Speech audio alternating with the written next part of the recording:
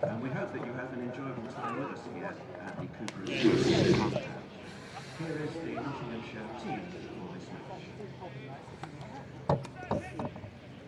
At number 1, captaining our visitors, shirt number 99, Hasib Hamid. At number 2, wearing shirt number 26, Ben Slater. At number 3, wearing shirt number 44, Freddie McCann. Number 4 for Nottinghamshire, wearing shirt number 33, Joe Clark. At number 5, with shirt number 30, Jack Haynes. Number 6, wearing shirt number 32, Ishan Kishan. Number 7 for Nottinghamshire, wearing shirt number 8, Lyndon James. At number 9, wearing shirt number 7, Farhan Ahmed. Number 10 for our visitors, wearing shirt number 16, Brett Hutton. And at number 11, wearing shirt number 38, Mohammed Abbas. Our umpires today are Nigel Long and Rob White. Our referee is Dean Koska. And our scorers are Holly Rhodes and Ian Smith. Play will commence today at 11 o'clock.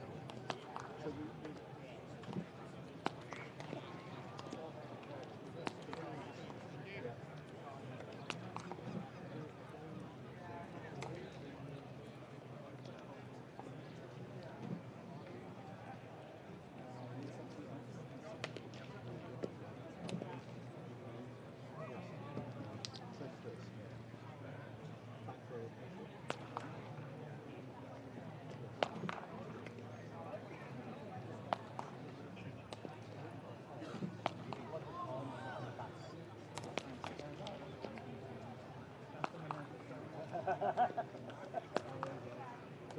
were both here at the same time. Yes.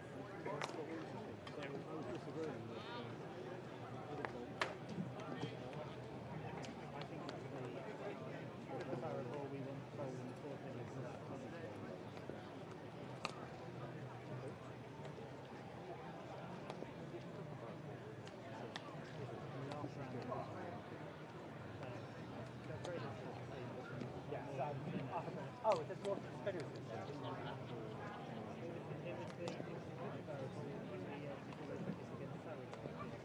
All right.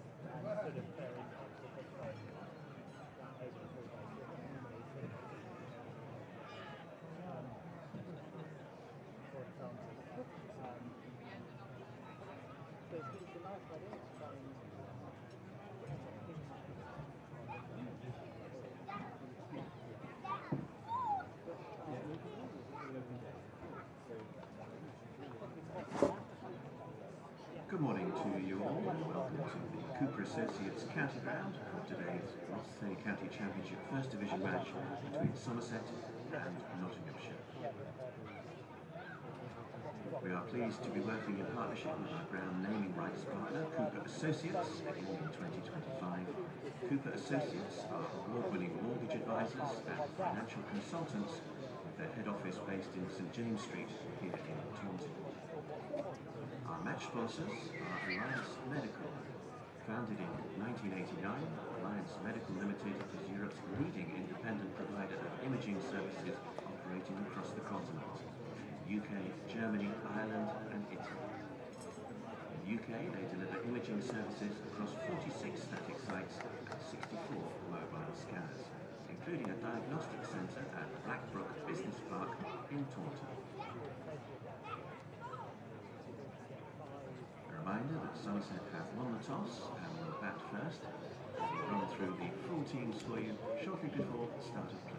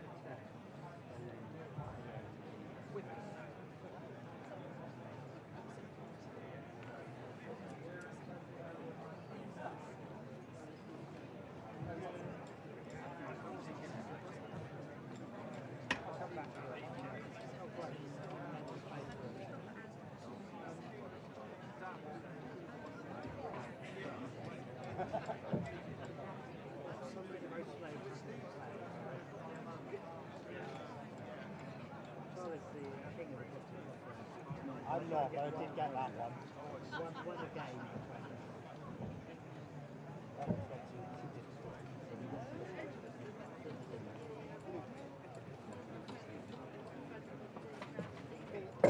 Sorry, what was the question again?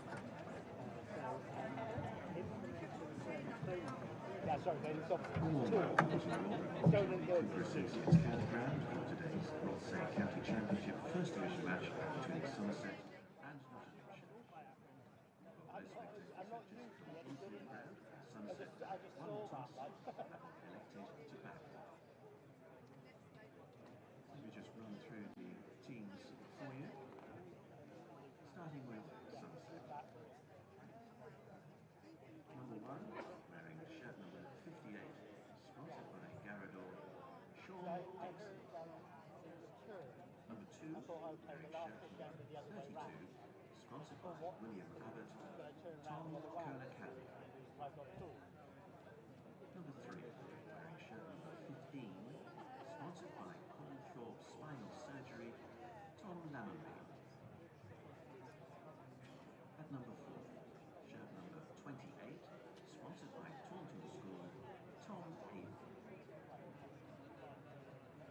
Number 5, sponsored by King's College, wearing shirt number 55, James Wood.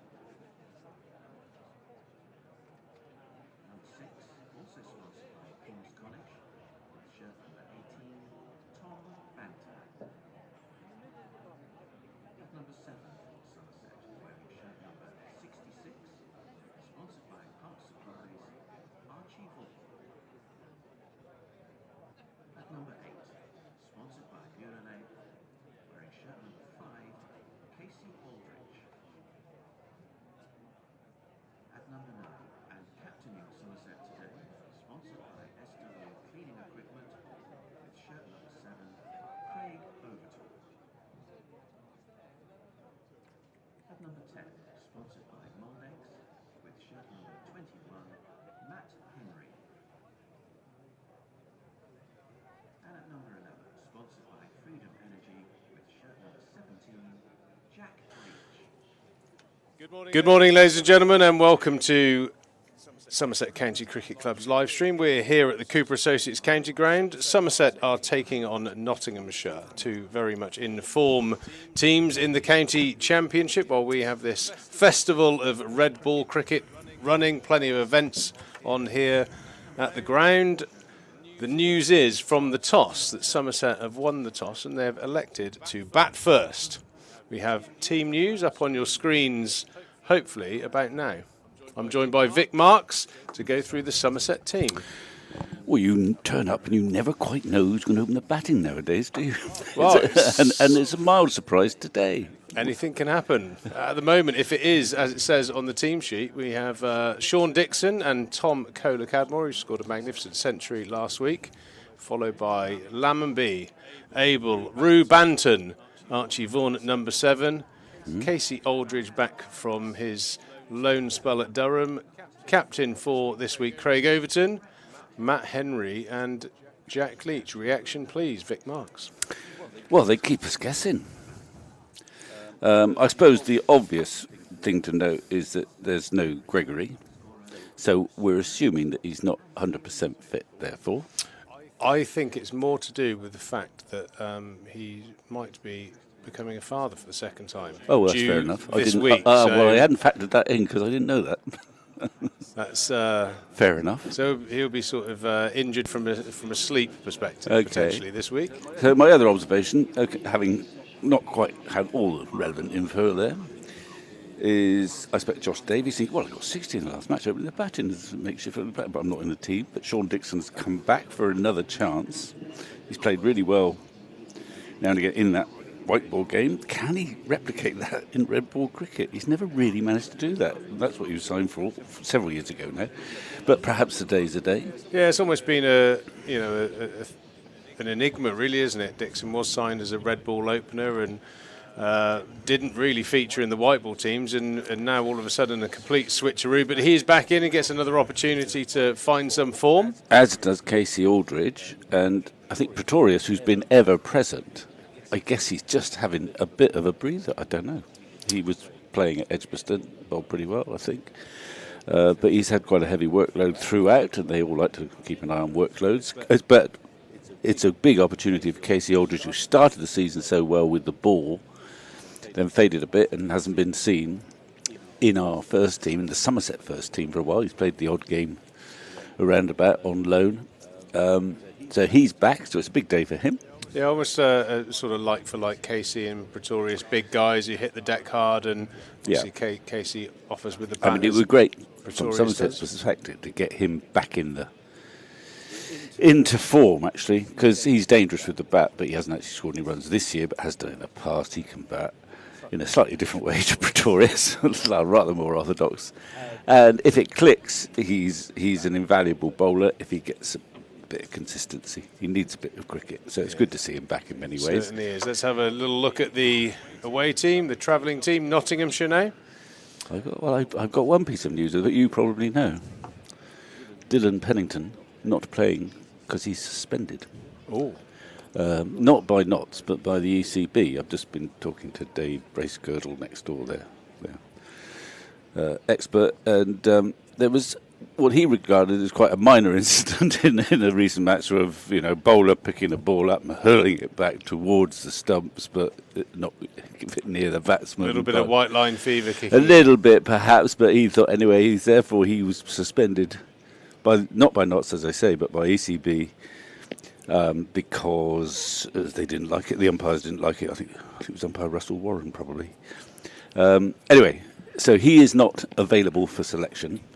Well, some umpires do get very sensitive these days, don't they? But top of the order is Captain Hassamid with Ben Slater, both in pretty good form. We have McCann, number 3, the classy Joe Clark, number 4. We have Jack Haynes at number 5, followed by the Indian superstar Ishan Kishan. I'm sure lots of people will be very excited to see how he goes. The all-rounder Lyndon James at 8, Liam Patterson-White, left-arm spinner, followed by Brett Hutton, Fawad Ahmad and Mohammed Abbas. He's a very wily operator, isn't he? Well, recently of Hampshire, of course, and torments opening batsmen, not by bowling fast, but nibbling away on a length moving off the seam. So he'll be dangerous at the start. And, of course, Nottinghamshire, one of your clubs, one of your 2 clubs, no, your 3 clubs, 4 clubs, sorry, 4 clubs, I forgot, there's 4. Get the abacus out. Yeah, well, that's only first-class clubs, so forget all the others. No, these it feels like these are the 2 that came for me. Somerset for many years and Nottinghamshire at the back end of my career were very good to me, so I certainly have a and they're soft top of the table, of course. And actually, you look at that lineup, particularly that batting line, it looks strong. Now, Hamid has been in terrific form this year. He's scored a stack of runs.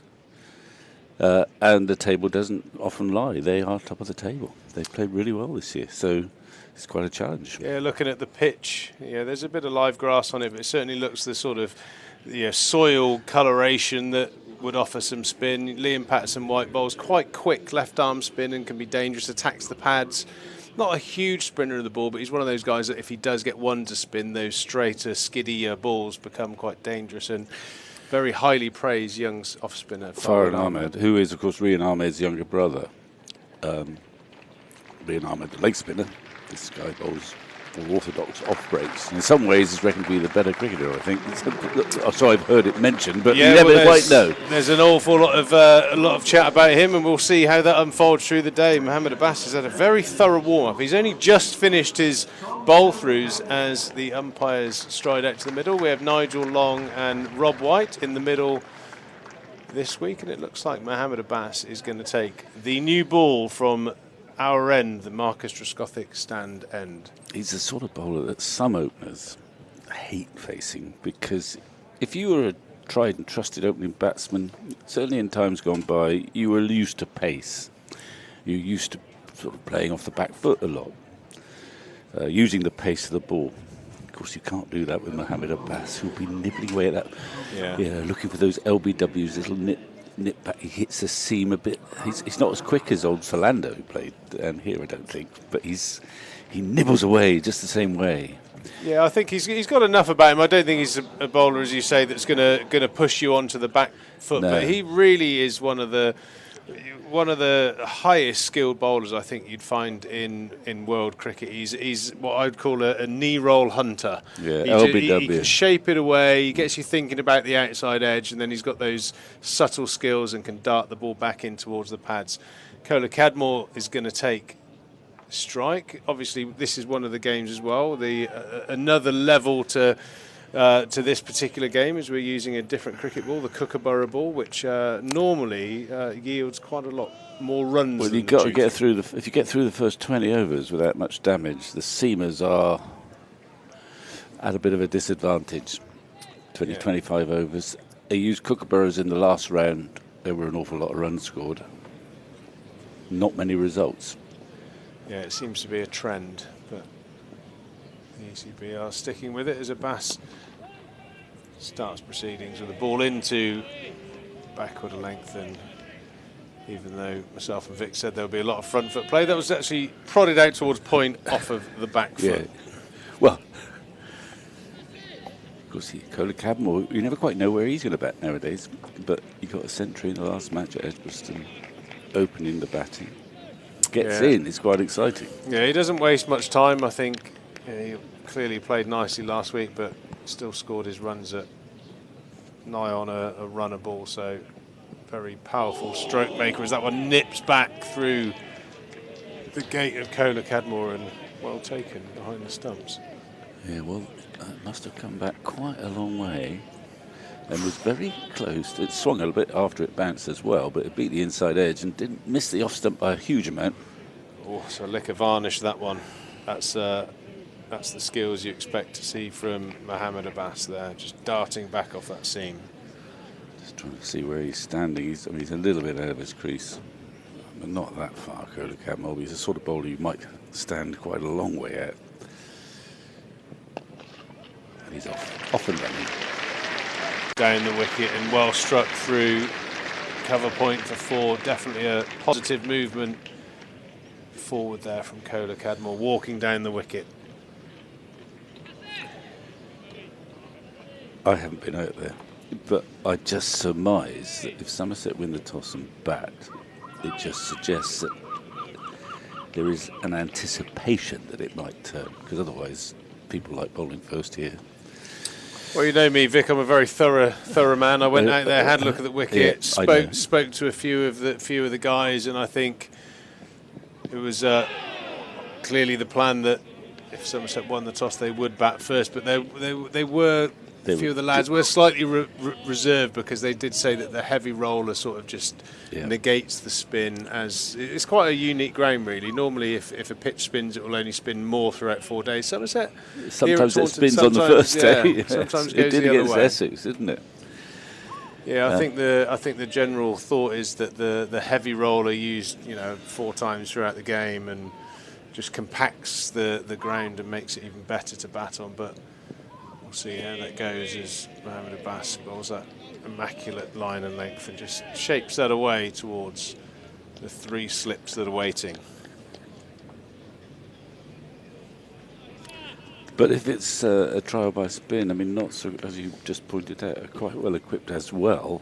Well, it may not be, but with Patterson White and Farhan Ahmed, it'd be fascinating to watch him in action. Well, we have the like-for-like spin twins, don't we, in Archie Vaughan and Jack Leach. Jack Leach, obviously, incredible performer for Somerset and England over the last 10 years and more. So, will it be Brett Hutton at the other end? Do I assume that? Yes, it's definitely so Brett Hutton. It's a real sort of... dibbly-dobbly is not the right word, because that seems to undermine them. They're both high-quality bowlers, but they're both bowlers who don't have any great pace, but have a lot of skill and get movement in air, off pitch, LBWs. It's not a trial by pace, it's a trial by canny seam bowling. Yeah, they're both, I would say, in that sort of 78 mile an hour region, which kind of, the ball never really feels like it's coming onto the bat, so you start feeling for it. And Brett Hutton in particular, he stands a very straight seam up. He gets shape away as well, but again, his danger ball is the nip backer, and I think Mohammed Abbas very much the same. So very challenging, but kind of the same challenge from both ends, as you say. Hutton from the river end to Cola Cadmore, who's counted well and pinched the strike. It's probably the one time in an innings that you don't really want to do that with the new ball around, but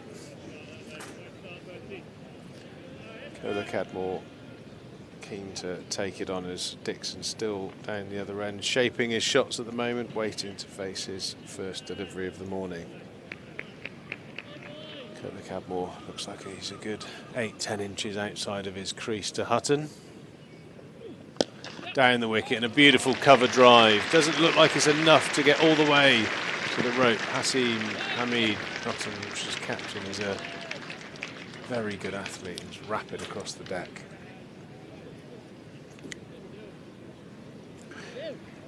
I was thinking as I was pottering in on the train, Hamid, he might be one of those cricketers who's disadvantaged by being picked so early in his career. Because he's scoring stack of runs, he's matured as an opening batsman, but he's sort of had his go a while back, a long time back now. Probably 6 or 7 years.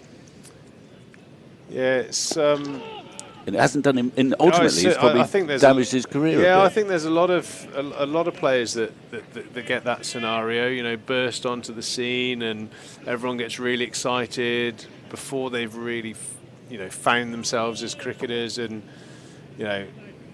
playing quite a lot of cricket against Haas and with him. Certainly a more rounded player. I think early on when he played for Lancs, it was a case of. He had an amazing temperament for opening the batting, but he wouldn't really hurt you unless you bowled a bad ball to him. Whereas now, I think he's got far more of a rounder game, and actually once he gets in, he can take you down. And yeah, he's a very fine player, and certainly a wicket that Somerset need. I think contrast in terms of the Nottinghamshire opening pairs fascinating as well. I think quite an underrated player in Ben Slater at the other end. He's a very, very good opener, left-hand, right-hand combination, and yeah, they're a very good team.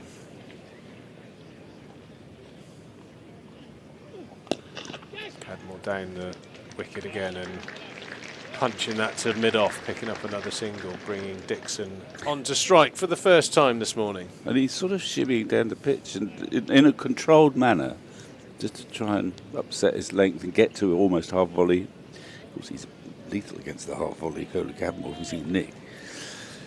Yeah, I saw Hamid. Make his test debut. He got runs too in India. When injured too at one point. We lost his. He had quite a badly broken finger. Yeah, and he got 80 with a broken finger, I think, or a significant score. And then soon after that, he was sent out as an Ashes opening batsman in Australia, which is an incredibly tough task. And I think he batted quite a long time, but really was becalmed. Then soon after that, he got dropped or didn't play and hasn't resurfaced since. And yet now, I bet you, as you were saying, he's a far more complete player, and yet not often mentioned now. Not that it's very easy to get in the England team as a batsman. Yeah, it doesn't really fit into the McCullum's style of what he's looking for a player, and especially on the back of Duckett and Crawley in patches. I think Duckett in particular doing so well. Obviously, you can't drop another Nottinghamshire player, Abbas, starting his second over.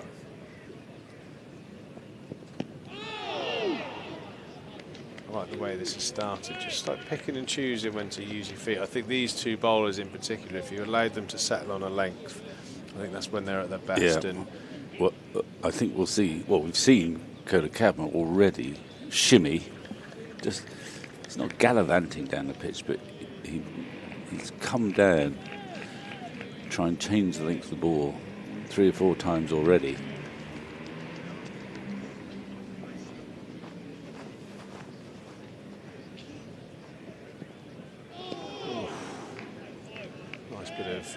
Zip off of the surface from Abbas, nipping away towards the slips. A big flash from Cola Cadmore. Yeah, well, there's a bit of fresh grass there. A nice new ball. I don't think Kohler Campbell's the sort who's going to blunt the new ball by blocking furiously for the first 15 overs in the knowledge that it might get a lot easier after that. No, he likes to take the shine off the ball by using the boundary boards. Yes. That's certainly his way of playing, and it suits him, actually. I think there's a lot of players out there that have got that aggressive, in inverted commas, white ball game, and they're trying to drastically change the way they play for 4-day cricket, and very rarely do those type of players get it right. So no, I mean, the challenge is getting the right balance, isn't it? And I think you're right that sometimes these glorious stroke makers you see in white ball cricket, they go too far in trying to temper their... Bowlers hate it when people start hitting you good balls for 4.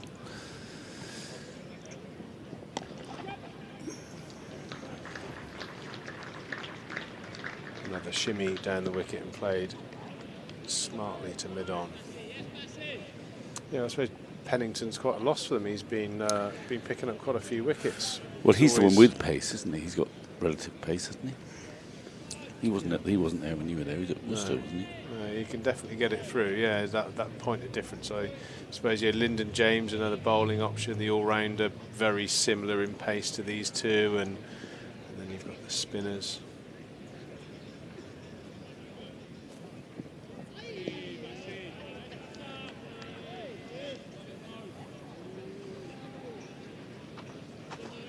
Be interesting to see or hear around the traps how the county players, and if it creates even more of a batters versus bowlers divide, the feeling on the Kookaburra ball. It does seem to be a little bit of a run fest when the Kookaburra comes out of the cupboard. Never really personally felt like it suits the soils and the pitches in the UK. Well, there's no point running for that because he didn't play a shot, and the chances of the umpire giving it out are minimal because Mohammed Abbas wasn't at all interested. He's way outside the off stump. It's a strange piece of cricket. That's up towards the pocket, way outside the line. I mean, I have to say, I saw a little bit on the stream of the game at Edgbaston, and you just look at the scores around the country, and there was some stultifying games of cricket. And all this, I suppose, is geared to trying to bowl with a Kookaburra ball in Australia once every 4 years, essentially. I mean, you might actually use a Kookaburra in New Zealand as well.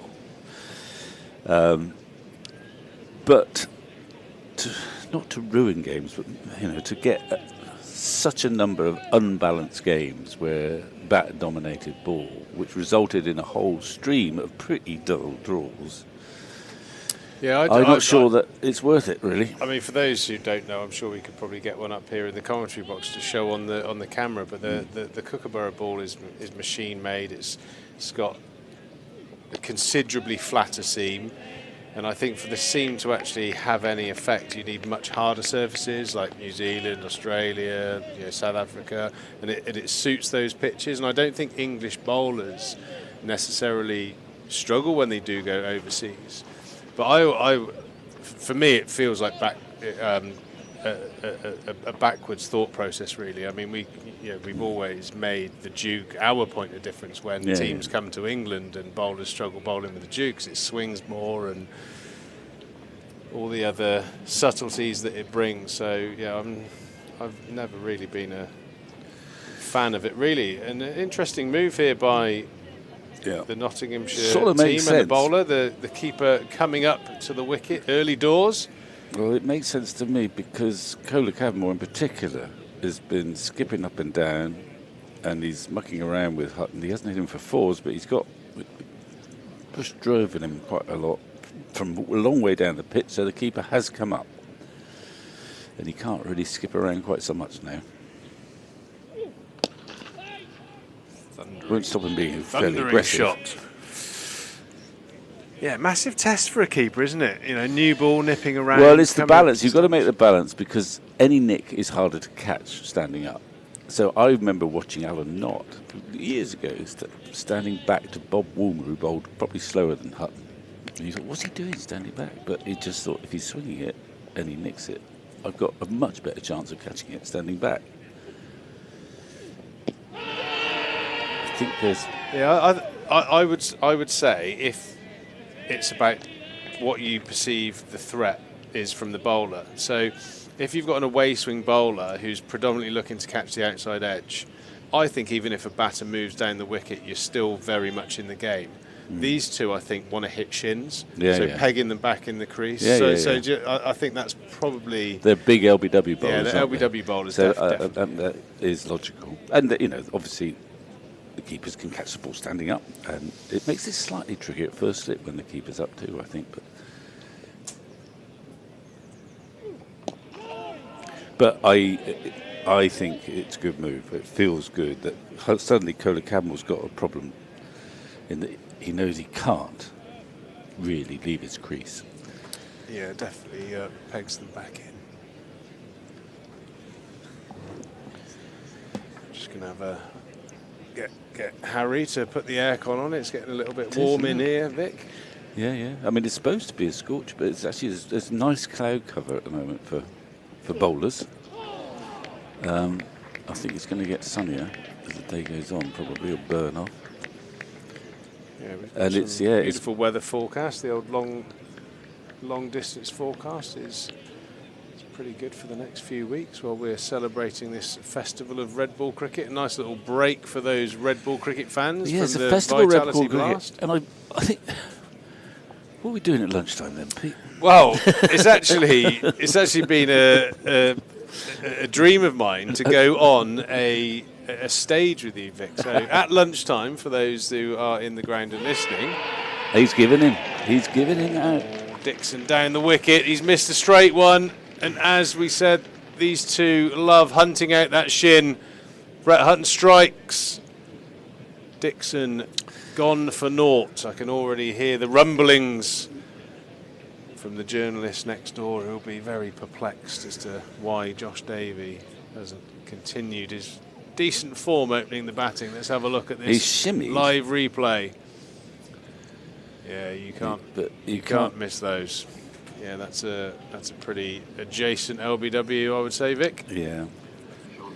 You're right about he's hunting the left knee pad.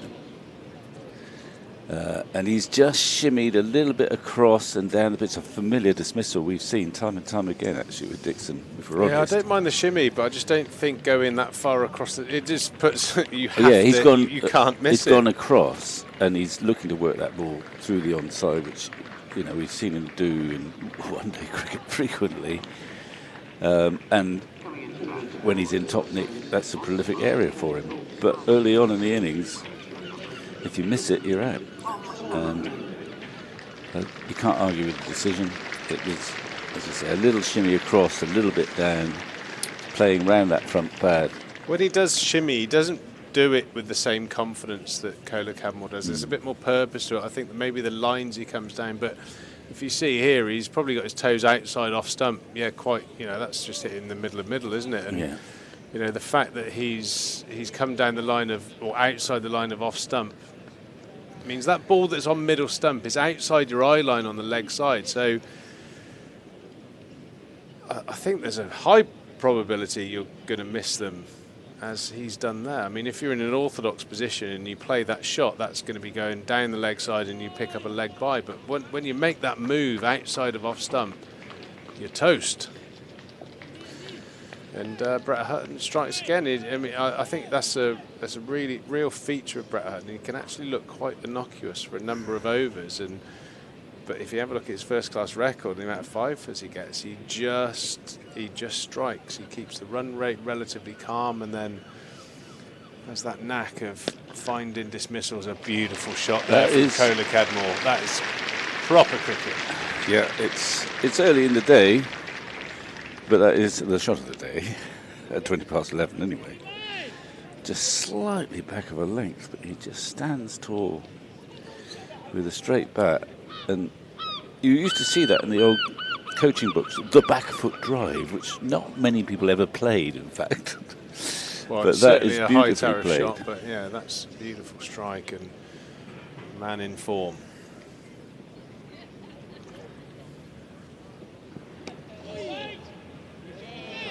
Just nibbling back in towards those stumps.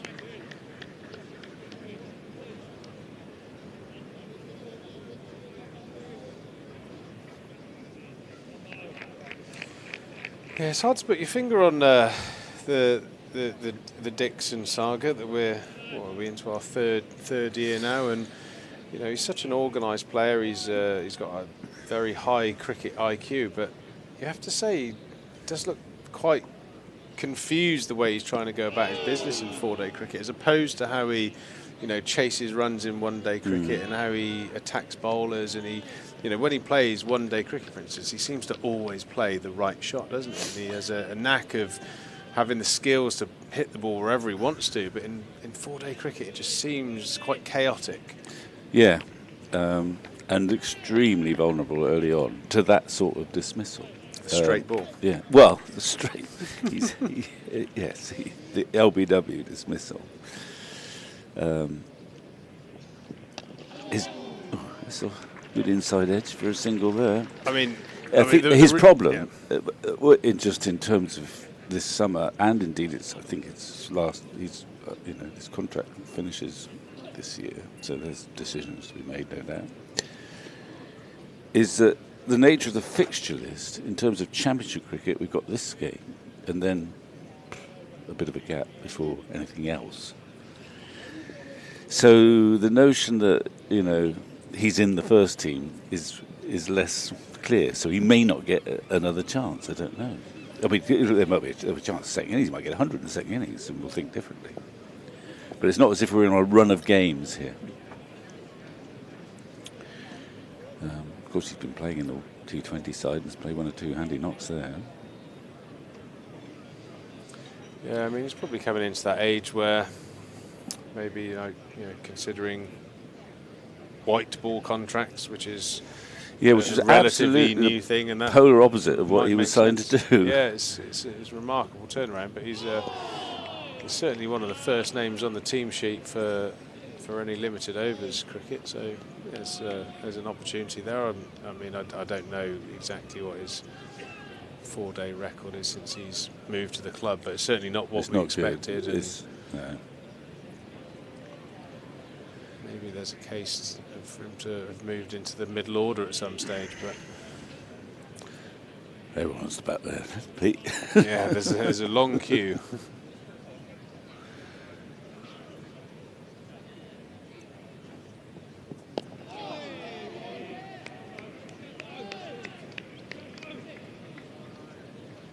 Over completed by Abbas. Get back. So we're having a chat at lunchtime in the car park. Is that right? Yeah. So for those who haven't been to the ground, there is a Glastonbury-esque music stage. That's here for all the T20 blasts, where we have live bands performing, and we're not singing tomorrow. Well, you never know where it could go. We could end up doing a bit of Elton John and Kiki D. We could do, but I think you can feel safe that won't happen. That is today, isn't it? That is this afternoon, lunchtime. Right. I'm looking forward to it. I'll have to make sure I get my sausage roll in early. Yeah, so for anyone at the ground that's listening, if you'd like to join us in the St James Street car park, bring your banners and pom-poms and come and join us for me and Victor have a chat. It's going to be led by Spencer Bishop. That's not what he told me when I walked in. Who knows where it's going to go? If it's just me and you, and that's off you what go, he told lads, me. He told me that I was going to be interviewed by you or something like that, or you were going to be the man leading the. We could just have a little. You better go and have a chat with Spencer when you finished it. We could just have a little quiet half an hour. Mindfulness to 10 minutes. A little bit of yoga with Marks and Trigo. Yes. Just look at the tree. Go and hug it. So yeah. So if Spence hasn't done his preparation, it could be I Spy in the car park. Hutton, the successful bowler of the morning, hasn't gone for many runs and is nagging away. He's tormented Somerset before down here, hasn't he? A lot of players at the top of the order, as I keep saying, they actually like pace on the ball. Well, the rule of thumb is that the higher the speed you bowl, the less accurate you are, and it gives you scoring opportunities. But these guys, you've got to make things happen. You've got to take risks. They're always nagging around the knee roll, puts your technique under a bit of pressure. And Brett Hutton has got 2 straight there, and Coley Cadmore flicks him through straight mid-wicket for 4. Beautiful shot. Well, he's got all the runs so far, all 19 of them. Yeah, he's looking in very, very good touch.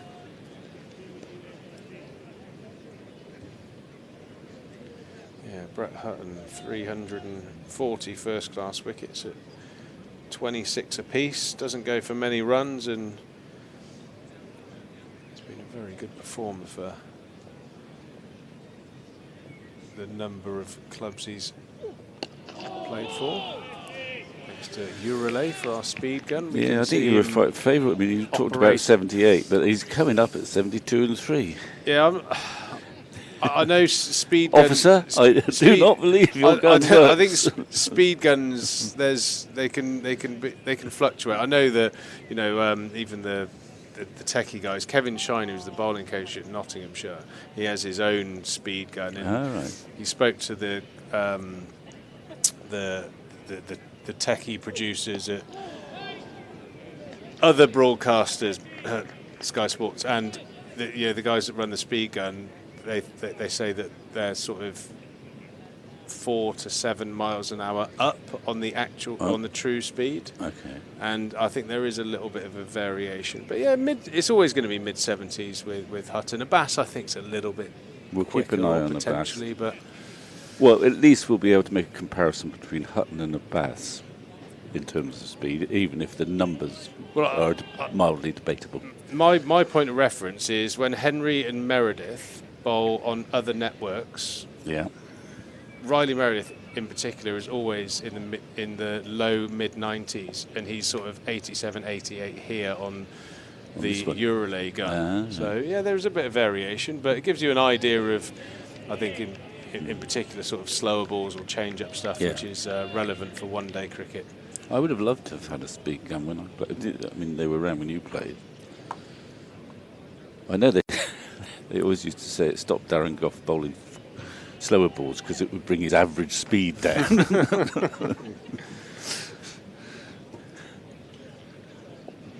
there's a bit of a variability with them.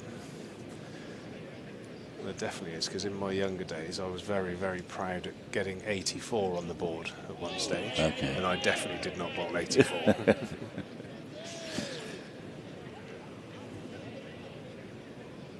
But I think I was there in a World Cup game where Pakistan fast bowler. Anyway, he bowled 100 miles an hour. So it said to Nick Knight, who patted it to mid-wicket without any trouble at all. Clip off the hip for 2, wasn't it? Yeah, so I think there's. It's great for the viewer, isn't it? I suppose it can potentially just intimidate the bowler when they see it go up on the big screen. I can remember playing in the Champions League for Somerset years ago when we played Royal Challengers Bangalore, and Dirk Nannes hit me on the shoulder. I was about halfway through a pull shot, first over, and the ball hit me on the shoulder. And I looked up at the screen. It was 161.8 miles an hour. It was 99 miles an hour, and it was just like, I'm in trouble here. This is not going to be a good evening. Absolutely black and blue the next day. But yeah, I mean, he was.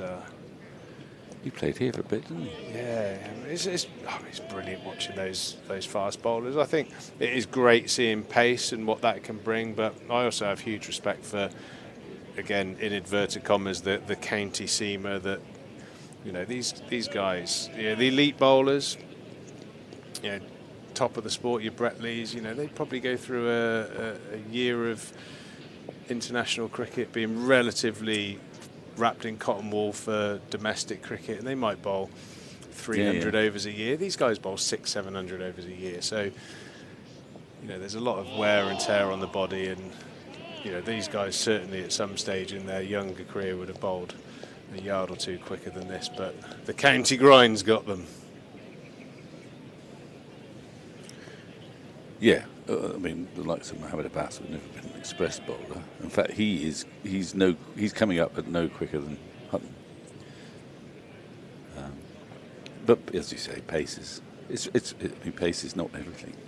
It's an interesting one for England and Sam Cooke, actually.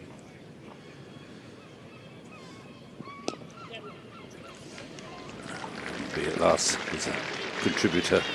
Someone else contributes apart from Curler Cadmore. Just opening the face there. He's off the mark. Yeah, I mean, Sam Cooke was, it was a must pick, really. I mean, and he's still in the one squad, of the modern. I mean, his first-class bowling average has ridiculous. parity with Malcolm Marshall. It's 19, which is insane. It's like 300 odd wickets at 19. You have to give someone that performs year in, year out an opportunity. And yeah, I suppose if it was completely, biased towards pace, you wouldn't see Vernon Philander, you mentioned earlier. No. He was a 78, 80 bowler, certainly not with about 200 Test wickets at very little cost, or probably more. I don't know. But then I suppose in terms of the bowling attack, it helps when you've got your mate Steyn up the other end who's bowling 90 odd mile an hour, and you have that bit of contrast, I suppose. But yeah, county cricket, I think that's one of the, when you have the powers that be that gets sometimes quite negative in their sort of talk about county cricket, and I suppose I understand that you get a lot of bowlers that are very samey. Well, the problem is that if at Test level there are quicker bowlers, which is not always the case, but most international sides will have one or two bowlers of significant pace. The problem is if at county level you never come across that, then it's a big leap to make, and there's something you haven't experienced before. I mean, thinking back to when I played, of course, it was very difficult sometimes, but you did have experience at county level of playing against, Sylvester Clarks and the Joels. Well, it's just very different now. I mean, I think... And therefore you were... if you got promoted to Test level, it wasn't a completely new world. The scrutiny was different and the pressure felt different, but the bowlers you had at least faced before, and you knew what was coming. Yeah, I think you can probably fast forward that into my era when all the international players played their county cricket. It was I started just before pre-central contracts, and Caddick would play a Test match, and he'd be back the next 2 days later he's playing a 4-day game for Somerset. No one was really protected, rested. It wasn't really a thing. As Lammonby feels for one outside the outside edge, and Brett Hutton strikes again. Not much pace, but all the skill in the world, and Hutton is in fine form, 2 for 9, and he's doing the damage for Nottinghamshire this morning. Yeah, I mean, it doesn't look good. It was that real archetypal nibble. He got off the mark just running it open-facedly wide of the... I don't quite know what he was doing here. He's not really blocking it. He's not really hitting it. Let's see what the line was. Yeah, lovely bit of... It's a testing line. You sort of feel you can't quite leave it, but it's a sort of tentative defensive shot, really. Lovely amount of nip away towards the slip, but yeah, it's a bit of a nothing shot, really, isn't it? One of those kind of shapes you make as a batter when you're in that uncertain area. Yeah. It's a perfect delivery there from Hutton, and he sort of turned away in disgust, really, with himself. Now, this is James Rue.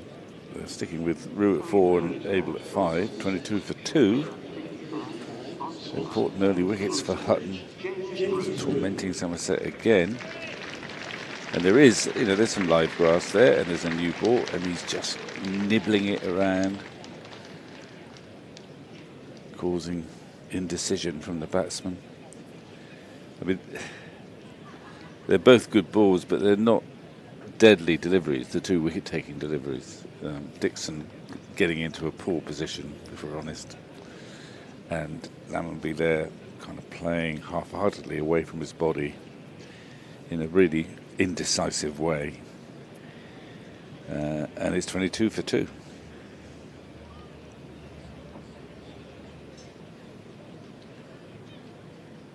Yeah, quality bowling from Hutton brings the classy James Roux to the crease, who's been in great form, but because of the change of formats has maybe just fallen out of rhythm with going off with England Lions and no championship cricket to play, so hopefully he can refine that early season form he had. Yeah, it's a mishmash. Sometimes those international calls, he's had a couple of games with the England Lions where he's been, I was going to say burdened with the captaincy, but given the captaincy, which he'd be thrilled to have, I'm sure, which made him unavailable anyway for T20 cricket, which I'm sure he'd be keen to play, and I'm sure he's perfectly capable of playing that, but he wasn't in there at the start.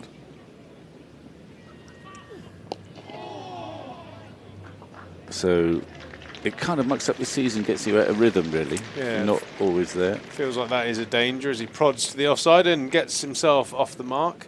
Roux started a good, it looked like 10, 12 inches outside of his crease, so certainly looking to try and negate some of that Hutton skill. Well, he'll challenge the keeper to come up, really. He's not less likely to advance down the pitch than go to Cadmore, I think, but by standing about a foot outside his popping crease, it might induce the keeper to come up. It's quite a funny anecdote with Brett Hutton. When I was at Nottinghamshire, he re-signed the year that I was there, and they called him the Ledge, because we're playing this. They were playing a game, and I think it might have been Joe Clark he was talking to, and a batter came in, and what are your plans here, Brett? And he said, I'm just going to bowl him 2 away swingers and a nip backer, and he's going to be out LBW. And Clarkie went, all right there, legend. This is exactly what he did. 2 away swingers, nip back, LBW, gone. Right, well, that's good enough. So the nickname stuck. Yeah. That's the sort of thing you'd have said in your youth. Yeah, but I'd have bowled a leg stump half on a clip for 4. 2 away swingers and a clip for 4 through mid-wicket. Perhaps I'll let Harry come and... Not so ledge. Come and talk to you. Well, it's been a pleasure, Vic. I can't wait to see you on stage. I think... Tune up the banjo. I'm going to see if I can find Spencer, because when I met him walking in, he said he wasn't actually going to be doing any talking himself. We definitely need a third wheel, Vic. It's been lovely speaking to you, and I look forward to lunchtime as Abbas nearly finds that thinner outside edge, but played with nice hands, soft hands from Kola Cadmore, as Harry Everett's going to make his way down the steps here in the commentary box, thanks to WPA Health Insurance, our partner here at the Cooper Associates County Ground. Abbas into his 5th over and rarely out of the wicket, so he'll be starting to get a little bit frustrated with how things have gone. A prolific new ball bowler as he's just hunting out that off stump. Yeah, how good is it for Mishan Kishan standing up to both opening bowlers, I guess pinning both batters in the crease, not making it easy for Kola Cadmore, now Roux, to get to the pitch of the ball.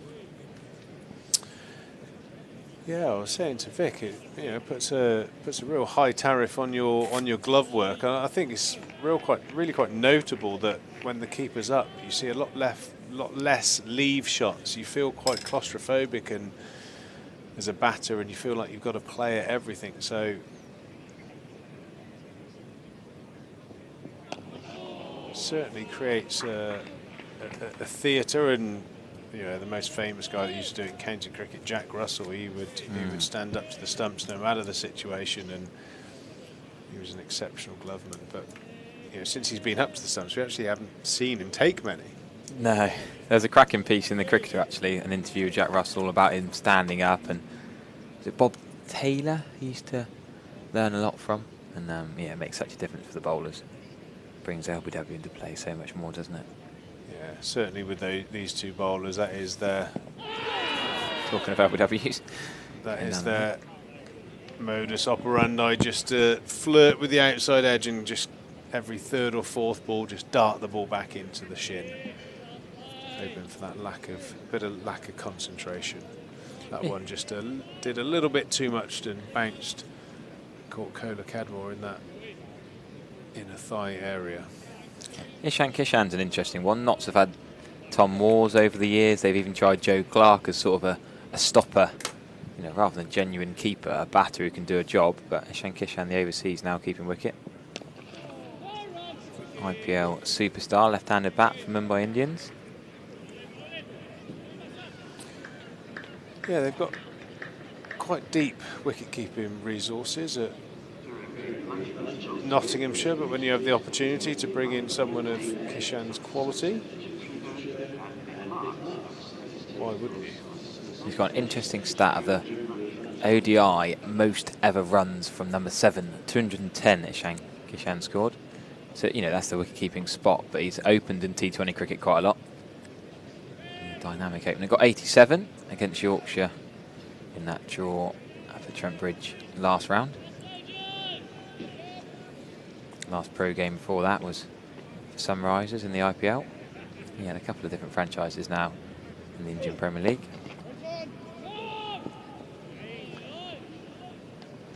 I guess the advantage for him being here now is if there's an injury, if there's a couple of, or loss of form in the Indian Test side, he's here playing red ball cricket. Suddenly, could he be parachuted in for a Test match? You know, he has played Test cricket. His last one against the West Indies at Port Spain in 2023, not too long ago. Yeah, I think he might struggle dislodging the current Indian Well, wicketkeeper quite, the yeah. way he's been going. But I think injury is more likely. yeah, always a good idea to be around the place and doing well. And like I said, he started his county season with Nottinghamshire well with that 80-odd. 22 for 4 here at the Cooper Associates County Ground. Still quite overcast, quite a thick layer of cloud, just keeping everyone a little bit cooler today. I think the forecast is for it to get a little bit warmer through the day and throughout the week. For those who are at a loose end, pop down and enjoy this festival of red ball cricket. Lots of activities around the ground. Yeah, cracking crowd already. Don't often see blocks 4 and 5 of the Somerset stand packed out day 1 of the County Championship. Great to see. A few more stewards needed today. Did make me chuckle up at Edgbaston last week. There's so few stewards. Here we seem to have it for every 10 people. Blow all our budget here on stewards. Whereas up at Edgbaston, there's no stewards anywhere. You just wander where you like. Maybe a couple of wily cricket fans just put a high vis on and get themselves in for free. Yeah, I wouldn't be surprised. We have orange and yellow stewards down here, whereas Edgbaston, you sort of just go where you want, whenever you want.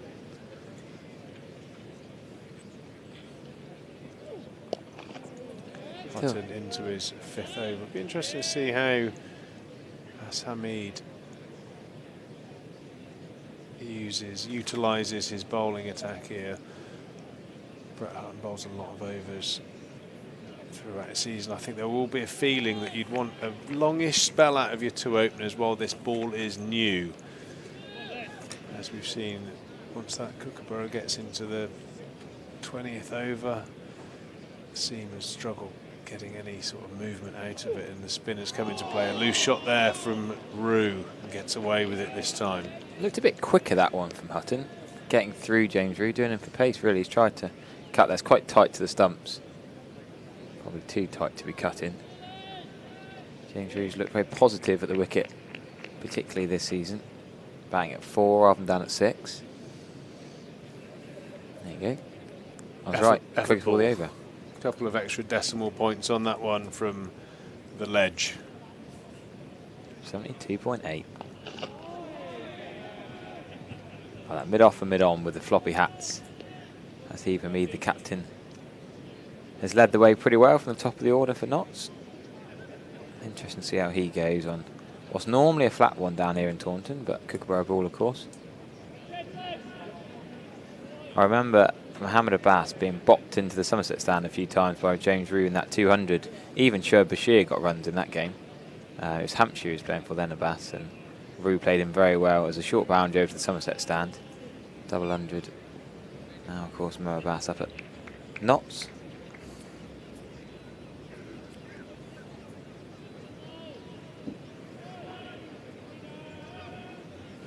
Still 3 slips in play then, and Ishan Kishen standing up for Mohammed Abbas.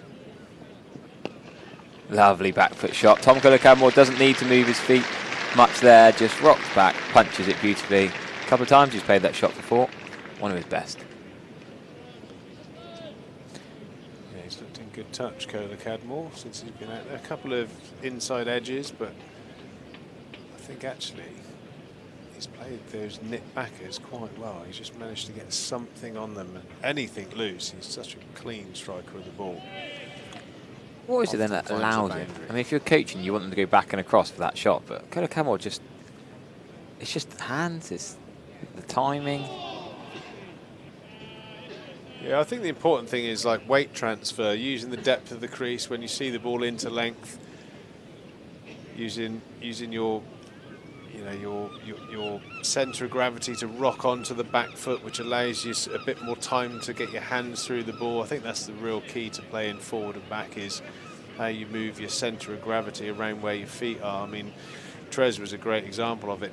He had a very big pre-movement, but then his stride into his actual shots wasn't that big, but he was brilliant at shifting his weight over his front leg onto his back foot for cuts and pulls, and very subtle movements that just give you that little bit more time, as I say, just to push your hands through the ball and create a bit of power. Kohler-Cadmore there just showing his weight into the ball for that forward defensive shot as well. Exactly what Pete's talking about there. Not a massive stride, but getting there, getting his head over it and in behind it.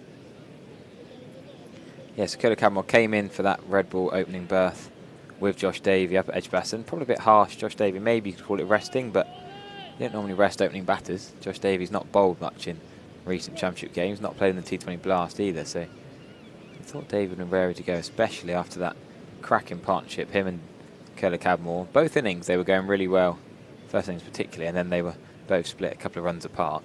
As soon as one fell, it was like the other one couldn't bat without him, so now we've got Tom Kohler-Cadmore with another different opening partner today in Sean Dixon.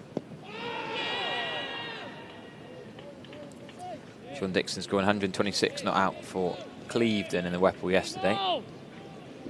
Remember he had that finger injury up at the Oval earlier in the season. Missed a few games, came back and did really well, got back into the side for that Middlesex 230 chase here in the T20 Blast. Dixon got that 70 odd. Was a bit lucky, a couple of missed chances, but that was a brilliant, brilliant game of cricket on a Thursday night here.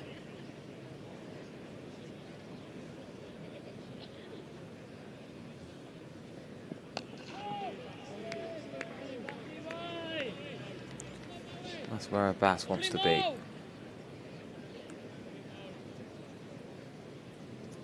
Surprised he's not now standing up.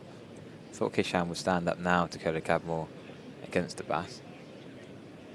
Try and keep him in his crease. Has he got a watch on both wrists? Am I right there?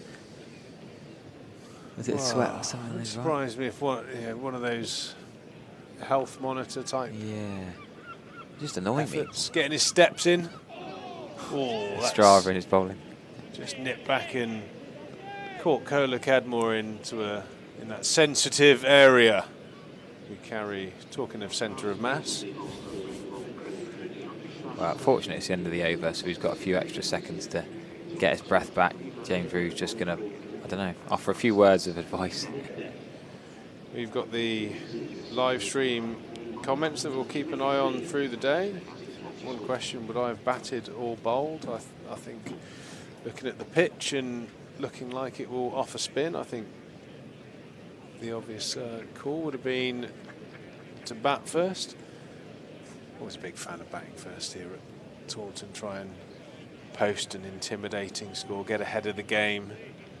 It's not easy this first morning though. There's going to be a bit of movement around, and bowlers like Hutton do such a job of keeping the runs down to a minimum, but there's going to be at least one there from James Rue, and it is just going to be one. Yeah, I'm surprised they didn't push for two there. Well, it's not a long boundary out to the Somerset stand, but Abbas did well to get around and stop that second run.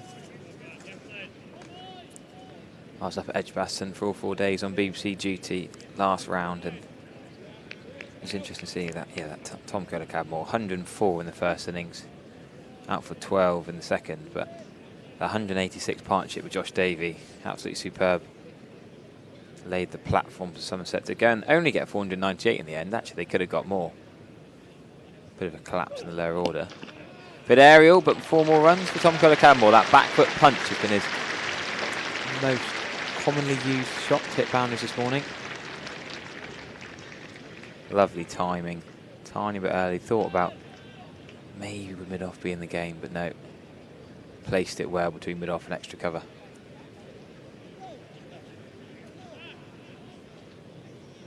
Right now, yeah, I think this is sensible now. Notts have got to bring a third slip out. Curler-Cadmore's got in now. He's edging less balls. He's middling more of them. Got to be a little bit more defensive. And to be fair, that short extra cover would have been in the game with that aerial back foot punch before.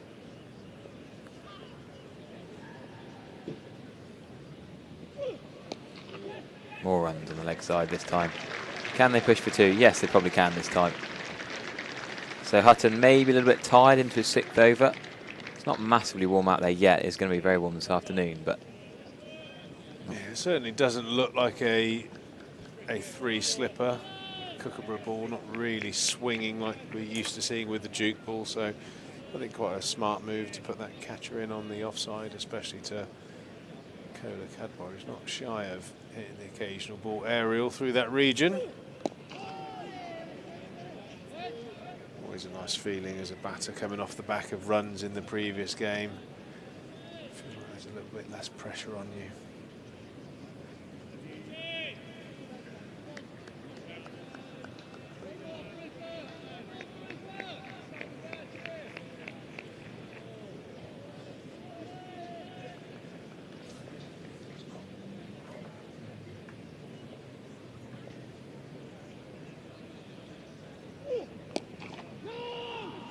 yeah, should not be a single there.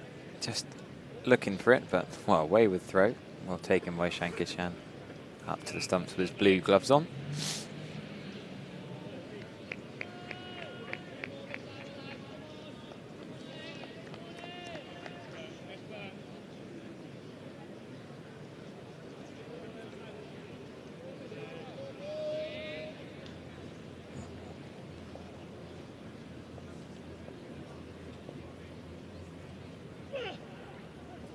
That is down the leg side a long way, and Shankar-Chan's not going to get near that. That's harsh being buys. Canton Championship's got to be very, very wide for it to be given as wides. Does go against the wicketkeeper, but has been an amazing stop.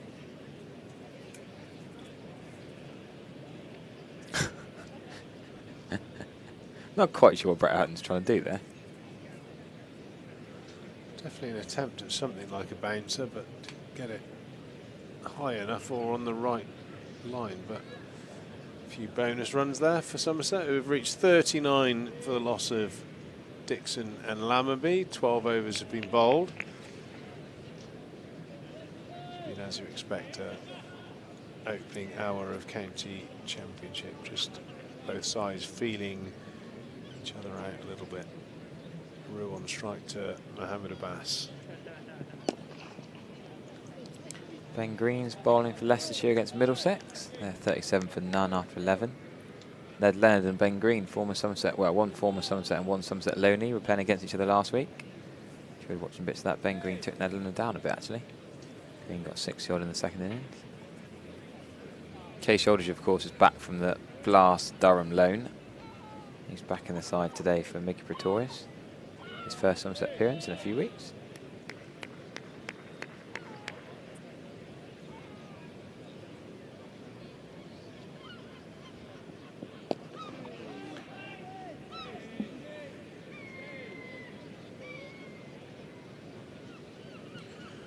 Yeah, nice to see Casey back, who's just adds that little bit of extra pace and bounce to the attack. He's a lovely bowler to watch when he's found that bit of rhythm. A bit more pace from the Somerset attack with Henry, Overton and Aldridge, certainly more in the 80 and above range, so it'll be interesting to see how the ball reacts when Somerset get their opportunity to bowl.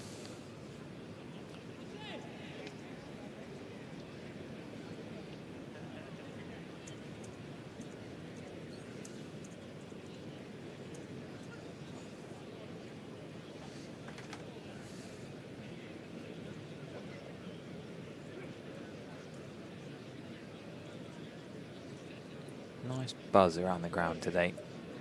Here to the effects might just, not noisy, just that hubbub of county championship cricket. I reckon we're well over 1,000 in the ground today. We'll try and get you a figure later on.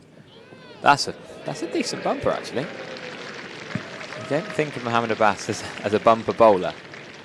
It's in the end it's too high and it has gone for 4, but to get that amount of bounce and carry you don't expect from someone who's more associated with hitting the shin pads, pitching it up, bowling full for LBWs.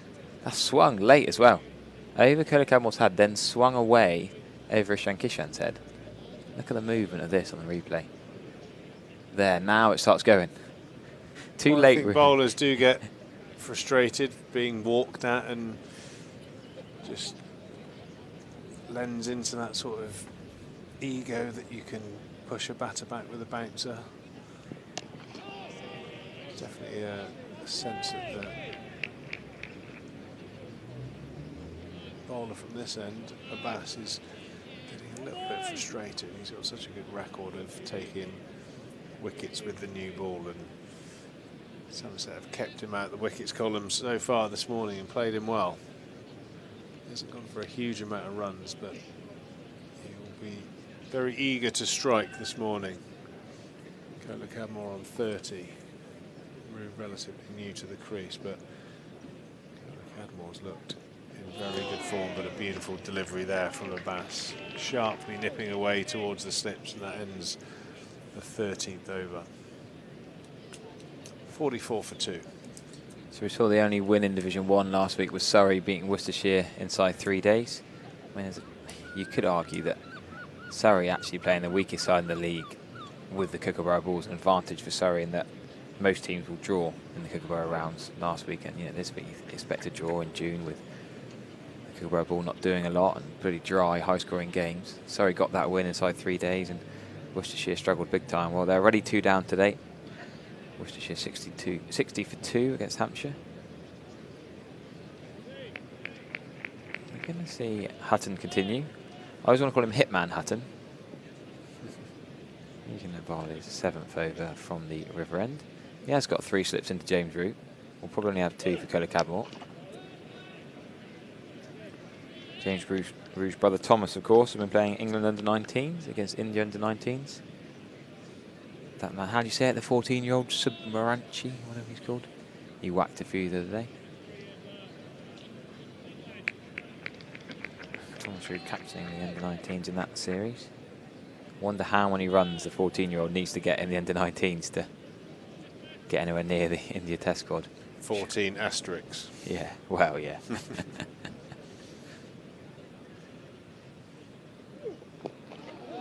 Yorker there from Brett Hutton. Well dug out by James Rue.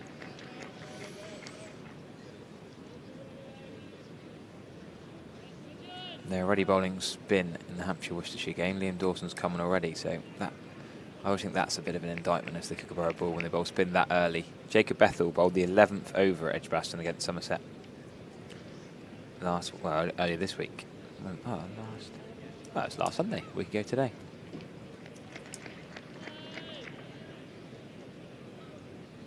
He did go for 30 of his first 3, so it wasn't necessarily the best option, but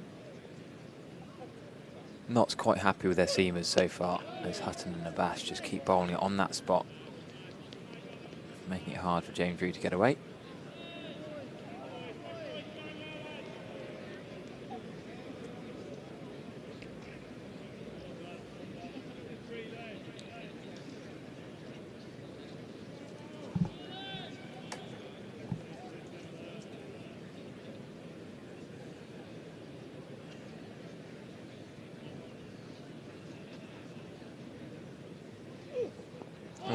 Really should have got forward to play that through the covers, but in the end, that inside edge down to fine leg. Bit of movement from Hutton, and James Rue could have chopped on that.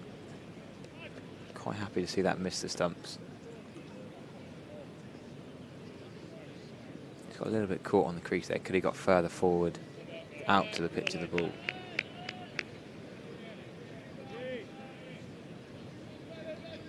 Thought he was going to go back then. Didn't quite commit forward.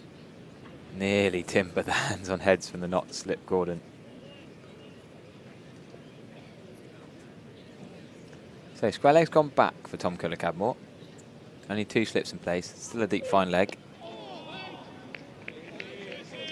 Yeah, he's just doing enough, Brett Hutton, just metronomically accurate and little subtle movements in and away. Very good performer. Run rate's healthy by Somerset. Kind of honours even, Harry, what would you say? Yeah, I seem not to be pretty happy with 2 early wickets for the Kookaburra ball. To get those 2 is always a great start. Could there be 2 here for Tom Cadmore? No, mid-on gets round very nicely. I'm going to take a little break. Vic Marks is going to join you while I go out the back and warm up my singing voice for lunchtime. There's some live music as we walked in this morning. Nice to hear a guitar and vocal artist on the stage. Well, Somerset have a habit of selling out home T20 matches. The only chance left, well, maybe a home quarter-final, but at the moment, for group stage T20 Blast cricket, Tuesday, July the 8th, double-header against Essex. Come watch the ladies from 2:30 and men from 6:30. All the other games are sold out, so there's a ticket resale platform, but otherwise get on there. Oh, what a ball that is from Mohammed Abbas. Tom Cadmore is caught behind for 31. The first ball of his 8th over. Tom Cadmore looked pretty good for his 31.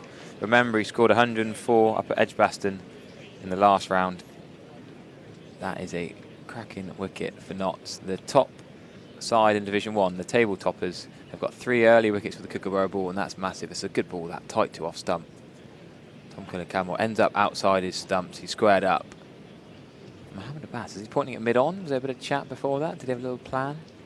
Maybe it was a keg ball called, Pete was mentioning earlier, but that's a big wicket, Vic. It is a big wicket because Tom Cadmore was the only person so far, and we've had now to play, who has batted with any authority. He's played some lovely shots. He's actually also the only batsman to have to go as an obvious consequence of a very good ball. Yeah. Because I think that's the earlier dismissals of Dixon and Lammonby, there was a fair bit of batsman error there. Yeah, Dixon went across and whipped around the straight one. Yeah. And Lammonby probably could have left it. It sort of fiddled, it was an indeterminate shot. Yeah. I mean, it may have been a good ball, but it was not as good as that. A very tentative poke, really. Cadmore played really well, positively. But that's found the outside edge, and he's gone. So Somerset in a bit of trouble here, 46 for 3. This pair, Hutton and Abbas, causing the problems, and if you're Notts captain, you just want to keep them going, really. They're the sort of bowlers who, if they're in rhythm, probably can keep bowling. They've bowled 7 overs apiece so far, but I think they might want to keep going a bit longer. Yeah, you wonder how much in the tank is there, Hutton and Abbas. They're not to the youngest quicks, but they don't sprint in and bowl full tilt. They're sort of wobbler bowlers, aren't they? They get a bit of movement. I mean, the times have changed. I think there's a guy called, way before your time, called Mick Malone, who bowled seamers for WA and Australia, and he opened the bowling at the Oval in a test match, and he was still bowling after tea without any... Never came off. Yeah. I think I'm right in that. Or that's a captain's dream, that, isn't it? Just plug them in from one end. Yeah. It's like the old days of 50 over league cricket where you just bowl someone all the way through from one end. Well, Tom Abel has been number 3 bat for a while. He first came on the scene opening with Marcus Trescothick a few years back now. Now he's down at number 5, allowing James Rood to come up to number 4. He hasn't been quite himself this season. He did get to 48, but off 103 balls on a pretty benign hybrid pitch last round. Managed 42 in the second innings, but both times got out to the off-spin of the... Well, you must love the name of this cricketer, Vic. How are you pronouncing our Italian, Western Australian friend, Corey Roccioli? I think he's Mike, isn't he? Is he Mike? Yeah. They would call him Corey or Rocky. bit of Italian in the Western Australian off spinner. Yeah, well, he will have been disappointed. He's a good player of spin, Tom Abel. Always has been. So he would have been a bit gutted to get out to a off spinner twice. The second one was a bit different. It was trying to get runs for declaration. Yeah. And I also think Tom Abel was a bit shaft in that situation because he went on the accelerator before lunch to try and get the early declaration. And then Craig Overton and Archie Vaughan just sort of milked it around. Right. After Abel sort of gave his wicket away. Yeah. And then Mickey Pretorius got 5 off 4 and tried to have a go as well. But Yeah. He's not experienced a run drought, but you'd hear. he's not looked quite his best. No, maybe not. No, because his best is very, very good. Yeah. You could hear the eager anticipation of the fielders there, buzzing 46 for 3. In the 15th over, Cola Cadmore, who's the sort of player who could really hurt you if he stays for a long time. He's gone. Important inroads made. Championship leaders buzzing. Yeah, the first side to be 3 down at Somerset this morning around the grounds. That could be 4 for Tom Abel. They're off the outside edge. Yeah, good chase actually. Going to haul it in for 2. I think you'd have caught that. I thought it'd be a little bit quicker out there actually. Is it? Well, I thought in June with a baked hard outfield. Maybe I'm overestimating the pace of Mohamed Abbas. well, all the soft hands of Abel. Yeah. I think he played that with soft hands. And actually, we've had a dry spell, but the outfield is still pretty grassy. Yeah, not on the shorter boundaries over towards the Hildreth stand. Movement after the bat, I feel like, more than to worry Tom Abel. Look how Ishan Kishan ended up taking that towards his left side. The blue gloves just doesn't seem right in county championship cricket, does it? They do what they want with fashion these days, but Ben Folks is his black gloves. But Well, it's a sort of almost Manchester City blue, aren't they? Yeah, they call it navy blue, sky blue. Cambridge blue. Yeah. They're not navy blue. Navy blue's darker than that. They're almost a navy blue. I think they call Man City the sky blue, so that'll work. So no bowling changes so far, and that's no surprise.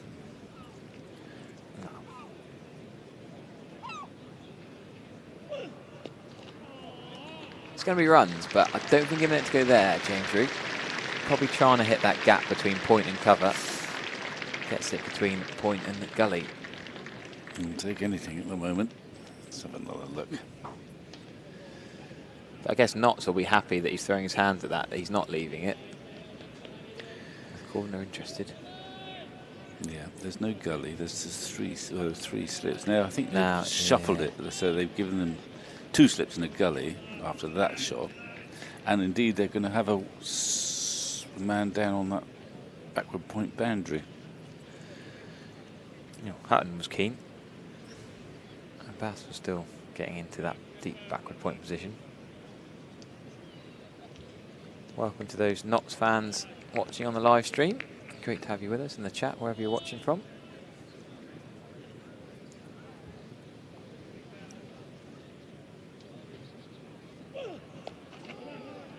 That's good cricket from James Root.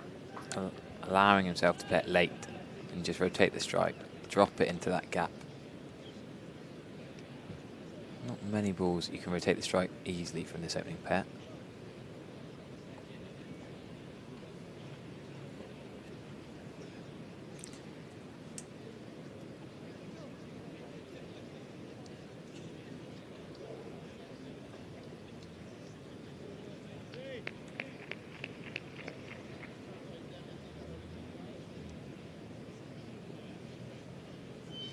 So 2 slips, a gully and a backward point to the right-handed Tom Abel. Full York almost dug out there.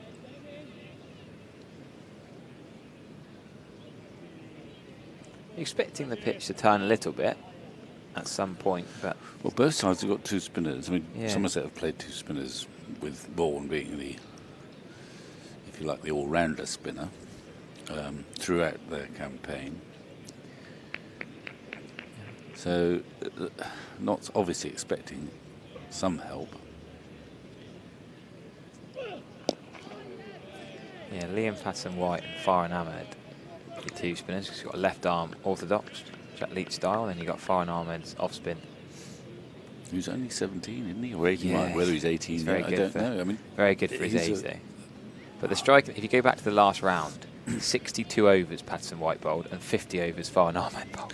That was just in the first innings when Yorkshire racked up 510. Trent Bridge? Yes, because Headingley was used for the test match. Yeah, of course. They're playing at York today, Yorkshire. Yeah. Yeah, Annie Chade's gone up to York. Saw a picture of her wandering around York yesterday.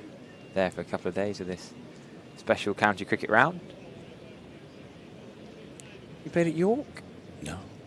I can't ever remember Yorkshire playing at York. No, is it?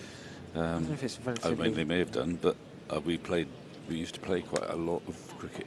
Harrogate, Sheffield, obviously Leeds, Barnsley I've played at. Barnsley, yeah. Okay. Didn't Sheffield host Test cricket years ago? It did. I think maybe only one Test match. But right. What? Did something go wrong or it wasn't up to scratch? Well, I think we're talking about 1900. I'm not... Before your time, yes, I think we're talking about 1902, I believe. I don't think cricket happened before your time. Harry, don't be silly. But they did play a Test match, but I reckon that probably only one at Sheffield in... As I say, 1902 rings a bell, but I wouldn't take that as gospel. But it was a... And they have several different venues at Sheffield where they played. Somerset didn't play at that venue, I don't think, when they played at Sheffield. Bradford, of course. They used to play there where the old football pitch is. But they're at York today. I don't know what's happening there. No, I was going to just try and find out the exact Sheffield Test cricket. 1902, is that what you said? Yeah, yeah. Very good. England, Australia at Bramall Lane. Yeah, the top line of the match report I found is it was a surprise when Sheffield was chosen to stage this test. Oof. And the fiddle outside off stump. It was, wasn't it? Slightly odd fiddle from Abel. Back foot. He's just going down to pat the pitch and gather himself. But Mohammed Abbas, since he's got that wicket, it just seemed to have a bit more zip about him. Yeah. He's got the big wicket. I always thought he was going a bit over the hill the last couple of years, Mohammed Abbas, but he's come back pretty well this year. New county, of course. Yeah, sort of reinvigorated him. So many seam options at Hampshire now. So many young guns coming through. Hampshire decided they didn't need Mohammed Abbas. To Notts gained. It's quite a busy bidding war for his services too, so not many people thought he was over the hill. Well, Hampshire have Dom Kelly, Eddie Jack, Sonny Baker, John Turner, those four young lads coming through. So they've gone from having Abbas, Abbott and Barker and Fuller. You think those four guys over 30 and then the four young guns coming through? So Barker's, he's coming back soon. He said, yeah, that... He's been injured, has he? No, that harsh suspension. Oh, was he? Oh, right. Therapeutic, except, the TUEs and... No. Yeah, I thought that was a bit harsh. Plays for Moseley with Andy Mead. Don't forget when he's allowed to, but in the Birmingham Prem. Right. Well, that's where he started, wasn't it? Yeah, Andy Mead was playing at Moseley on Saturday, then wasn't picked to play round the corner at Edgbaston Sunday morning. The Somerset lads could have watched Andy Mead Saturday afternoon on their way up to Edgbaston.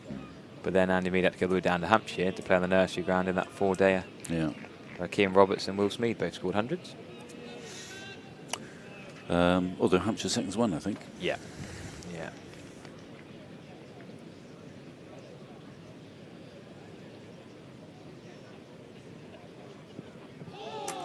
Quite interesting though to see Will Smead, who's been really good nick in the T20 by and large. Yeah.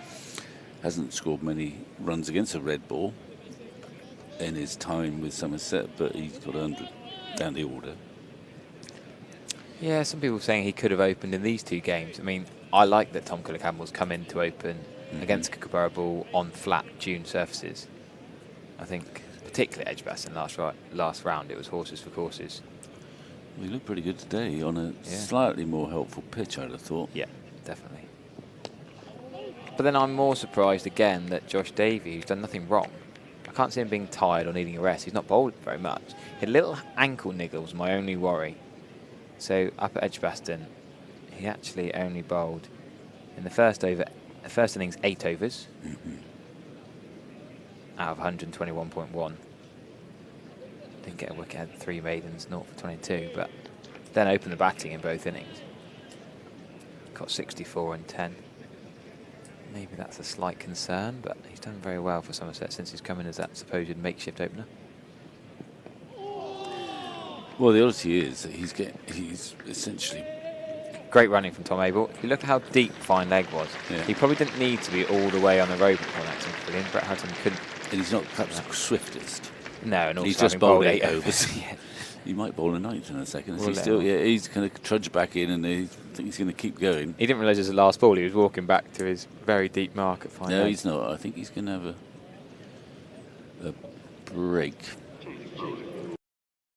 And it looks like they're going to explore the spinning possibility. They're going to Patson White.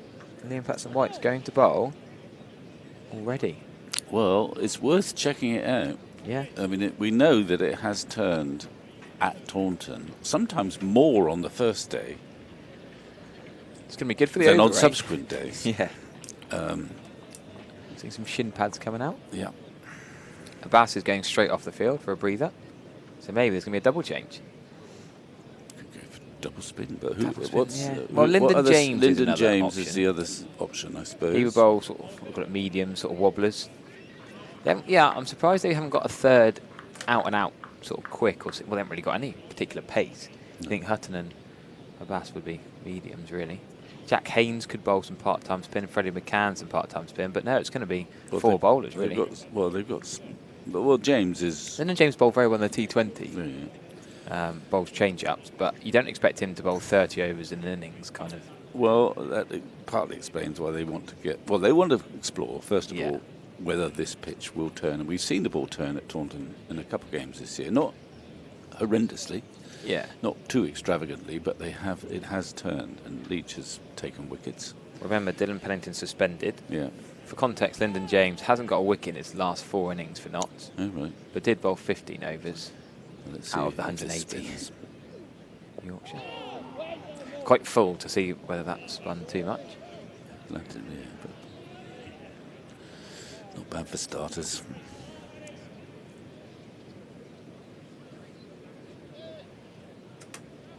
$17 overs for the first ball of spin.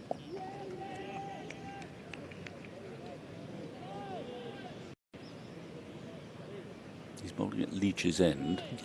Yes. Love River end, as opposed to the...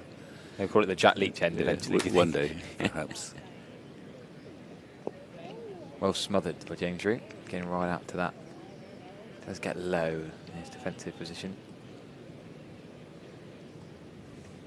Quite a spread field though for his first over, with a deep cover back, deep square leg back. And thus he can get an easy single. Yeah.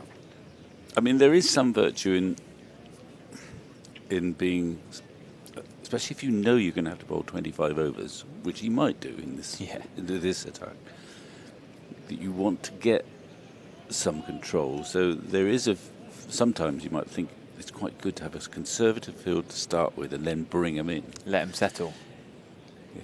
Didn't Shane Warne if you have a very attacking field and then you start to bring them out, it's hard to change it back again. Yeah. Warne, you're right.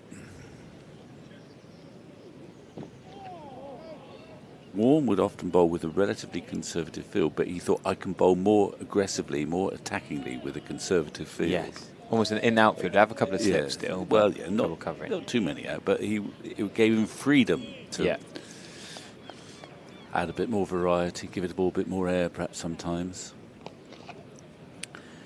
But if you've got a really tight field, you're less keen on experimenting too much because you haven't got that much protection. Yeah. In fact, nowadays they have far more boundary fielders, spinners, than they would have done when I played.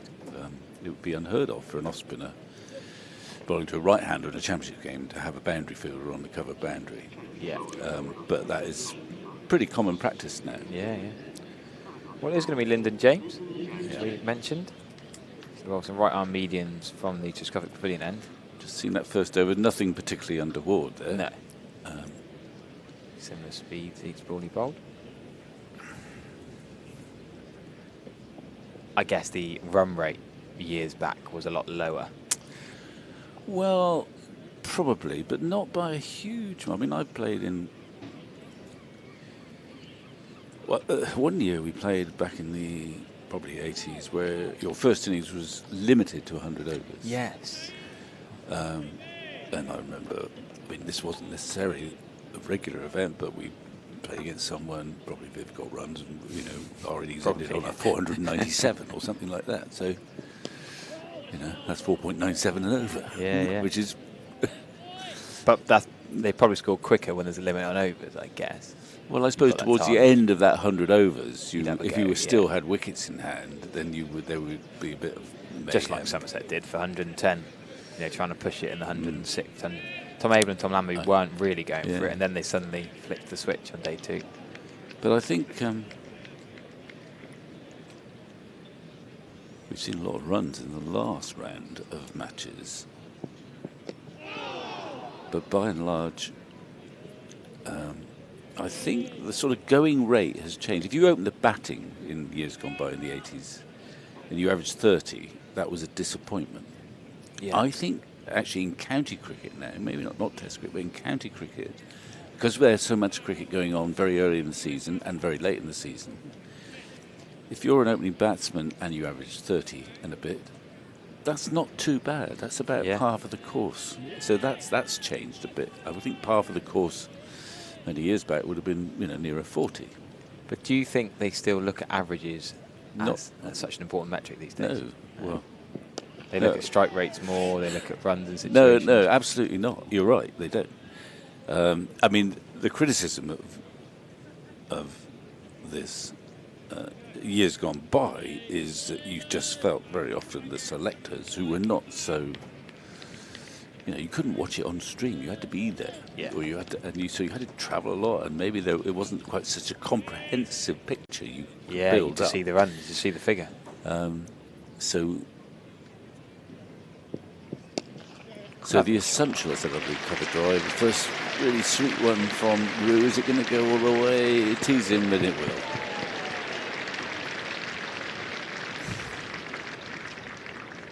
So the perception, it probably wasn't as simple, was that, you know, England needs some batsmen, other batsmen.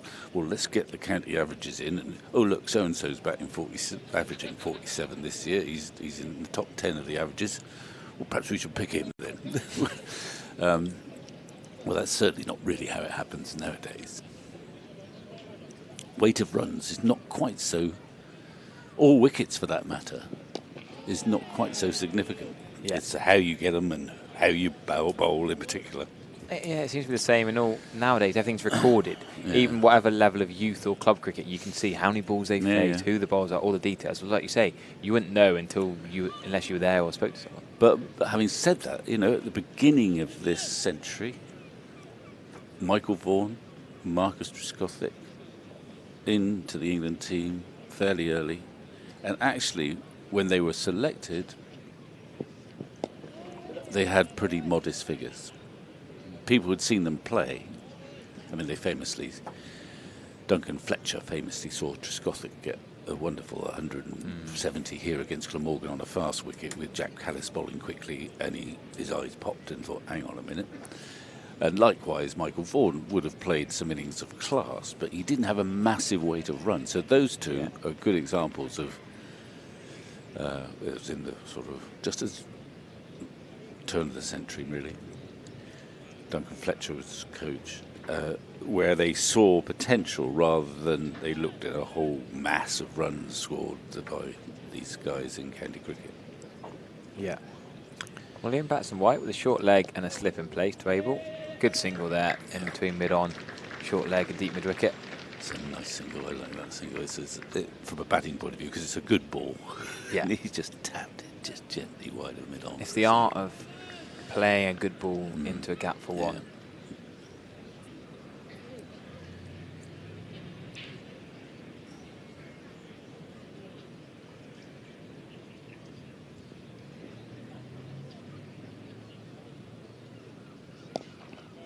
James Reed very content to go back, trusting the pitch. That's quite full to be going back, I feel, but Yeah. he's in behind it. Well, a lot of the best players of spin do play back a lot. They have to trust themselves to do it. He's prodding forward there and getting hit on the pad, but just outside the line, I guess. Yeah, I felt it was outside the line. Joe Root, you know, is a prime example of someone who plays a lot against spin, a lot on the back foot. I think James Reed, knowing the rules there, has deliberately got outside the line. Well, maybe, but I think he's trying to hit it. There, little tiny trigger outside off. He's starting on middle and then well, actually, no, he's almost starting on off. Yeah, well, that's... Then getting further and further outside the line of off stump as he moves into the ball. Oh, if he's playing a reverse sweep, it's slightly different, but... Go anywhere, though. So letting the bowler know he's got that option.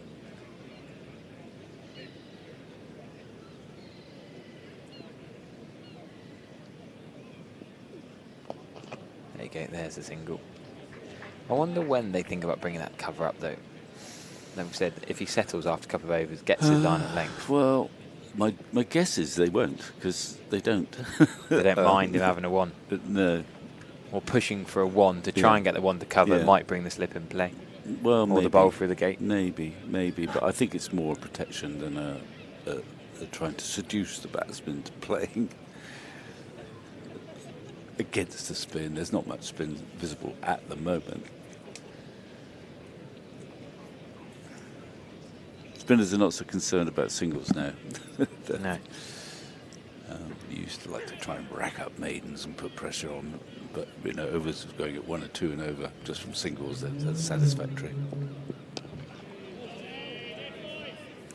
So Lyndon James will happily wobble a Duke's ball just to see what he's going to get out of the factory-made smaller seam Kookaburra ball.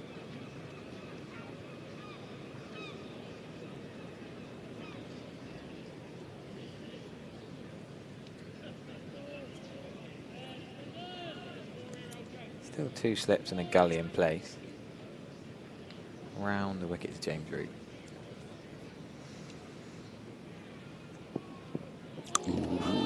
That's a loose drive.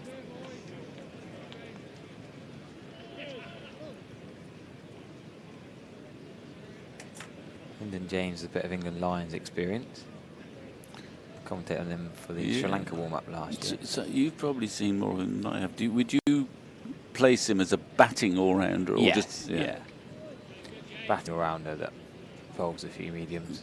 Would bowl more than Jonathan Trott, but less than Darren Stevens, if that's an useful comparison. I think Darryl Mitchell used to bowl a bit of mediums, and he's probably better than that.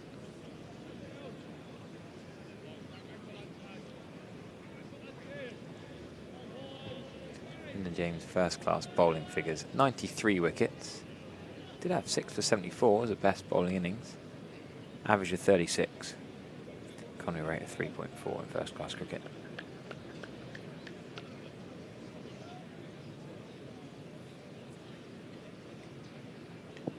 But today he is the 3rd seamer in this attack, which is not a role he would have played many times. James Reed happy with the inside edge just to get that rotation of the strike. Keep the scoreboard moving. Rory Burns has 50 already. Surrey 89 for none against Durham. At the Oval? So. Yes, it is. I think that was the only game in Division 1 where they actually inserted the opposition. Durham won the toss, chose to field. Leicestershire did. So the Oval and Grace Road are the only 2 games where they've chosen to field first. Good run in again. Tom Abel. What is that? Brett Hutton again down? No, it's not Brett Hutton. No, it's a bit more of a wicket down there now. But still can't slot the 2. Bit square at that time.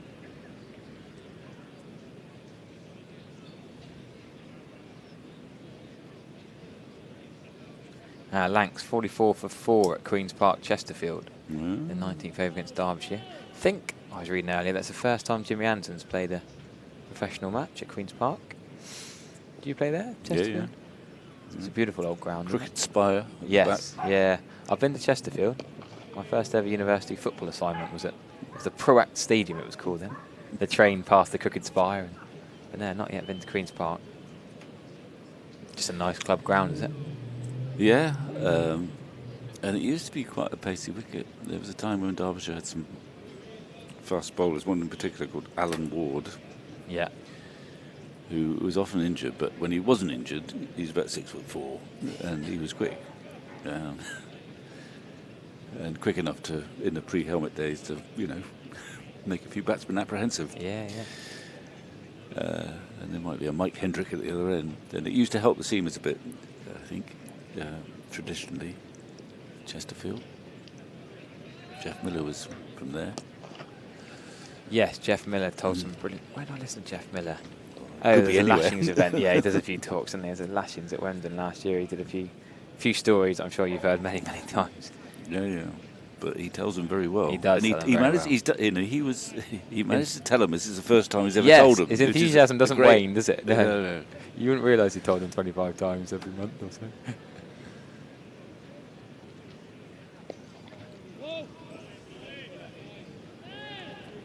Tom Wesley had his first score of the season. He's getting a few now. Up at York, we mentioned Essex 50 for 1 up at York. And Dino got building after Paul Walter fell early. Essex have sort of seem to be having a difficult time of it since they lost here, actually. Yes. Yeah, they've had a struggle. Not doing great in the T20 Blast either. Confidence in either format.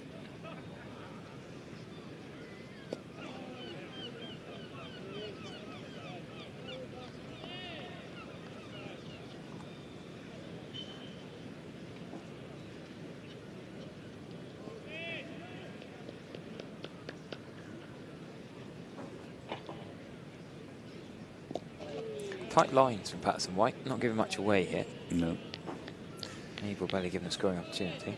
Sometimes it's sort of, I don't know if you'll know, perhaps Calvin Harrison yes. was the other option, but he's obviously not in this team. He's Northants on loan, isn't he? Is he? Yeah, he's been playing there most of the Might have season. just done does very well. That last one. Yeah, not so got a few spinning options with Patterson White and Farn Ahmed, so they allow Harrison to go out on loan.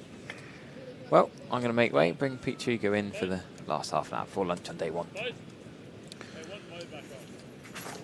Well, the tempo's changed a little bit. Coley Cadmore in the first 45 minutes and now played some lovely shots, but Somerset, once they lost him, they were in a bit of bother. And Abel and Rue, cautiously, are just trying to rebuild. The threat slightly diminished with the Brett Houghton and Mohammed Abbas coming off, but there's still a lot of work to be done from a Somerset perspective. Still a bit of movement. Yeah, they bowled nicely up top there. I think, didn't they? They were patient. They always do, don't they? Well, in my experience, you're never going to get easy runs against Mohammed Abbas and Brett Houghton, I don't think.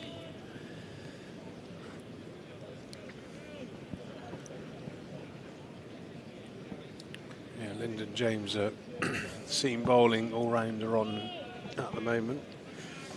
Very much in the similar mould, really. Just looks to nag away as he does there and catches the outside edge of Rue. And he's going to pick up 4 runs for it. A moral victory for the bowler. Some runs on the board. Yeah, crucial partnership here with spin coming into play for the first time of the day, and they'll get a reasonable spell while Hutton and Abbas recharge the batteries. Yeah, I don't know whether they might bring one of them back before lunch, but they both bowled 8 overs, I think, at least. Only a gentle pace. Yeah, it was always going to be quite a lengthy spell. I think that's the right thing as well, to maximise the conditions. A bit of a misfield down on the boundary. Well, I was telling Harry, and this is ancient history, but there was a guy who played for Australia, he's a West Aussie called Mick Malone, who bowled away swingers essentially. And he played in an Oval Test match against England, and he bowled from the start of play till after tea, one end, because it was swinging. Rhythm. That's what. It's all about rhythm.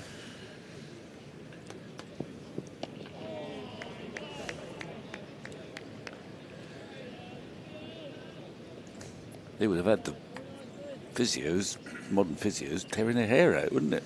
Oh, He's bowled his quota. He's bowled his quota in one day. There would be red flags all over the iPads of the medical team. Laptops exploding. You've gone past your loadings for the week. It's always a fascinating conversation when you have one of the latter-day seamers at the ground and they're talking about training and weightlifting and gym and being rested. It's one of those brilliant in my day conversations, which I always kind of enjoy. There's certainly some logic to it, but like I said, everything in sport and sports science has moved on, not always for the good.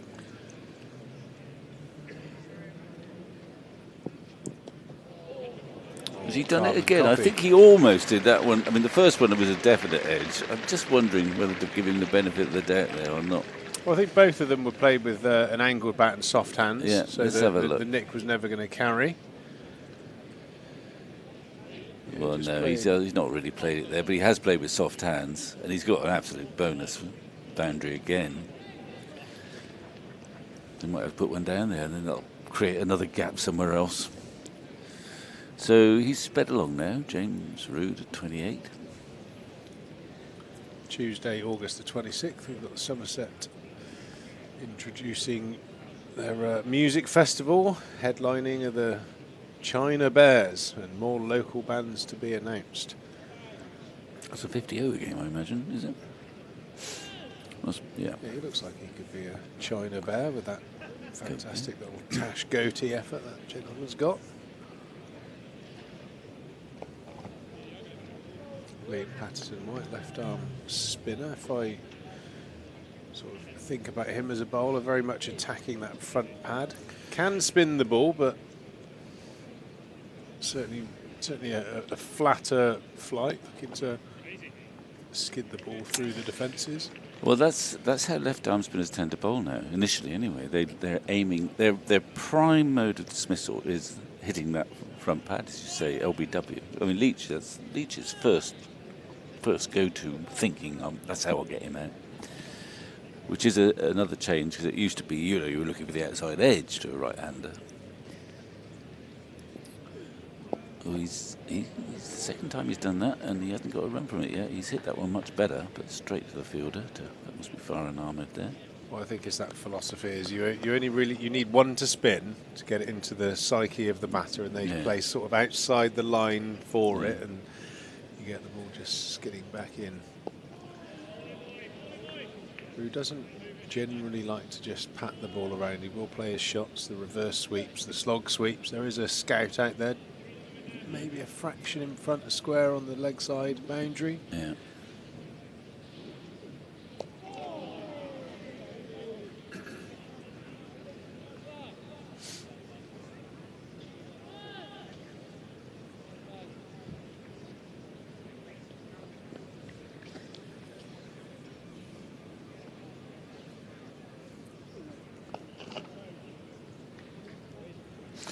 But we haven't seen any real sign of spin yet, have we?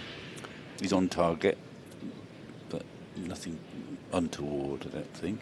Not just yet. I think he's probably going to have to take his pace down a little bit. Once he finds a bit of a rhythm, I think if he drops his pace a little bit there. I think Leach has done that this year here at Taunton in a way that we might not have seen before. Just a little bit. He had a phase where he bowled a lot here, and I think he got more confident and just gave it a little less pace, a little bit more air. Then he found it turned a little bit more. Yeah, I probably mentioned it before, but I used to field at point quite a lot when Leach was bowling. We would often have a conflab about pace, and obviously because I could see the side trajectory, I always felt like Leach was at his best when the ball just looks like he's dropping onto the length instead of darting in. And I think as he's matured and become a Top quality. a high quality spinner, I think the real high quality spinners have both in their armoury. They don't have that sort of generic one sort of pace, which I think in my mind's eye Liam Patterson-White is a bit there. He's a bit too flat. He doesn't have that control of being able to sort of throw in two slightly slower ones and over and deceive with a bit of flight and guile. Well, the dip is crucial. Getting that ball to dip, it's just as important for a spinner to get the batsman to misjudge the length as to get it to turn. If you're judging the length well and the ball's turning a bit, but if you're judging the length well, it's still not a real problem for a good batsman. But if you can get them to misjudge the length, so they're sort of driving a ball suddenly and it dips a little bit and you're not quite there, then you're in business. And the great spinners, I mean, you would have faced. You would have faced Murley, I expect. Yeah, Murley, Warne. You faced Warne as well. I always thought that the first guy that played a lot of county cricket that was a finger spinner. I think leg spinners, wrist spinners create more side spin, which I think does create the potential for more dip. Yeah. Warne obviously being the ultimate exponent of it, but I thought that Jeetan Patel used to bowl with quite a slingy action and really put a lot of side spin on it. Quite quick too. Yeah, he almost used to drift outside your off stump and then dart sharply back in. He also had a brilliant relationship with the bowler up the other end, Keith Barker, who used to have a very heavy second step onto the wicket that would create him quite a big pile of rough. And Jeetan Patel, when he came here, often you could almost chalk him in for a fifer at some stage. Bowling into Barker's footmarks partly. Yeah, it was. He was a but great bowler. It's the misjudgment of length that really gets them in business, I think. And Murley presumably got it dipping, so you thought. Yeah.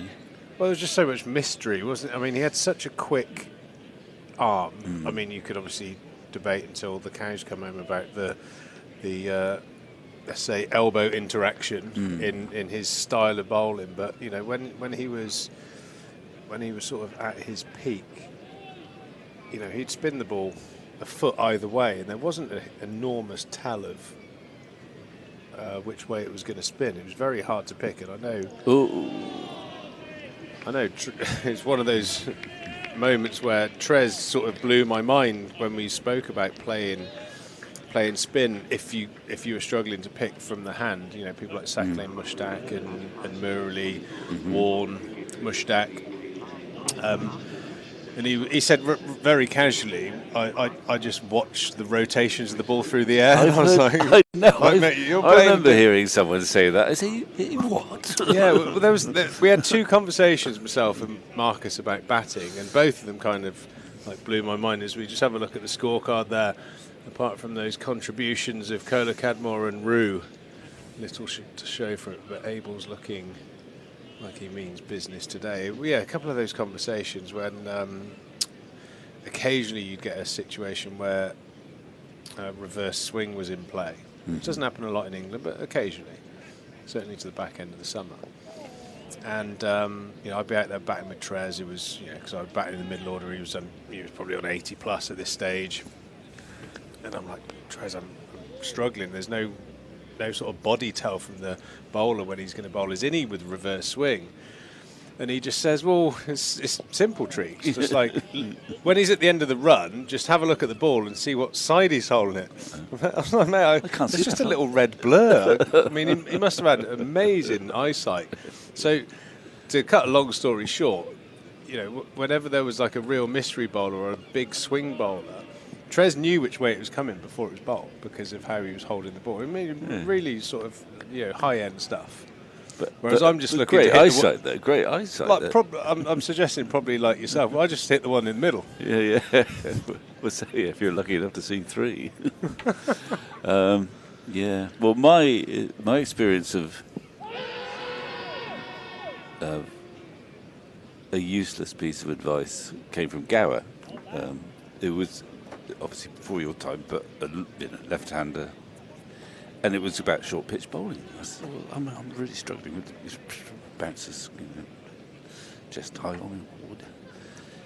What do you do? And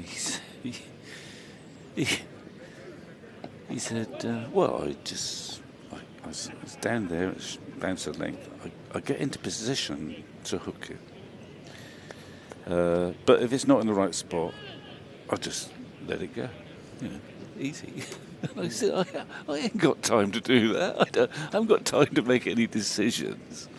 Yeah, I think you have those conversations with those, like what I would call like elite level performers. You know, we were all pretty good cricketers, but you had conversations with people that they think on a different plane. They've got things just in got their that time. They talk about people having time, but I mean, they've got things in their armoury that for the mere mortals isn't possible. So yeah, I mean, Trez famously got a massive score against Sri Lanka at Gaul, didn't he? Against peak Murali. Yeah. And again, you know, waxing lyrical about that, and how did you manage to do that? And he said, I just watch the revolutions of the ball in the air, and I know which way it's going to spin. I'm like, it's unbelievable, really. Yeah, see plenty of youngsters and fans out there in the car park. There's all sorts of stuff going on while the cricket's in play. Abel on strike to Lyndon James. Well, quite well, James, actually. His figures are slightly dented by 2 nicks to the third man boundary, but he's been on target.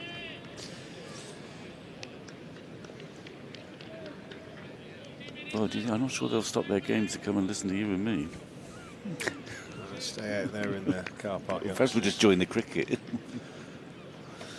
Yeah, I can remember my first few days out watching Somerset play cricket at Clarence Park. Oh, God, yes. And we used to have an unbelievable game of cricket underneath the stand. Oh, right, yeah. Probably wouldn't Temporary watch a ball stands. at any stage of the day. Fair enough. To build a ground from nothing, Clarence Park.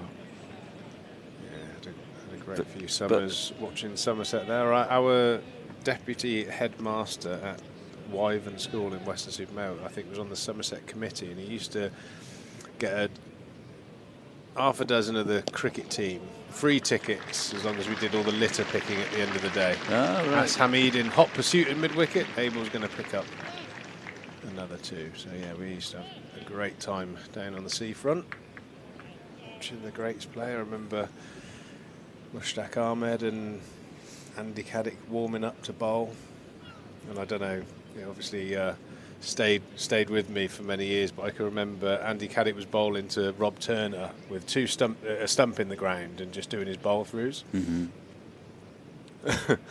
And I shouted to Caddick, you're not very good, you can't hit that stump. Did you? And he went, in typical Caddick, he went, all right, you little, I won't complete the sentence, all right, you little, you know what, have a go yourself. And he called me onto the field, gave me the ball, and I bowled at the stump. And I hit it. He was fuming. I bet he was. Brilliant. And possibly speechless for a few seconds. Yeah, no. 5 years later, he's at mid-off abusing me because I'm rubbish playing for Somerset. I mean, it's an amazing story, really. Oh, right. I like the way he plucked you out there. That's good. Yeah. That was a good start. I thought. It would have been It would have probably been 9 o'clock in the morning. He was just going through his little routine, and I don't think he was ready for some whippersnapper oik from Weston-super-Mare giving him a bit of grief from across the boundary rope. It's great fun, those festival days. Good interaction with the players. I used to enjoy playing at Bath.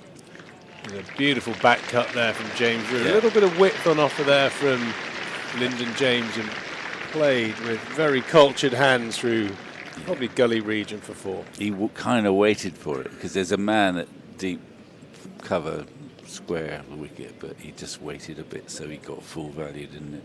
Get it a bit finer. Yeah, it's a really classy shot there. Liam Patterson-White continuing from the river end. That's Brett Hutton chasing down there. He looked a little bit stiff after his opening spell. I think he'll be wound up for a spell probably after lunch rather than before lunch, be surprised if we don't see the opening bowlers starting after the break. Yeah, it's one of those things in the sports science of modern cricket that nobody's ever managed to get an answer to. The blue circle cement that's poured over your lower back and hamstrings after you've bowled a spell. There is nothing you can do to stop that happening. And you know, when you bowl 3-4 spells a day, it sort of gets worse through the day, and then you struggle to put your underpants on in the morning, and you've got to do it all again. Great shot there from Rue. Hard sweep, backward a square. He's going to pick up another boundary. Yep. Small length and line. I think it was down leg side, but he kind of created that. Anyway, he's middled it.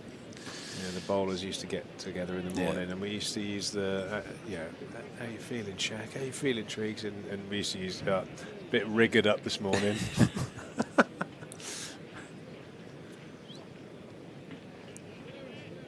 Well, that's why I hated it when, you know, the old spinner over before lunch, especially as you get older. As the older you get, the more you feel you've got to try, and it takes longer to get loose to bowl. And to go through that rigmarole, just to bowl 6 balls, then go off again. And you're expected to get a wicket. Well,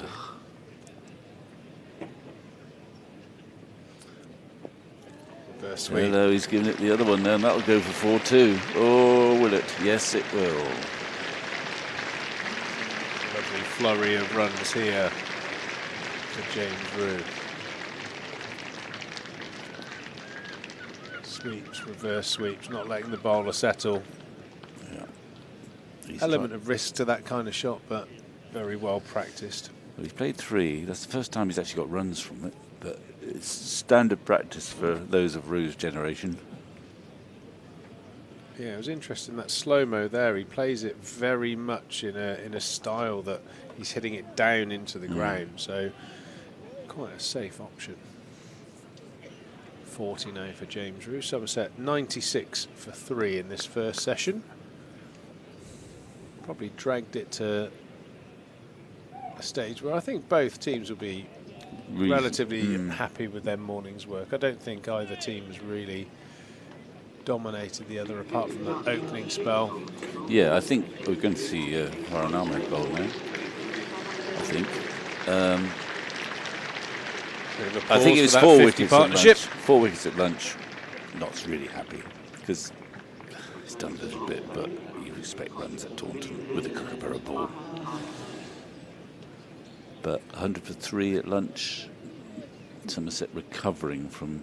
There were 2 cheap wickets, if we're honest. But they're sort of back in the game. Yeah, I think Dixon Lammonby will be slightly disappointed. They would probably fall into the category of quite sort of soft dismissals. Good pieces of bowling, but slightly soft dismissals. As we see the youngster, the highly praised forward Ahmed, into the attack. He can bat as well, I think. Rian Ahmed got 100 quite recently, and he's a pretty exciting batsman. I'm pretty sure he can bat a bit as well.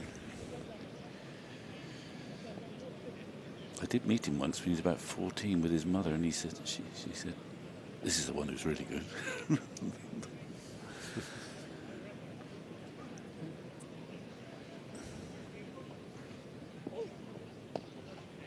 Quite a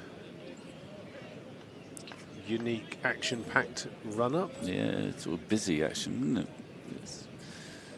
Looks like he's setting off to do some sort of like a long jump. Yeah.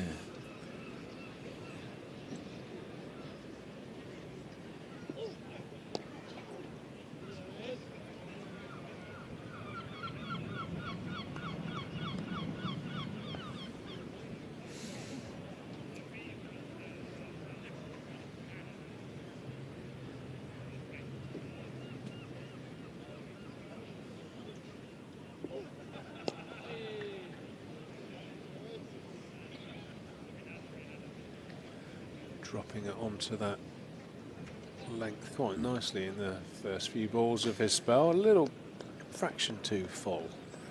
Just a fraction. Early days. Getting into his spell though.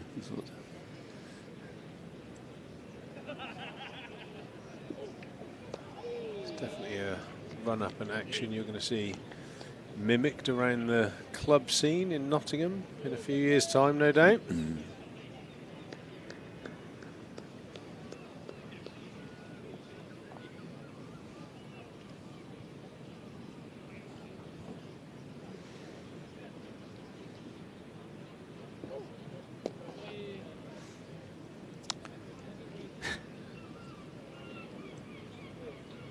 5 almost identical deliveries, patted to mid-wicket. Just before lunch, Abel doesn't try anything exotic.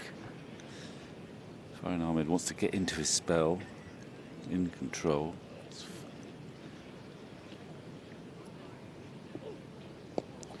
Oh, that's a slight difference as a single. Nicely bowled and well played over there by Farhan Ahmed and Tom Abel. Somerset closing in on 100, 5 or 6 minutes before the lunch break. Depending on which clock the umpires are using. If it's the digital one, 4 minutes away. So we might see 2 more overs thanks to WPA Health Insurance for their continued partnership with our live stream. I'm pretty sure they use the digital clock, which is standing proud down the bottom of the scoreboard away to our left. Makes sense, doesn't it? I always slightly miss looking up at that clock and not seeing Peter Anderson's red face staring at you from one of those windows if you've you're playing a few too many shots or you've just got out. Well, he was a great character. He joined the club before I left it and did a great job as chief executive over a long time. I like the story way after I'd gone. You were probably playing, horrible dismissal from the NatWest. It was a knockout, I think, Middlesex. Ugly performance by Somerset, and probably in the 90s, I think. Season coming to a sort of grinding halt in late July. And he just waltzed in the dressing room. Okay, anyone want to come and discuss their contracts for next year? My door is open.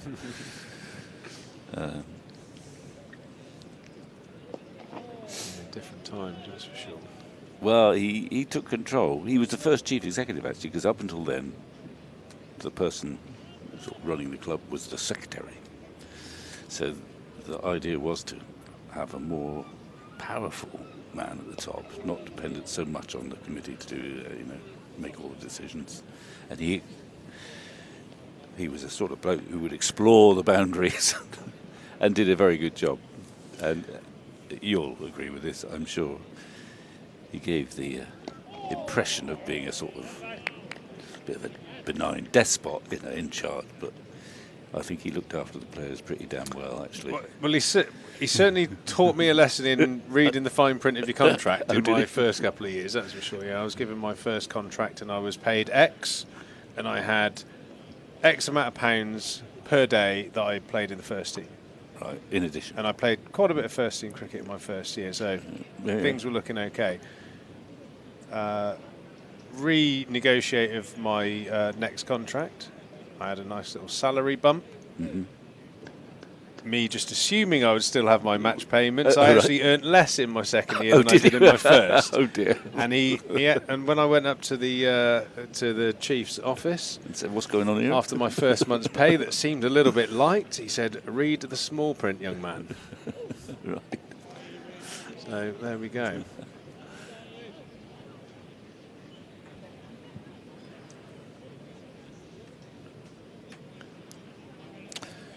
Okay, well, if you don't want to come and listen to me, Pete and myself down below, there's a very good podcast going on during the lunch interval. If you're not at the ground, that's the way to go. Podcast between Richard Walsh and Marcus Trescothick that's never been heard before. That's definitely worth tuning in for if you're not here live to watch our performance downstairs. Well, we don't know what's going to happen. So. Simon and Garfunkel.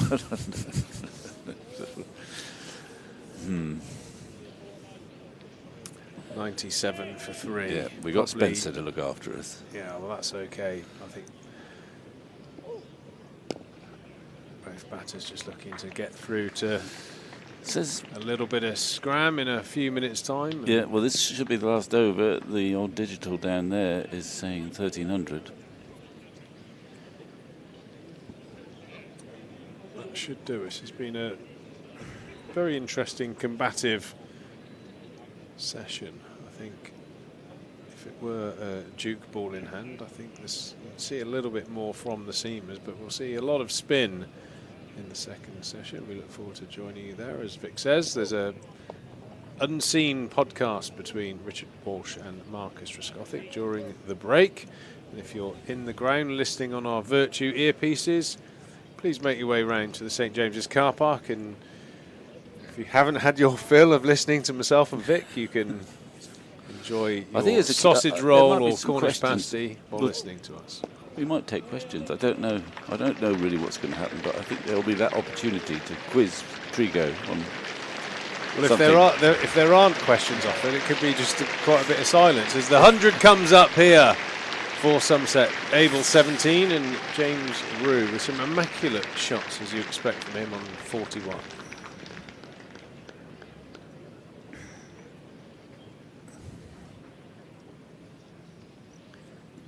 Last ball of the session. Nicely bowled and nicely played. It's a good crowd here, and they've enjoyed their cricket, I think. There's warm applause as the players leave the field. Partnership now worth 54, and that's got Somerset back to sort of parity, really, in this match. I think Notts won't be too disappointed, 100 for 3. They'd like to have capitalised on those 3 early wickets, and they bowled pretty well. And these two, Rue and Abel, got their noses down, and they've not exactly ground way out. There's been some sparkling shots actually from Rue in particular, but an important partnership. Although they know as they leave the field, their job is only just started as far as captain and coach are concerned. Plenty to do in this second session. We hope you join us later on this afternoon, about 40 minutes time, for the second session in today's Rothesay County Championship match between Somerset and Nottinghamshire.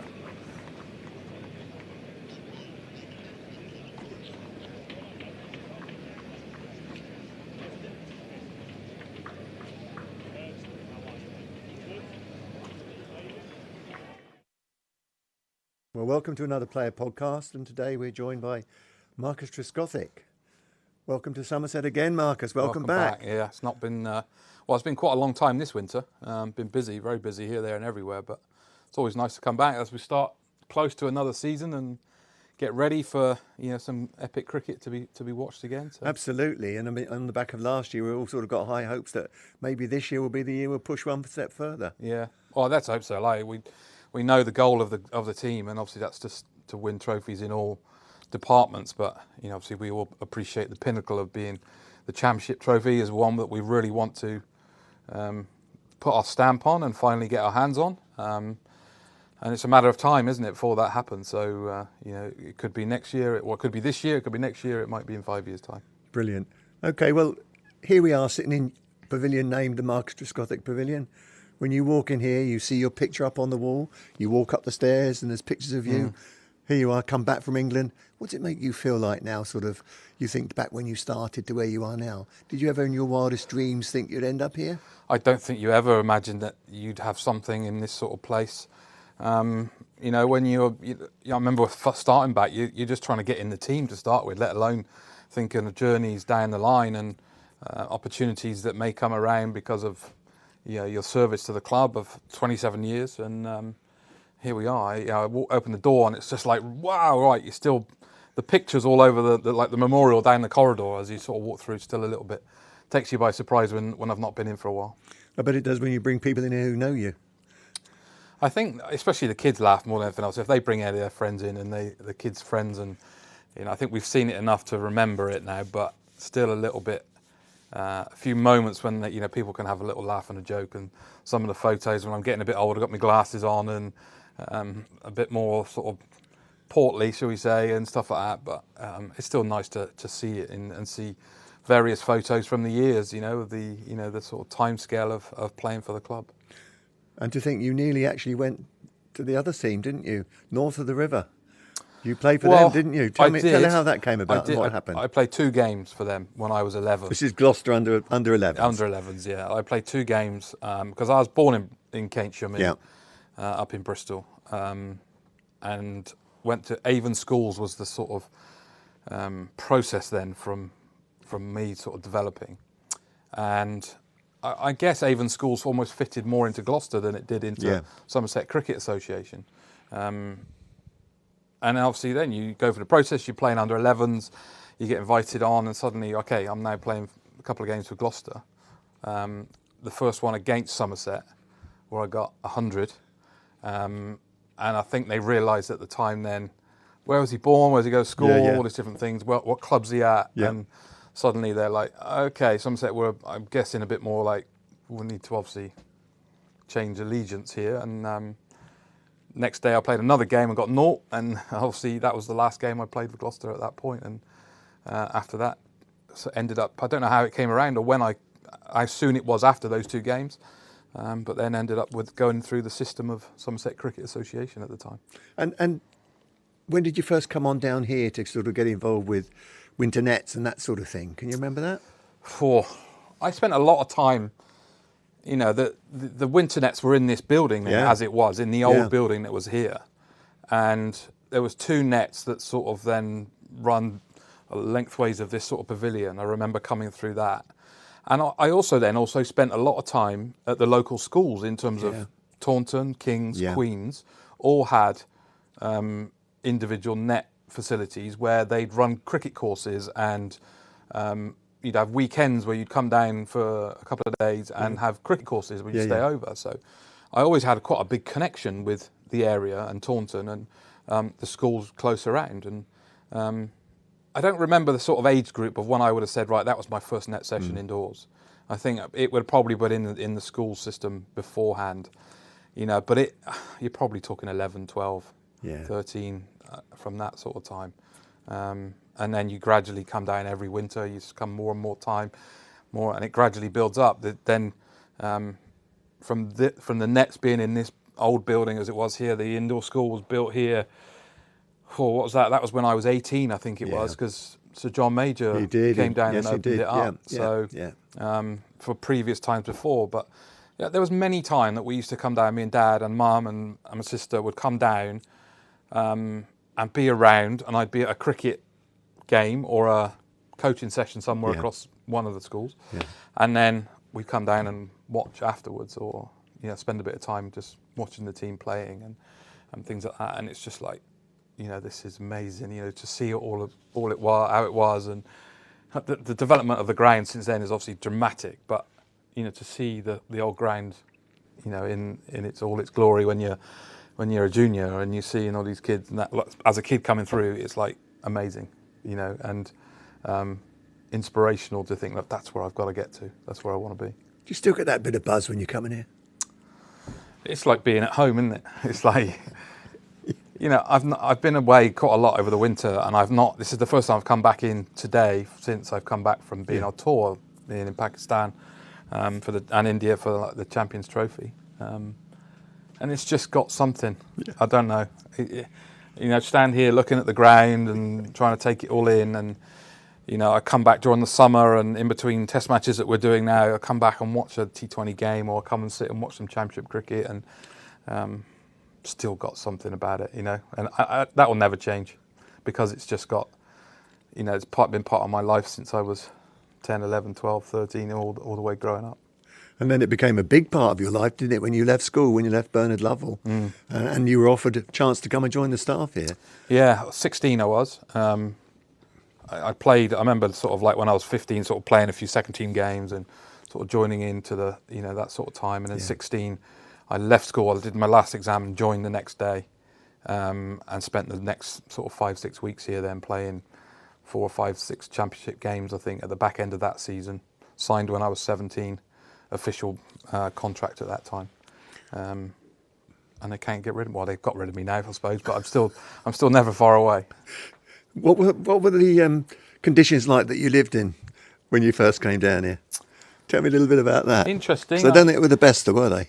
Well, You were probably happy. I'm more than happy because obviously I was playing cricket and just sort of going about business and being with a couple of mates who were in the house also. But it was literally to the first street, literally out of the main gates. Yeah. Turn right into the first street, and we're down there on the bottom of the street on the left-hand side, St. Augustine Street. It was just like, okay, this is what I expect professional digs to be like, We're 4 lads in a house together. The other lads are 18, 20, all having a laugh, all enjoying ourselves, playing a bit of cricket during the week, going back and play a bit of club cricket at the weekends. They were different.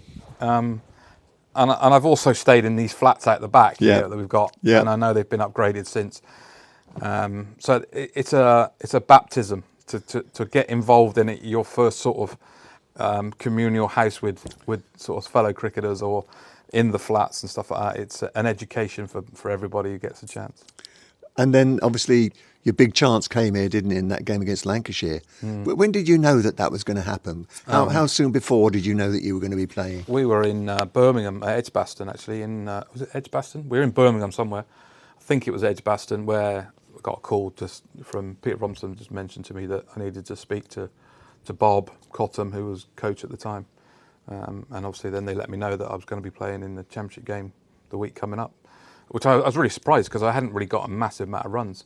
And I hadn't got a stack where I thought, crikey, I could be in with an opportunity here. But I don't know what it was, injuries or what, I'm not really sure. But they sort of give me a chance. Didn't get any runs. I got 1 and 3 in the 2 innings, and it finished in 2 days. So it was just like, okay, is this what county cricket's all about? Is this what I'm going to have to experience? Looking back on it, pitches, yes, because that's what a lot of the pitches were like. Many of the county pitches were a bit more challenging than sort of international pitches. But I suppose here at Taunton, we do have generally good pitches in comparison to some of the places. That was an incredible game, though, wasn't it? Remarkable game. That was Mushtaq Ahmed's first game for the county. Yeah. And as I say, And yours. Yeah. And obviously it finished in 2 days. But the great Andy Caddick obviously got 9 wickets in the second innings. So They were chasing 88, weren't they? I can't remember exactly the scores. They were bowled out for 71, 72. Yeah. We've seen the remarkable games like that over the times, haven't we? We had another game against Lancashire here. Yeah. We needed 77 or something to win. Yeah. And we tied, and we were 77 all out. And it was Jack was caught out trying to hit the winning runs or something. Yeah, and it was just like, well, some of the games we've seen and some of the experiences of opposition and stuff. Yeah, some brilliant one-day games, some amazing bowling performances, some triple hundreds. If you think over the period of sort of 30 odd years, we've seen some big things.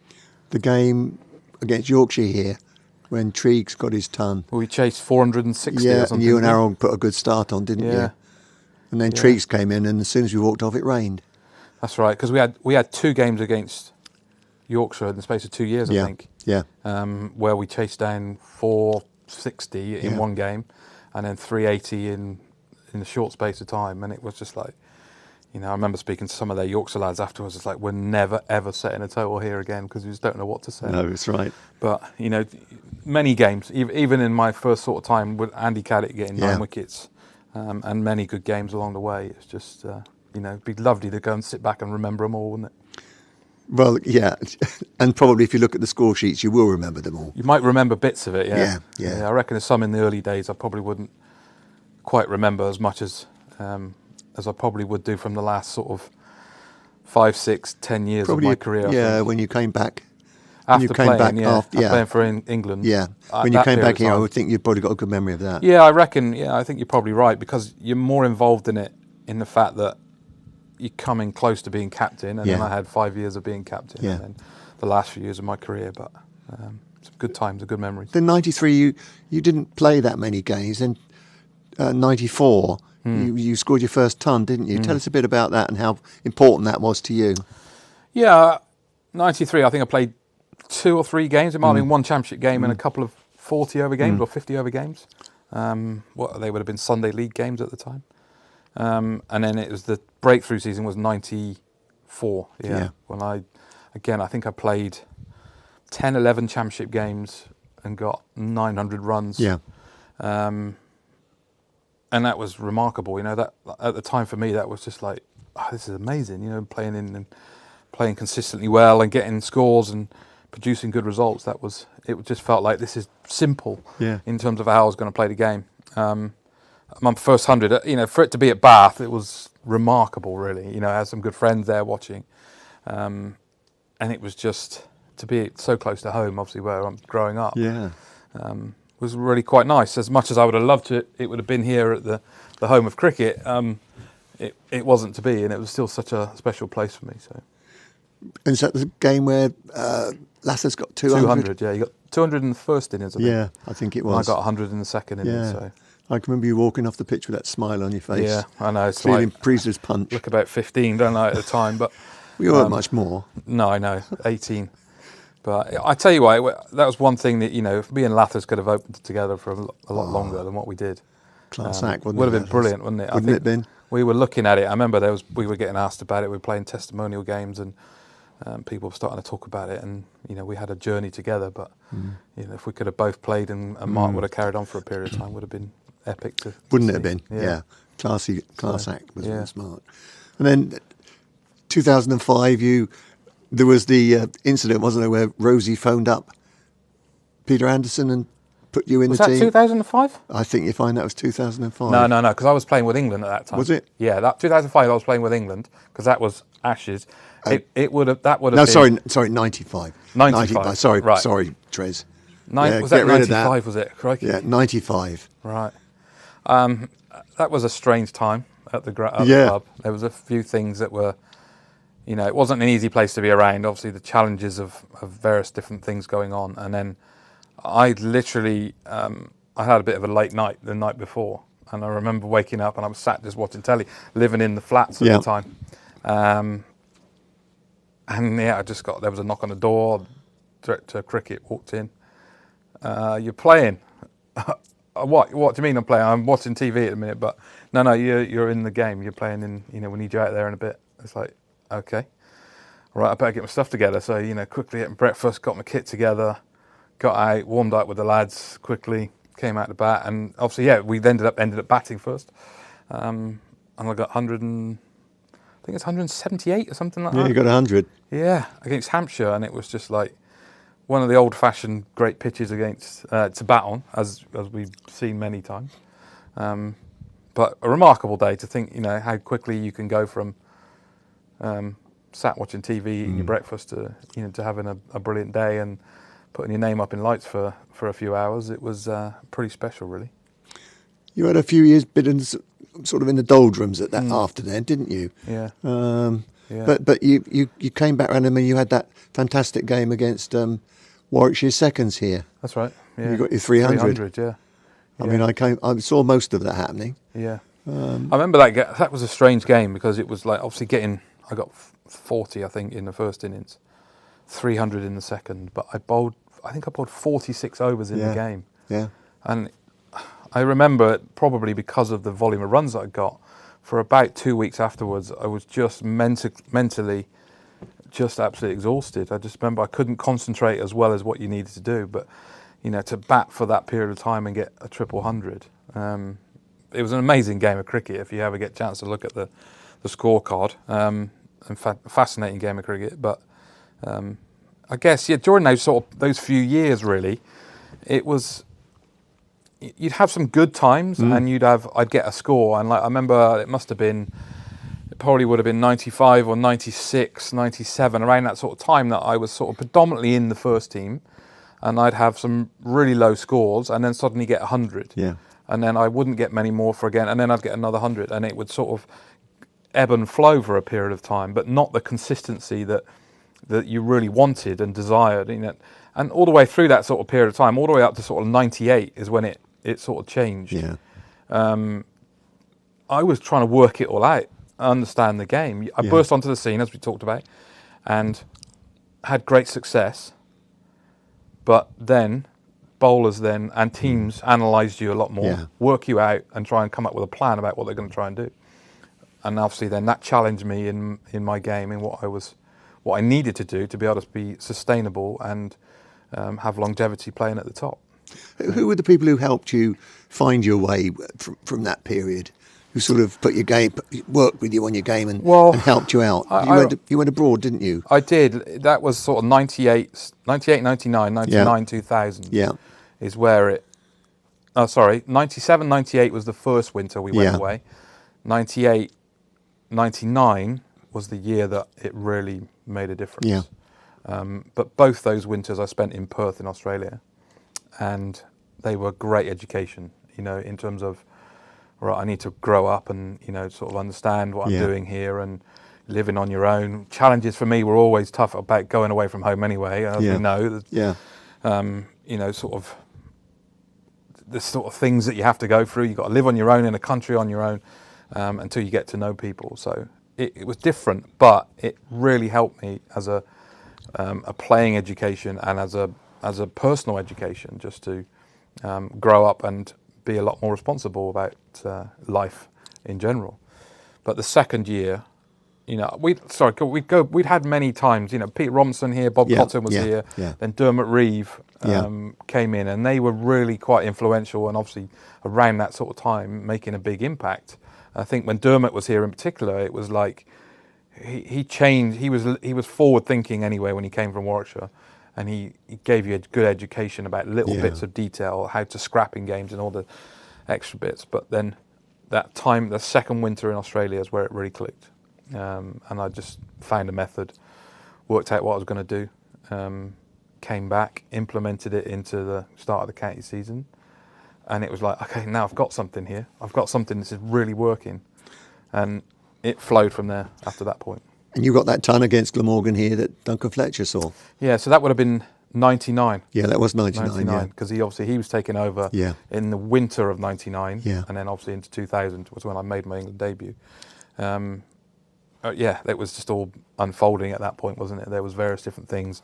I'd got a few other scores along the way. Broke into the team from that point on. It was just like, I'd love to relive that one because it was an enjoyable 100. Because of the style of cricket that it was, but also it was a low-scoring game, and I dominated in terms of the scores, and put us in a position to win it. There weren't many double-figure scores in that game apart from your ton. Yeah, I don't think there was anyone above 50. No, there wasn't. No. So, and obviously then, you know, to have an impact in the game like it did, but also on my career.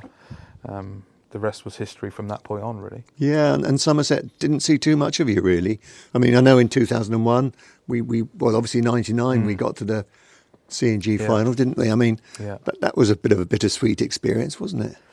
Yeah, all of those finals, which there was far too many of them that we got to and didn't succeed, were all challenging. Of course they were, and many more to come as we progressed throughout the years. That was my first taste of it in 99 against Gloucester. And it was hard. It was really hard. You know, the emotional battle that comes with playing in finals and challenges in those sort of things. That was challenging. Yeah, it was tough. But nonetheless, you learn from the experience, and obviously the next time we went back, we had a different result. And what a fantastic feeling that must have been for you guys.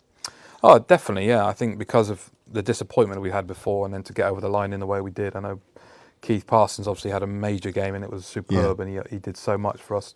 Winning that game was great, but it was a good team led by our CEO currently, Jamie Cox. Obviously playing in his playing days at that time, it was a good team. And we went back the following year, didn't we? Yorkshire. Yeah, was that 2002? I think so. Yeah. Okay. And Matt Elliott beat us, didn't he? Yeah. He got one score, didn't he, on his own. But you know, good times obviously with good players and good friends back in those sort of moments. So lots to look back on. And then, as I say, we really didn't see too much of you back here.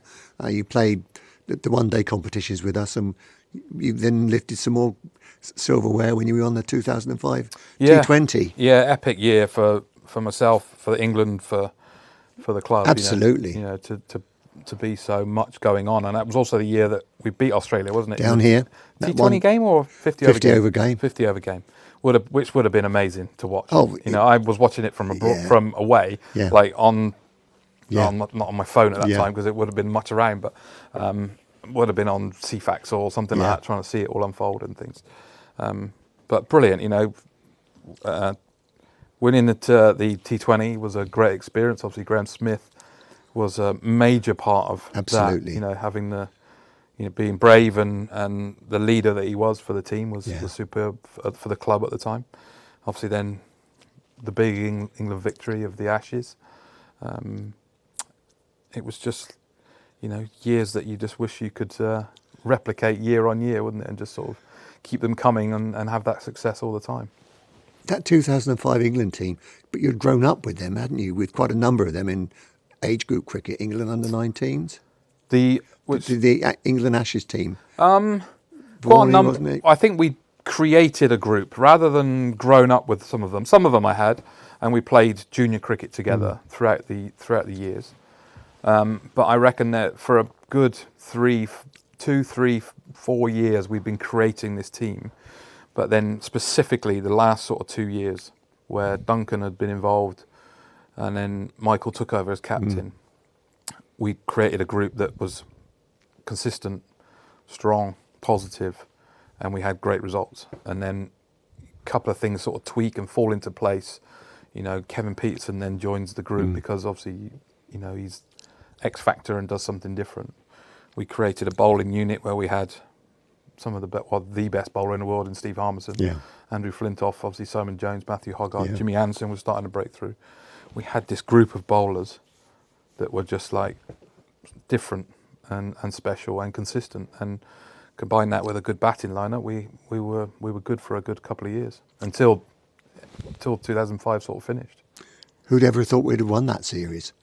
After was it the Lord's game we lost? Yeah, lost at Lord's. We all thought it was going to be, roses and enjoyment all the way through, but we got hammered at Lord's.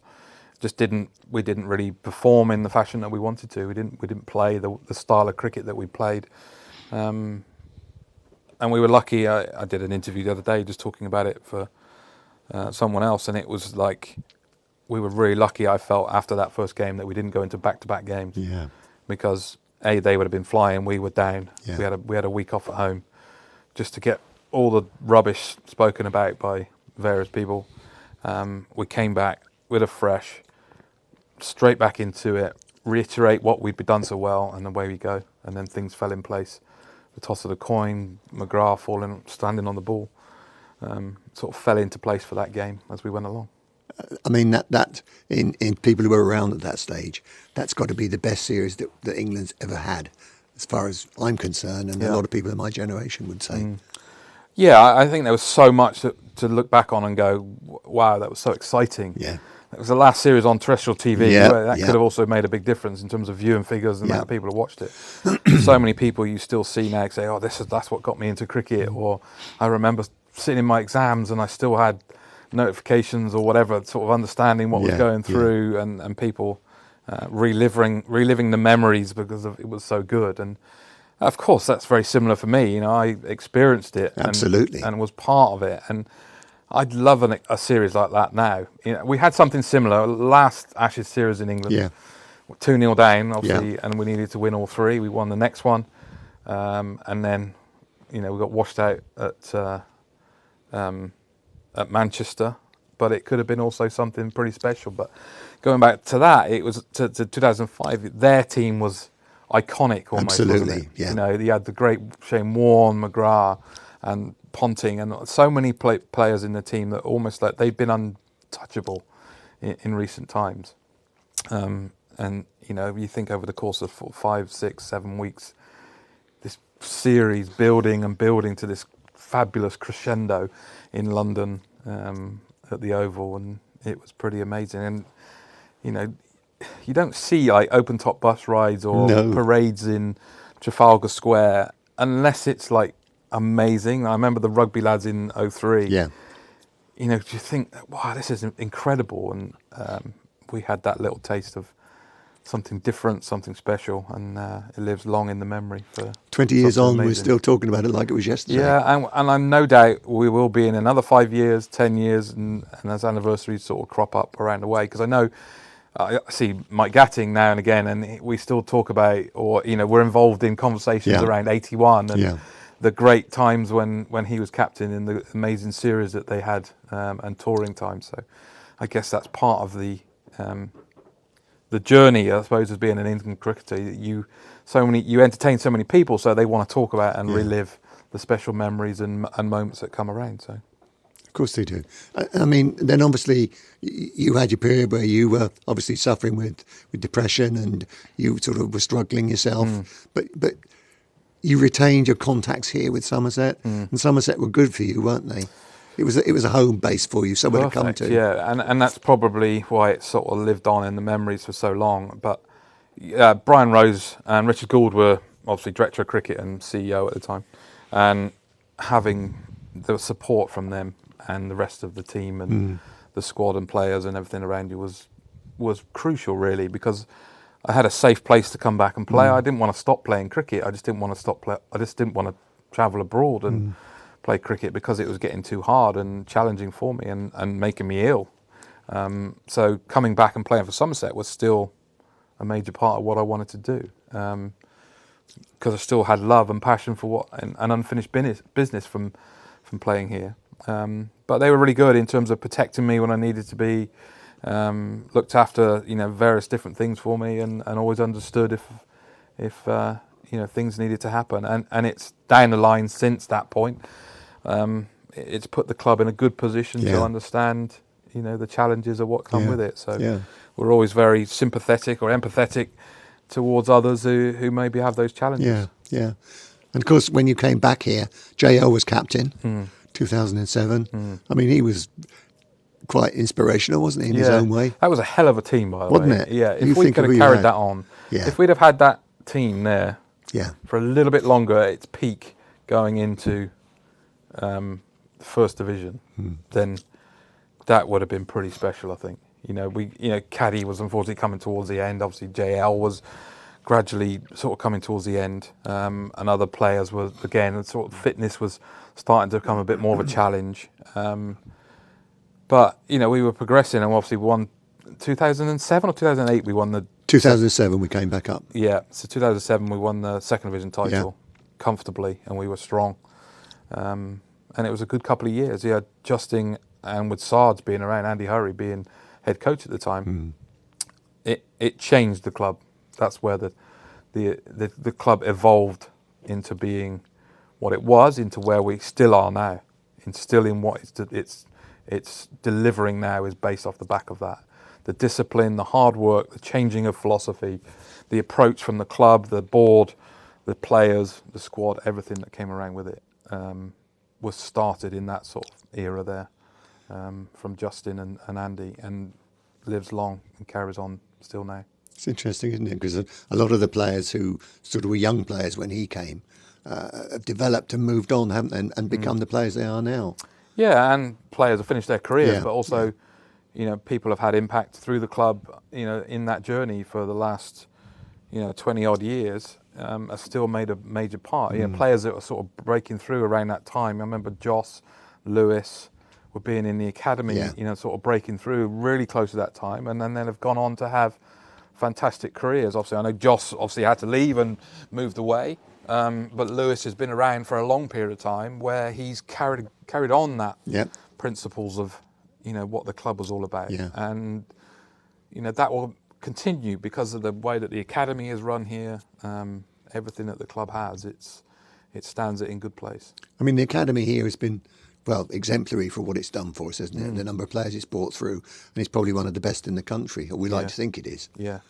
Well, then I think the beauty of it is two things: is the amount of players that we produce off the academy to play, professional cricket is the start, and for also location-wise of where we are, the amount of players that we're producing to go and play for the country, boys and girls. That's a real testament to what you're trying to do, isn't it? If you're matching up to those sort of things, and you're getting players who are drip feeding slowly through, then we're doing something right, or they're doing something right. Still going on. Of course it is, and one of the major factors I believe is the schools around. Yeah. We've got some fantastic schools around that are delivering a lot of good cricketers coming off. That's state schools and private schools. That's in both areas, but for such a small area, the amount of people that are coming to the area to play cricket because of the schools. Very, very lucky for that. Cricket is the sport in Taunton, isn't it? Let's be honest. Oh yeah, You know, definitely. it's what people talk about. Yeah, yeah. Of course, we've got the rugby, we've got the football. Of course we have. But this is, with all due respect to those, and obviously I spend my own time watching them and supporting them as much as I can do. Cricket is the highest level and the pinnacle of what goes on, isn't it? Yeah, it is. But it's we still need to keep growing it and taking it to the next level, or we could be left behind in years to come. But that's the exciting time that we're in now, isn't it? I mean, if we can talk about the future now here, Jamie's come here now and taken the reins on. We've got a Tier 1 women's side. I mean, that's an exciting development and going to be interesting this year. But I mean, beyond that, maybe are we going to get a franchise team here in the 100? I'd love to think that we could get a franchise team here. And I think we need to get a franchise team here. Otherwise, I would have concerns about where it's going to go in years to come. And we're talking 5-10 years down the line, right? But if we can get the ground to a certain point where we get enough supporters in to be able to host a 100 team here, we'd have amazing support. We would. No doubt about it. We see it here all the time. T20 games, 50 over competition still, when obviously some of the best players are off in the 100. County Championship cricket, there's a remarkable love of the cricket in this part of the world, this part of the country. And we need to keep progressing that, in my view. I think, already we're seeing, the 100 teams being sold for so much money as they are. We need to be involved in those sort of conversations. We've got to be there. Yeah, absolutely. You came back here and obviously played until 2020. You packed up. 2019. 2019. Yeah. I mean, and that was the end of your time here. But I mean, that you had pretty good memories that year, I'm guessing. Remember, you were fielding on your knees. Yeah. And all the different things like that. All those things. Yeah. I mean, that must be a bit special for you. That final sort of few games here. That whole season, it sort of petered out. I kind of knew then I sort of made the decision because I needed to make the decision myself. I dragged on, and this is me now after the event, looking back on the last sort of period of time. And, I should have walked away sooner because I wasn't good enough in terms of what I was and how good a player it could have been. But I was just frightened of what was to come almost, cricket's been your life forever, and it's like, what's going to happen next? And then moving into coaching or punditry, whatever it would be from that point on, you just don't, it's that uncertainty of what it was.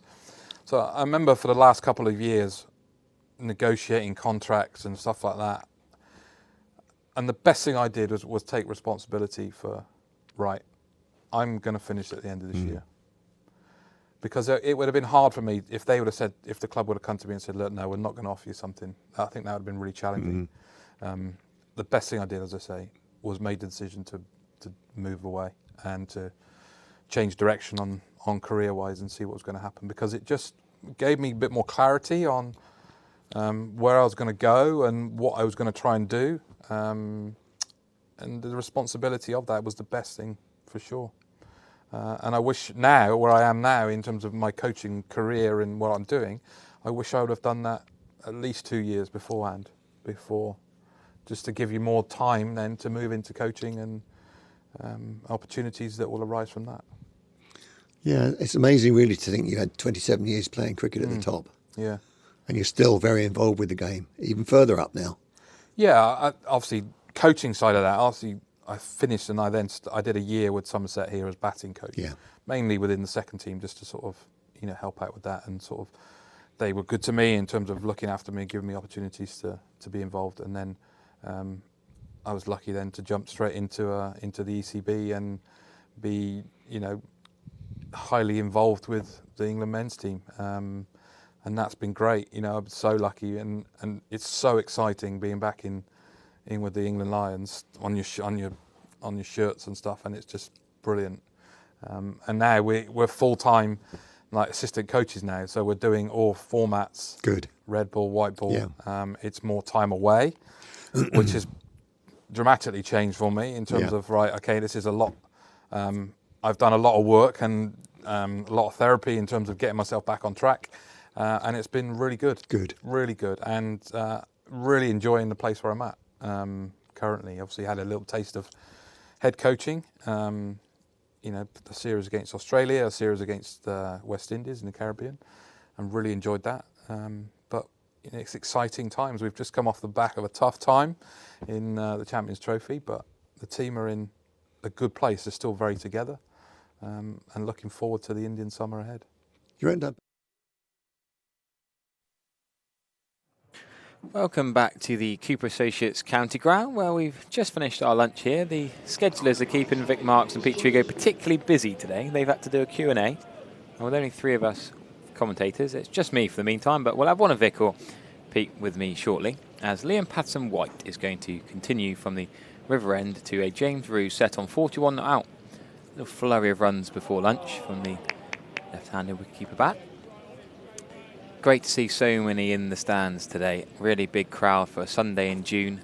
Festival of Red Ball cricket here. It's the County Cricket Day. Real push to try and get people watching County Championship cricket in the summer between the breaks for the T20 Blast. That's aerial from James Rue off the bat. That's the bump ball taken comfortably at cover. Yeah, Vic and Pete were having a bit of a Q&A with Spencer Bishop at lunchtime on the stage behind the Triscothic Pavilion. A few members listening in as Patterson-White appeals, but nothing doing, a sort of stifled appeal really. The 50 partnership came up just before lunch, a reverse sweep from James Rue. Half-century stand with Tom Abel. The 100 was brought up just before lunch, so a 54-run partnership. After Tom Cadmore, Tom Lammonby, and Sean Dixon back in the side, fell for a duck. So 10 for 1 became 22 for 2 and 46 for 3. Shout out to those of you listening in your earpieces. Got a few people at lunch who are actually queuing up at Triscothic reception to buy an earpiece. They can listen. Thanks to Virtue for sponsoring the earpieces that allow anyone in and around the ground to listen to our commentary.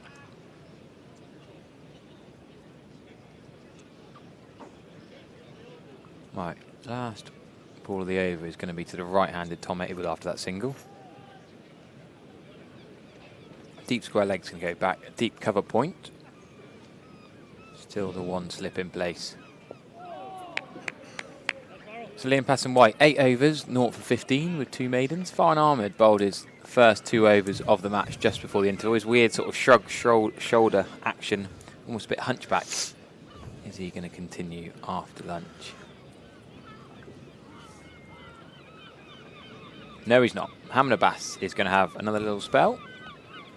So he bowled from the Triscothic Pavilion end down below our commentary box. Well, him and Hutton bowled from the start. Got a bit of movement out of the Kookaburra ball. It was a Bass who picked up Tom Cadmore, the crucial wicket. Cadmore was on 31 off 55 balls when he was caught behind. That was probably the best ball. Of the 3 wickets, Lammonby and Dixon were pretty culpable, whereas Cadmore got a pretty good ball from Bass. Yeah, it was a beauty, wasn't it? One of those where you can look yourself square in the eye and say the bowler got me out that time. He's got that knack of those sharp seaming deliveries that catch either the edge or wrap you on the pad. So certainly a high class performer. It's going to be a very sort of crucial and quite interesting, I think, middle session here today. 101 for 3. I would say that it's honours even at this stage in terms of the game. Both teams would have gone into lunch feeling reasonably happy about their work, but this middle session I think is going to define a lot of this first innings as Rue takes strike. We've talked about deep points before a lot on comms, Pete. Pretty sure you're generally not a fan of deep point? Well, that's a dot ball normally, isn't it? Agreed, yeah. Why is he giving him the one there? I just feel like it's... I think the pro is that the batter sees a gap and might play with a slightly open face to try and squeeze it into that area, which, you know, because you're playing with slightly less of a full face, you might catch the outside edge. That's probably the pro tactic. The against for me is good balls go for runs when they would normally be dots, and for me that would be the dominant one. I'd probably rather have like the cover out if I was going to protect those runs and make the batter play a better shot. It would drive me crackers that decent balls would go for runs personally. Yeah. No, I agree with that. I feel pretty fixed in that thinking. Yeah. Just see a lot of soft runs. I mean, you know, if a team bat for 100 overs and you don't have your point in, you're probably going to leak 30 or 40 runs throughout the day of good balls that get thick outside edged and dropped into that area, and I can't really see the point in that, to be perfectly honest. They haven't got that deep point for Tom Abel, but James Drew was the fastest scoring of the pair. I mean, what was his field on the leg side? I mean, you could have that. You could have your third man down, maybe on a gully line, and just bowl with one less fielder on the leg side, especially with the angle across the left-hander. It's got to be quite a poor delivery, I think, for the left-hander to hit you through the leg side. So you could have your mid-on, you could have a fielder out on the leg side boundary, sort of covering a bit of acreage. And I think over the course of a spell or a day, I think you'd lose less runs with that field than you would going the other way, personally. Yep, I concur with a lot of that. Mohamed Abbas trudging back very slowly to his mark because he had too much to eat at lunch. He's in absolutely no hurry. Well, I think part of the thinking behind there is taking your time. They're going to be under no pressure in terms of the over rate because there's going to be quite a volume of spin bowled throughout this game. So the over rate is not ever going to be an issue. Right on the money there, and well played by the watchful Tom Abel. So you did the pitch report before the match. What was your thoughts? No pitch report today, but I did go down and have a look. Yeah. Use surface?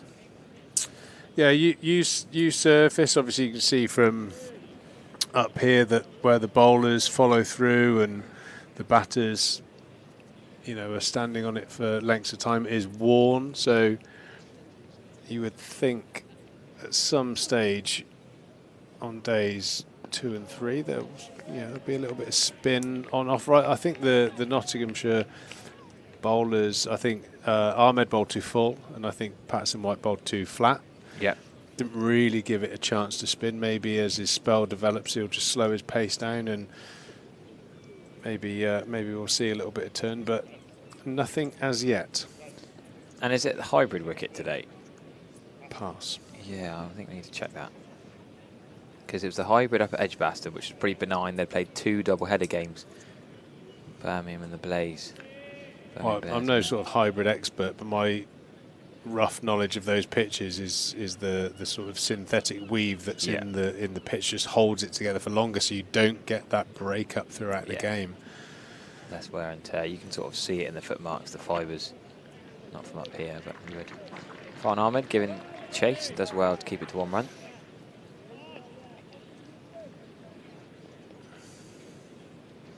Yeah, it wasn't a great wicket for 4-day camp championship up at Edgbaston last week. Even Warwickshire members were telling me in the intervals how bored they are, the wickets there. Well, I think it always, in these rounds of games, you're always going to get the question thrown at you: is it the ball or the pitch, or a bit of both, that's creating this stalemate effect? I'll generally only follow how Somerset getting on. I didn't see all of the results. I know Somerset. Surrey had a resounding win against Worcestershire, I believe. But in 3 days, let's face it, they're a struggling team and, exactly. and a very dominant team. So that's not a fair. Yeah, it's top versus but bottom. The rest of the games, yeah, you would probably been on it. All draws, were they? Yeah, I was BBC live text all 4 days. So I mean, it's every round of games you do it, and I'm not saying the players at school runs aren't good players, but you do see certain players getting massive scores that make you go, oh, that's unusual. You know, it does seem to produce pretty tough conditions for bowlers all round, and you know, not necessarily the quality of the leather or anything like that. So the seams on cooker balls are so small. They're so flat. I reckon they're a third of the depth of a Duke ball in terms of the seam that's pronounced from the leather. And also, they're different to the Kookaburra balls they use in Australia, which is a ridiculous thing. All this chat is we want to prepare ourselves as a test nation to go to Australia and play better, but they use different Kookaburra balls to the Kookaburra balls we're using now. So that makes little sense to me. I don't know about that, because I know Kookaburra balls are machine made. Yeah. So I'm assuming this, wherever they're made in the world, There's the different same types of, machines will be used. They don't look any different to the normal ones, but you know, it's why generally in white ball cricket bat dominates ball, because the Kookaburra ball don't swing and they don't seam, and it's more entertaining because you can stand and deliver as a batter. Never makes sense to me to have that situation in four-day cricket. Yeah, I mean, even when I played club cricket in Australia, they use Kookaburra balls. That's the more commonly used. Kookaburra sort of dominates kit and ball manufacturers out there. But it's also the abrasive nature of the pitches that makes the ball rough up on one side a little bit more. You can get more rough. Nice delivery. Nice delivery by Abbas. James Rew just trying to clip that into that vacant leg side area, and looks like it's nipped across him. Yeah, just straight across that one. I mean, we'll see it later on. The Kookaburra ball did reverse. Craig Overton did not take the new ball at the earliest opportunity in that game up at Edgbaston last round. Because the ball was still reversing, he kept going with the old ball and actually got a couple of wickets with that old ball past the 80th over. So Mohammed Abbas will bowl another spell later on if Somerset get there. So back to 80 overs. Maybe they'll continue with the old ball.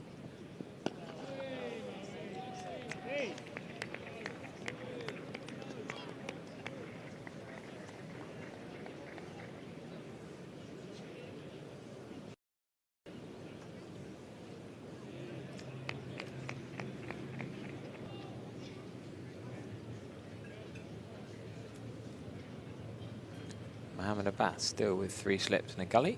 2 slips and a gully, sorry. A little bit of movement he's still getting with the new ball. Into his 11th over. Another bit of sharp nip across James Rew. Uncharacteristic waft outside off stump. Just feeling for the ball. Mohammed Abbas using all of his skills of just subtly moving the ball in and out to James Rew at the moment. Where the bottles are. If you keep going round, you'll find. Whose bottles are those, by the way? Are they ours? Just picking up some of the 12-man chat on the FX mic. They'll be carrying a lot of water bottles on in the next few days. It's going to be roasting tomorrow. It's a rare bad ball from Mohammed Abbas. James Rew's just missed out on short wide down the leg side. There were 2 men back, but James Rew's tried to sort of paddle that finer.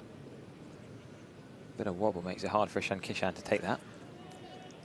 Yeah, it's been somewhat noticed that Kishan behind the stumps has struggled with a couple of wobbling deliveries. He hasn't made any costly errors, but 2 lots of 4 byes so far, with the ball swung after the ball's pitched and past the batter. Pakistan international bowler into Indian international wicketkeeper.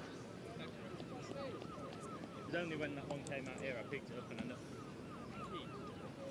At the end of the over, we've got a WPA question to the commentators, a new little segment that we're going to be running. Thanks, Bob. So that Harry's going to answer. Yeah, I knew that was coming. They like to keep us on our toes, yeah.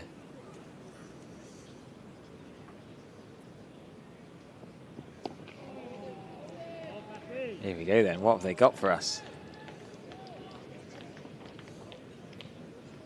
Our health insurance partners, WPA, have a question for today's commentators. What was the best game you've ever watched at the county ground?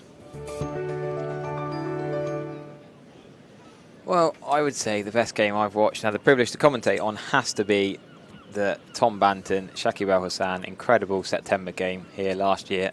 Somerset against Surrey. Tom Banton injured, came back in at number 11, reverse sweeping. Shakib Al Hassan had been brought in for 1 game as an overseas spinner from Rawalpindi to Taunton, then back to play Test cricket. Incredible knock from Tom Banton. and Somerset were about to shake hands on a draw, and in that last hour took those Surrey wickets. So for me, that would be the best game I've seen here last September. An incredible 4-day finish. I mean, even last season again, there's another incredible chase on day 4. This time Somerset batting on day 4 when Abel got 100. Michael Booth was bowling from Warwickshire, and he won the game in the evening session of that game. Cracking chase of over 400. But if we're going to go back, I guess some people might mention a certain knock of yours, Pete, against Yorkshire. Would that be one? Well, I was thinking. I think one of my favourite games here, for just slightly different reasons, is when I took on the role of uninsured physio and patched up James Hildreth quite severely broken ankle. Jake Ball did the bowling of the break. And I think he was 4 not out, 7 not out, something like that. And he ended up getting 130 odd not out on one leg. I think that's for a multitude of reasons would be one of my favourites here. But I was here for that one as well. I do remember that. One of my... Yeah, it's hard not to think personal performance-wise, but yeah, I think that was an extraordinary game. Extraordinary performance by Hildy there.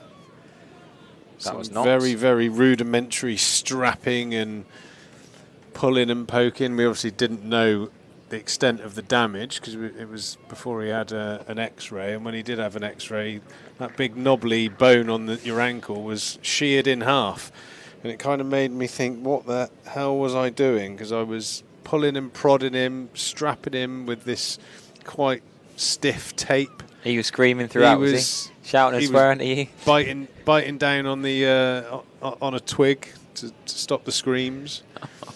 But there we go. Where was the physio amongst all this? He was he was ejected from the building.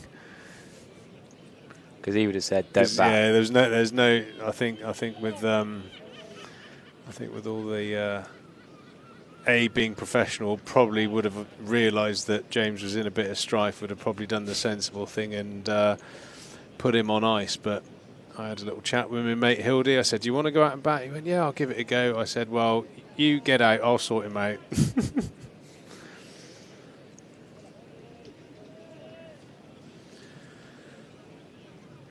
Yeah, lots of great games here at the Cooper Associates County Ground. I guess we're talking Red Bull generally so far, but if you go to White Bull, even, was it 2 Thursdays ago, that incredible game against Middlesex here, Somerset chasing 230 with Laius Deploy having a bit of a shocker, dropping Dixon a couple of times, who came back from injury and got that 70 not out. There was that brilliant Notts quarter final here in the Blast a couple of years ago when Green and Gregory got Somerset through. Even the quarter final, the one they covered against Leicestershire, was a brilliant game with Lewis Goldsworthy getting that 100. So many brilliant games of cricket over the years. But yeah, the drama of a 4-day, if there's a thriller and it's come down to the excitement and drama of that last hour, like Surrey, nothing will beat that for me. When Ben Folkes was batting and Lewis Gregory was about to go and shake hands and that wicket fell, suddenly Surrey collapsed. Jack Leach, the hero, as he often is on day 4, with ball in hand. What a game that was for Somerset to beat Surrey, and at that point they were still challenging on all 3 fronts. This was 2 days before finals day. Somerset then beat Surrey again in the semi-final 2 days later. But yeah, do pop a message in the chat. What's your favourite game at the Cooper Associates County Ground in your lifetime? No time restraints.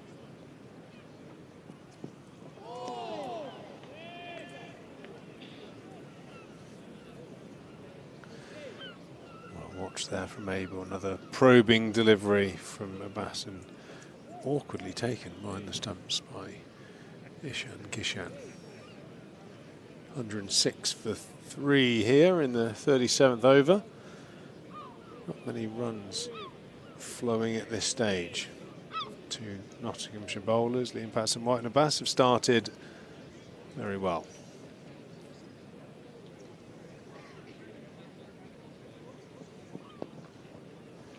And that'll be 4. Played with soft hands and timed nicely through that gully region by Tom Abel. Tiny little bit of width offered there by Abbas and capitalised on.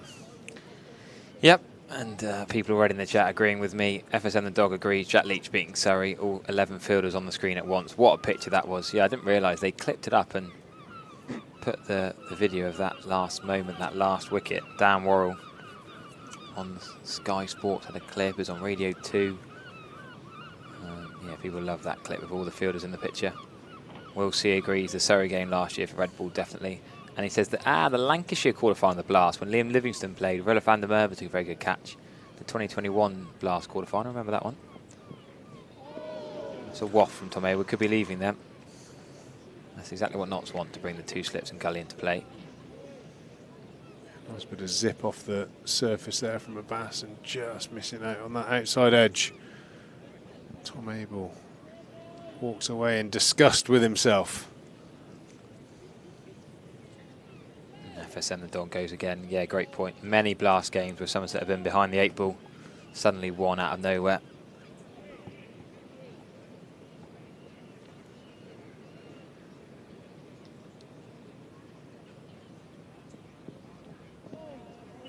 Should also shout out Bodie.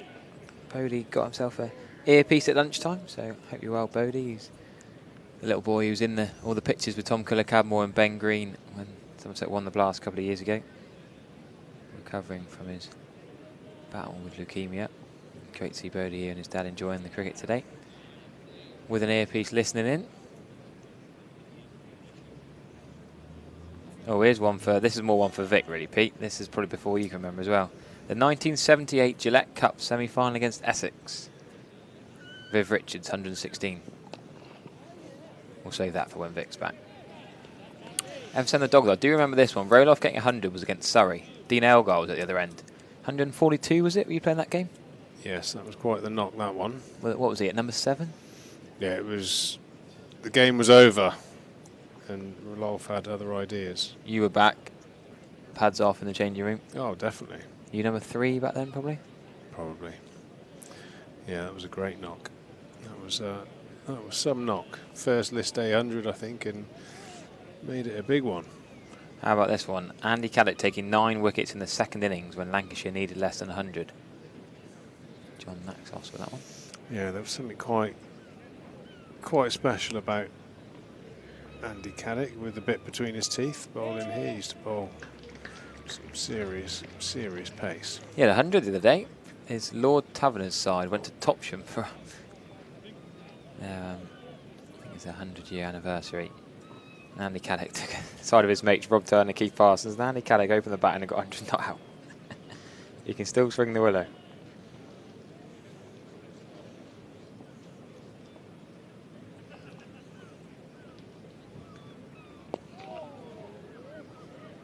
That's another one I like. A victory against Australia in 2005. Tour match for the Ashes.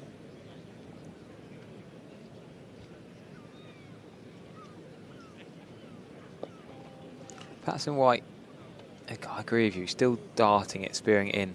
When's he going to be a bit brave and allow the ball to have a bit more flight? Might he get a bit more purchase, bring that slip into play?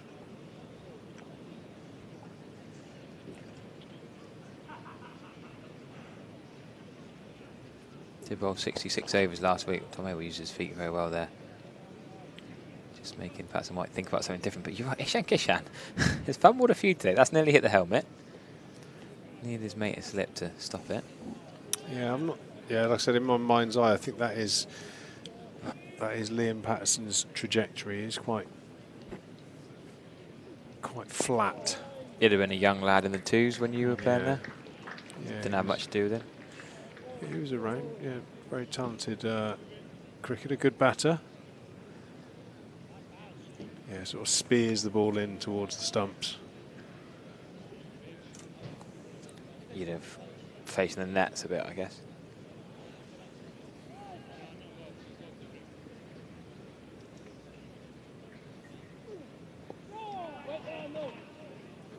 Yeah, underrated batter. We'll probably bat somewhere around number 8 in this side. Fine Ahmed can bat as well. Hutton and Abbas will definitely be 10 and 11. Although Hutton again is a man who, might get you a few 30s. He's definitely a better batter than Abbas.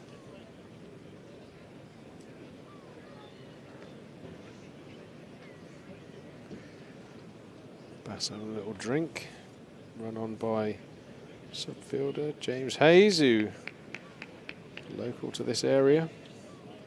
Currently on the staff at Nottinghamshire. I think he played for Sussex on loan earlier on in the season here. Yeah.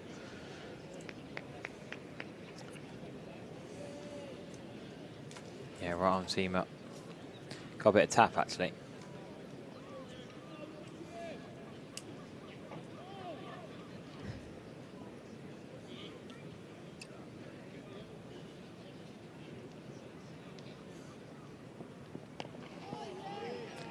Oh, do I have to read this comment out? 147. Glamorgan, 2010. Yeah. You do remember that one? Butler came in after me. So, yeah, I got 147 quite quickly, and then Butler came in and got 90 off 30. And in the in the lunchroom afterwards, the Glamorgan player said, "Bit of a mistake getting you out, Treeks." Is that a 50 over game? Or wide before? I think it would have been a 40. Yeah, we got an enormous score and then bowled them out for next to nothing. It was an enormous victory margin. I'm not sure if it was a record, but it might be. So you'd have batted 3 again, Butler at 5 or so? Maybe might have opened, depending on where Keys Vetter or Trescothick were at the time. Memory's not that good. What can you remember? What was your list day best? That was my list day top score. Yeah, I think I got out in the 20th over. 147. How'd you get out? Caught long on? No idea. Brain fade. Yeah, Butler came in and absolutely whopped it everywhere. Was that before he was quite such a big name, I guess? So that might have been one of his first big. Pretty early on. I think one of the Glamorgan bowlers bowled 8 overs for about 110. Should I get the scorecard up? We'll get some official. Yeah, this is pure conjecture at the moment from me. Vague memories. Yeah, you won by 249 runs. Cool. Wow. 368 for 4, and they were 119 all out in 23.3 overs. Yeah, that's quite a sizable win, that. Right, am I right? Yeah, You 90 off 33 Butler got at the end. I'm surprised you didn't just go Butler at 3. Nick Compton still had 6 off 12. Compo chowing it for 6 off 12. Get on with it, Nicholas. To be fair, Hildy was 58 off 59 with only 4 boundaries. Yeah, it was a bit slow as well, wasn't it? Mark Turner was playing. Harold didn't bat. Just what you want, though, isn't it? When you've, probably 250 for not many, and Joss Butler walks into bat. Horrible. What were the bowling figures? I'm sure someone had I think David Harrison might have had a. You were out in the 32nd over. Oh, right. Nearly true. David Harrison, 100 off 8. Yeah. What did he bowl? 100. He's a right arm medium, was he? Yeah, good bowler, actually. Dean Koska played. Jim Allenby was playing for them. Jim Allenby, 5 overs, 43. Yeah. They didn't give you a bowl. Some days you're the dog, some days you're the lamppost. Yeah. You weren't given a bowl after that? You a bit tired from your batting? I think we probably felt quite comfortable that we were going to win the game. You were probably 6th choice, were you? Ben Phillips, 4 foot. He's been turned out for Wellington occasionally the last couple of years. Not seen him play any club cricket this year locally, but someone might correct me if he's playing somewhere else. Over bowled there, 112 for 3. 39 overs gone. James Rue, 45. A couple of loose shots outside off stump. Abel, a watchful 23. Keep a lookout for Family Day, August the 10th on a Sunday. There's all sorts of activities at the Cooper Associates County Ground as Somerset take on Lancashire. Virtual cricket, street food, a zoo here. Well worth bringing the kids along.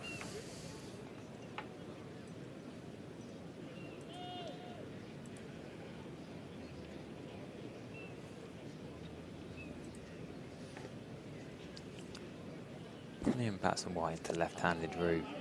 Steady on that spot. Talking of Glamorgan, yeah, Nick Hitchcock, you're thinking of another Glamorgan game. James Hildreth reverse sweeping and sweeping that amazing 100. Yeah, I remember that game. About 2012, 2013. Yeah, it's definitely against Glamorgan here.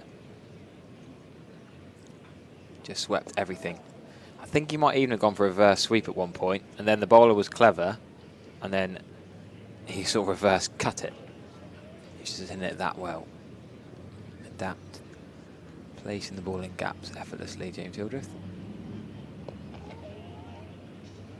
He can score a majestic 100 off, what, 60 odd balls without slogging it, without mistiming it. Oh, man, he could do that.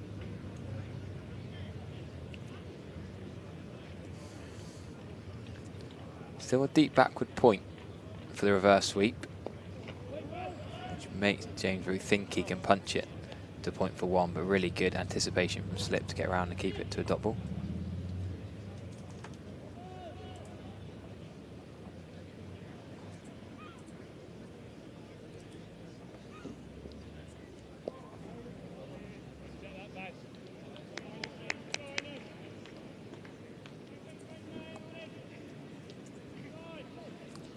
When would you go to far and arm idea then, Pete? Do you give a few seamers a go? Do you rotate them round, or do you just go double spin? Wouldn't surprise me if they're right on cue. Brett Hutton's going to replace Abbas, so they're going to go seam and seam from this end. I think it's into that realms of the Kookaburra turning into a little bit of a potato for the seamers. So I think they are going to be forced into a situation where they're probably going to have to go spin from one end and just rotate so you can give the bowlers some respite. You've obviously got Lyndon James who can come on and bowl some medium pace as well. So you've got 3 seamers, couple of spinners. Yeah, I think the spinners are going to have to do a fair bit of work, and I'm not sure there's enough spin on show that you have to sort of fixate the spinner bowling from one end, so we could see a bit of double spin, but generally Jack Leach likes to operate from that river end, so I think that is the end that normally does offer a little bit more for the spin, so yet to be seen. But yeah, there's a fine balance here for Asib Hamid to make sure he uses his bowlers wisely, doesn't over bowl too many seamers. Because we obviously have a second innings, and what a glorious way to just stamp your authority on this spell from Brett Hutton, who really did terrorise the Somerset bowlers early this morning, picking up his couple of wickets. He was 2 for 25, now 2 for 29. Very much a loosener there from Brett Hutton. Tom Abel at his absolute best there, just outside off stump, driving past mid-on and the stumps for 4. Lovely timing. Hopefully that gets him going, gives him a bit of confidence to bat and bat and bat against this Kookaburra ball in the first innings here. Somerset want to bat to 110, see where they're at. Didn't quite get that final batting bonus point last week. Oh, they've lost the ball into the covers. Mohammed Abbas, Brett Hutton, the bowler himself, and about 20 members down the Shotter's Gothic are directing which cover to lift up. It's a proper sight. We'll see if, there we go, we can see on the cameras now. Hutton's got the ball, got his spikes all over the tarpaulin sheet. They have found it. That's a sight you don't see in international test cricket very much. Mohammed Abbas crawling over the covers. So we can now continue with Brett Hutton's first over back from the Truscott Pavilion end. Yeah, that did look a little bit of a stiff loosener there from Brett Hutton. He'll be looking to hit his area, and there it is. Big appeal, inside edge saves, Abel this time. Sharp nipping back delivery. Yeah, good that from Brett Hutton. Could come back after that ball going for 4 past him. Yeah, looked very adjacent that if you hadn't got that little bit of a inside nick on it. Still 2 slips in place for Brett Hutton.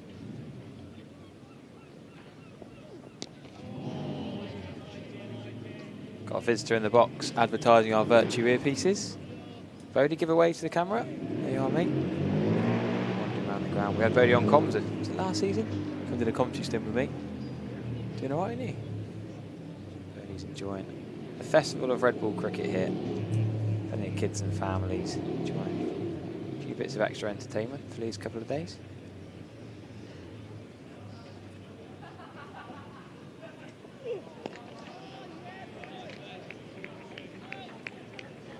Some solid stuff there from Tom Abel. Apart from that loosener, Brett Hutton's back on his line, his length, just nagging away at that off stump. Crucial partnership this for Somerset. Yeah, 11 extras from Knott so far, something they'll be a little bit frustrated by. Otherwise been fairly tidy. Got Banton coming in next. Casey Aldridge. There's plenty of depth here in the Somerset lineup. Quite more often than not, the middle order come to the rescue. Yeah, I guess we'd have Archie Vaughan at 7, and then Craig Overton and Casey Aldridge in either order, really. Probably Casey Aldridge first, but Craig Overton's the captain, so whatever he fancies in the situation. It's Archie Vaughan as well, yeah. Great success after moving down into the middle order. Got a very handsome looking 80 odd against, but Harry knows. Goes home here just before. Yeah, I should know. It wasn't Durham. Durham was away, wasn't it?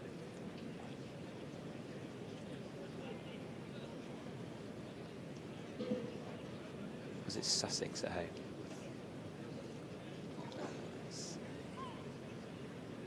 Yeah, first innings down the order for Archie Vaughan, having been opening. Him and Sean Dixon, their opening partnership got split up. Yeah, it was Sussex at home. Got 80 in the first innings. Shot, James Rue, another boundary. This one flicking off his legs, and he's going to go to 49. That is one of his best shots there, just timing that. And Brett Hutton's gone for the 2 boundaries, plus that Tom Abel single in that over. First over back, not quite as good from Brett Hutton. Change of ends, remember. He opens up from the river end to start this morning's play. Yeah, nice shot there from Rue.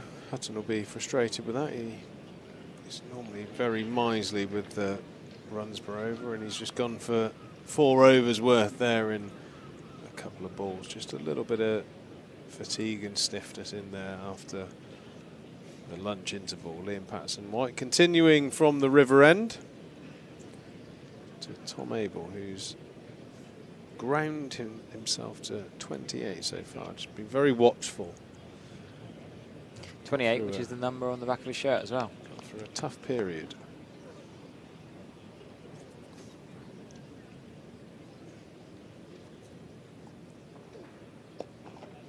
Interesting. Comment here, Rodney Ward said, what has happened to Abel's backlift? It seems to be coming from second slip rather than lifting up straight. Didn't notice it on that ball there as well, actually. It's like changing technique. So here, as he's lifting back, his back point slightly more towards second slip, so we can whip through the leg side better. So it helps him access there.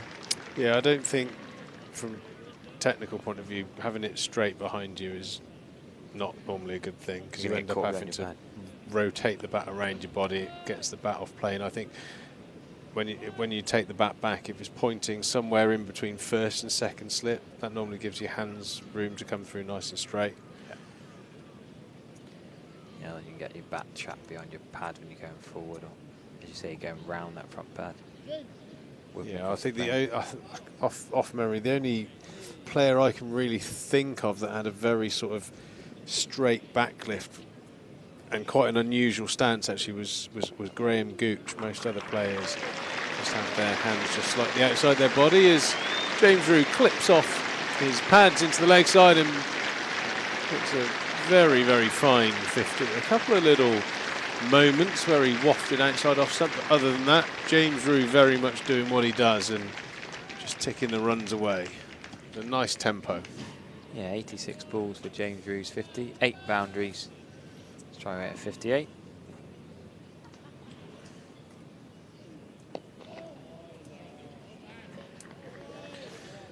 Vic's going to come in and join Harry in a minute. He's just finishing off what I think smells like a Cornish pasty. Potato and meat pie. Looks like he's got a bit of temperature to it. He's just scoffed down that last little bite, like a McDonald's apple pie. I think the hot centre's got stuck to the roof of his mouth. 3rd degree burns. But he'll be back with us shortly. It's nice to have someone else get some stick for eating in the commentary box, not me for once.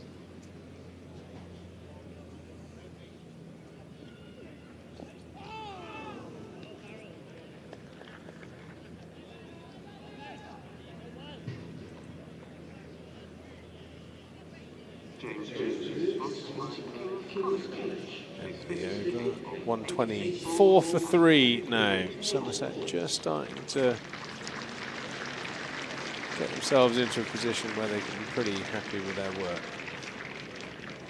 Tough time for the bowlers, as has happened throughout the country, using the Kookaburra ball. There's a tough period, those first 20 overs, but 20 to the next new ball, unless there's spin on offer, seems to be quite attritional for the bowling units across the country, and in particular here. Thanks very much to Somerset Bagpuss for showing us a picture of Hildy's ankle, just in case we've forgotten how purple and... It was horrendous. Well, I felt good that I'd helped him in some way, shape or form get that extra 100, but when I saw how bruised, and in particular when I saw the x-ray, I was expecting some sort of legal claim to be made against my physiotherapy. Yeah, if you missed it, that was us talking about our favourite games here at the Cooper Associates County Ground, one of them being that game against Notts here when Jake Bull, Notts bowler at the time, hit James Hilders on the ankle. Yeah, it was quite a bizarre one as Abel just edges on the outside edge. It was a Yorker that somehow got Hildy on the inside of his right leg, his back ankle. It kind of like went down the leg side, and I think when he tried to play it, he flicked his ankle up and it just clattered straight into the ankle bone, and missed the pad and the boot, didn't it? Cool. That's, if you really want to see it, you can go on my Twitter. Somerset Bagpuss has just tweeted me at Harry Everett _14 with a nice picture of it. I mean, you don't have to look at it, to be honest with you, but it's not particularly pleasant viewing. But if you want context, no, it didn't have great feet, but especially not with that level of bruising and damage. It was big old plum on his leg. Quite a little passage of play here. Notts trying to get into rhythm after lunch. I reckon they'll go dual spin soon. Maybe they'll give Joey Everson a bowl. I wouldn't be surprised to see Ahmed and Patson White bowl in tandem a lot for the rest of the day. Liam Patson White. Yeah, a little bit of Lyndon James might have a dart at some stage. Patson White's bowled 13 overs now, hasn't really looked that threatening. Even Jack Haynes might have a bowl. See, that's another one. On a pitch that isn't particularly quick and bouncy, you've got your gully. I mean, an orthodox gully, that's straight into his breadbasket. It's just, he's got a fly gully in place, and it's gone to him on the one bounce. Yeah, he's very deep, isn't he? Seems very odd. Orthodox gully, that's out. Sometimes you can think too much in this crazy game we love.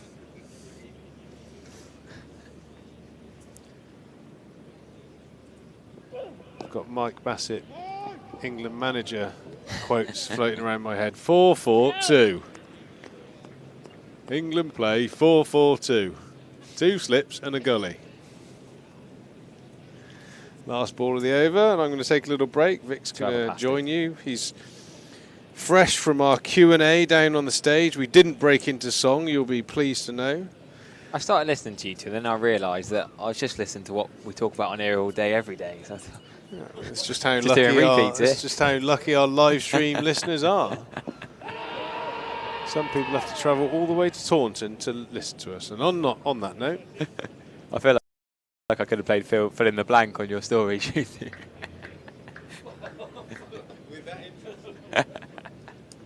I can wind them up with no right to reply as they swap, and I'm the only one with the mic plugged in. Well, thanks a bunch, Harry. The worst thing is your family then came and stood with me listening to you. Oh, did they? Yeah. Well, I believe my daughter was your boss briefly. Briefly, yes, very Only briefly. Yeah, very briefly. And then one of you had to go, Oh, and it was you. Definitely me. Yeah. No, I'm sure you were a brilliant teacher, Harry. As, you may still be one day. Who knows? Yeah, cricket gets in the way, really, doesn't it? Does it? I think I stopped my teaching career because this commentary lark took over. Oh dear. Nothing personal. Still, we've got a game on. It's quite an old-fashioned. Abel's got a 31, and he's looking like a very, very good player, not in very good form at the moment, isn't he? Correct, yeah, absolutely. He is a very, very good player, but he's not quite on top of his game just at the minute. But he's battling through. Yeah. That's a sign of a good player. When they're not in form, they're still managing to find runs. I mean, even if you look at the scorecard from last week, Tom Abel, 48 in the first innings. Then got another 42 in the second. You think, that could be man in form, but that was a benign pitch against Kookaburra Ball. He was a bit more aggressive in the second innings, a bit more positive.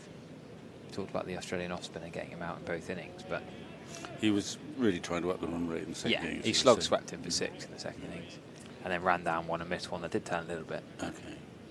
Well, he's a very selfless player as well. Yes, almost too selfless, because I was saying earlier, wasn't I? Then Miggy Pretorius came in for 4 balls, got out, and then Craig Overton and Archie Vaughan then just knocked it around to lunch. I suppose he lost. I wasn't there, but you lose 2 quick wickets. You just want to make sure you get the target you'd set yourself, and therefore they must have reined back a bit. That's full though. That's a lovely little delicate leg cut, beautifully timed. That's what, if you think of Tom Abel against spin, you think of the sweeps and that really good use of the feet to get back and deep. Look how deep, we'll show you the replay here, how deep he gets in his crease to allow him to get it past slip. Off the middle of the bat, there's no edge in that. No. Past slip for 4 and raced away. The darty finger spin of Patterson White. First time really, I can remember being short enough to be cut for 4. Yeah, it's been...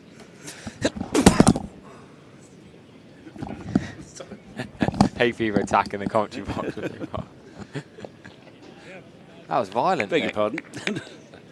What's violent? Well, Mel Farrell came down for the last home game. I think it was a Sussex game. She sent 3 of our press box regulars home ill the next day. She brought some bug down with her. So if she's not done the same again. Tom Abel, good use of the feet there. Easy one to bid on because he's 4 yards down. Shuffled down the wicket. Got there on the full toss.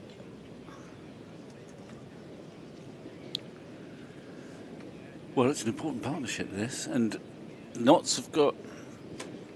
It's quite an old-fashioned looking attack, i.e. 3 seamers, 2 spinners.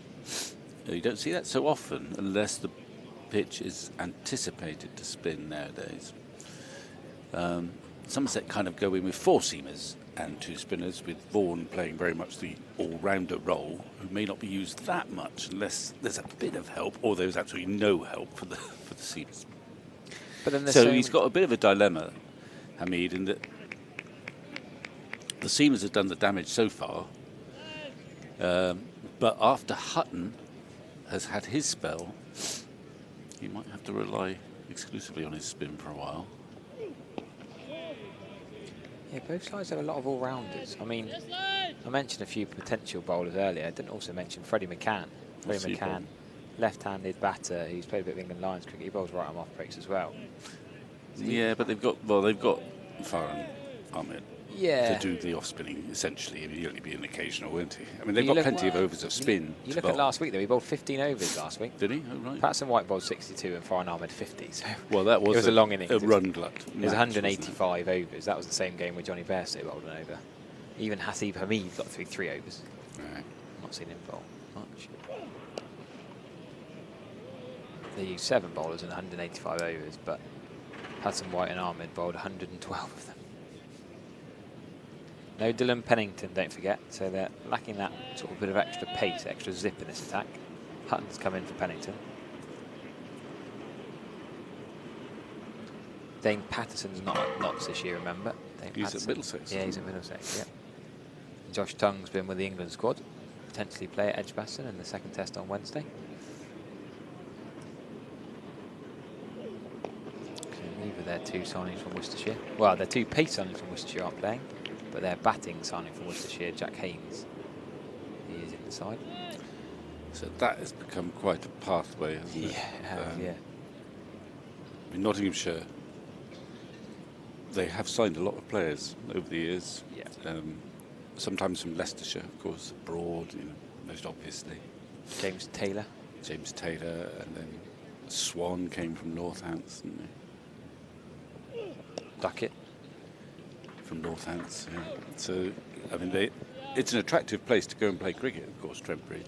Yeah. And it's a bigger club. I suppose it's not a huge county, I suppose, but the one quibble is the shortage of, if you like, homegrown players. Yeah. Luke Fletcher's homegrown, Yeah, well, there'll be some, I suppose. The Bulwell Bomber, these call him. Is Bulwell in Nottinghamshire? I don't know, but I think there's a fair chance. Yeah. It is a small county, but...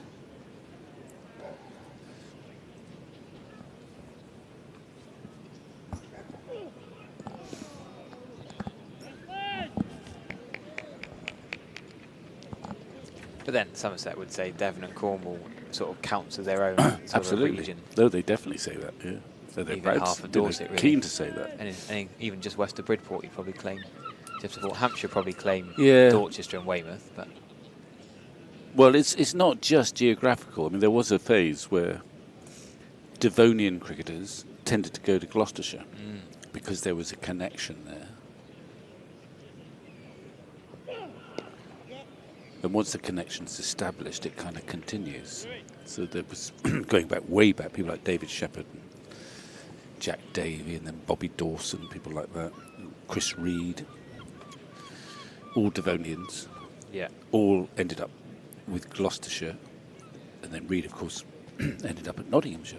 yeah, And that was the tradition. Now, from a Somerset perspective, they've worked very hard, I think, to build up good links with Devon, and they very much count Devon as part of the Somerset Cricket Club, and that's evidenced by all the Devonians play. Ben Green, Tom Allenby, the Overtons, Gregory, of course, and they're very keen to maintain that link, keep it strong. Right, we are going to see a change of bowling. Farhan Ahmed now is going to bowl from the river end. He started off bowling from the Trescothick Pavilion end before lunch. So Liam Patson-White has come off. Jack Leach tends to prefer to bowl from the river end. He does. And there's been a tendency, this may be coincidental, it may not be, for it to turn a little bit more when bowling from the river end in recent times. Well, Jack Leach is a club cricketer alongside the grounds with Nick Pepper at Taunton Dean, so I guess those two converse enough. And But it hasn't really spun much today, has it? No. He's expected to by day 4, but very little. It's gone off the straight so far. They've also bowled quite full. It's a good sweep shot from James Root. It's going to go for 4. Mohammed Abbas is not going to stop that. Well, that's a conventional sweep shot. Don't seem to be then. Too conventional. It was quite fine with the pace, I guess. Yeah, the well, angle. it was also the line. That was actually swept from ball missing leg stump, I think. Yeah.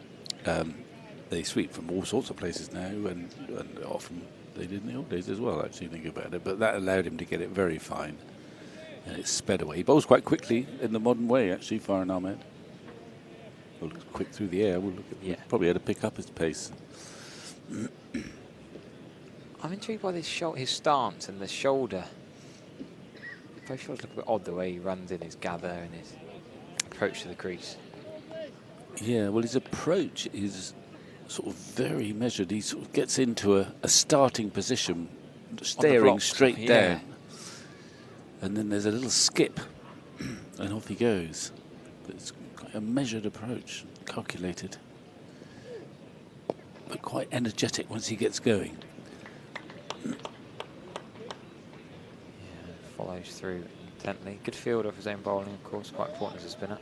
Okay, it wasn't actually quite going to hit the umpire, but Ishan Kishan has struggled. He doesn't always really keep Ishan Kishan. He's sometimes out in the field with the IPL franchise he's played in recent years. He is a keeper, but he just hasn't got his throwing back to the field. It's quite right today. He's dropped a couple of catches when the fielders have thrown it in. He's now nearly cleared out the umpire.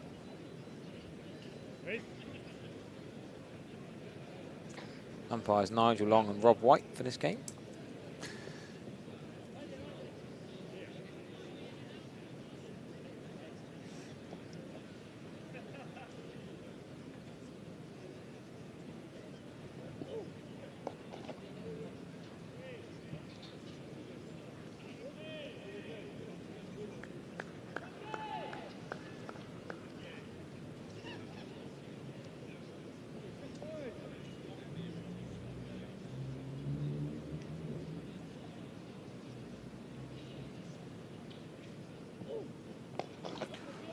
could have been straight to Hasib Hamid at mid-wicket. He's going to get 1 run for it. Tom Abel, it's a risky shot for 1 run. Whipped it in the air. Hasib Hamid has his hands over his face. Disbelief, but he's hit it hard, cleanly. That's the odd bit, that legs apart, off he goes, springs out. Gives it everything. It gives it a nice follow through. I mean, It's repeatable. people, yeah, absolutely. And also it's important for a finger spinner. People think, oh, he's a slow bowler. But he's got to get energy on the ball, and there's energy in his run-up, and there's also a good follow through. Yeah. Which suggests he's not bowling sort of gentle, ploppy balls. There's energy on the ball, it's spinning probably.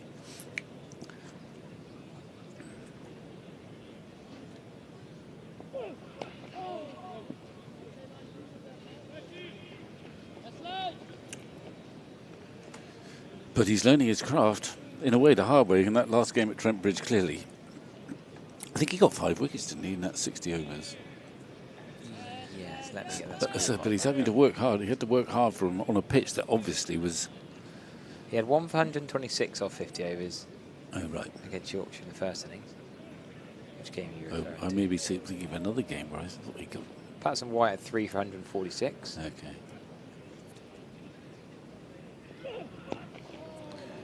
Point is that he was bowling on an unresponsive surface, getting the overs in and not getting much reward, in fact. But he probably bowled pretty well. Yeah, he's not. So I'll go through Farnham's last few innings. He had 4 for 54 in the second innings back in April against Sussex at Trent Bridge. That's the first innings in the last 12 that he's had more than 2 wickets.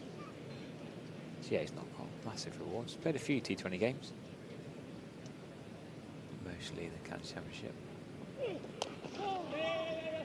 Good single, good running. He played against his brother Rehan, of course, don't forget. Yeah. Not How does that go? Was there any... No, not well. Rehan Ahmed dismissals? Yeah. Farhan had 4 not out and 0 for 17. His brother Rehan did better, put it that way. He had 52 off 37 balls. Well, of course, he's batting in the middle order now, isn't he? Or up Well, the top of 3, the order. yeah. He's open. So Rishi Patel got injured, so he opened with Sol Bullinger for a couple of games. Back to 3 in that last game against Glamorgan at Grace Road. That was the Ben Green versus Ned Leonard game I was talking about earlier. Got another 100, yeah, batting at 3 this time. So you wonder whether he was pushing for the Bethel or Pope spot, but both of them have done fairly well. So He's a bit good competition, isn't there?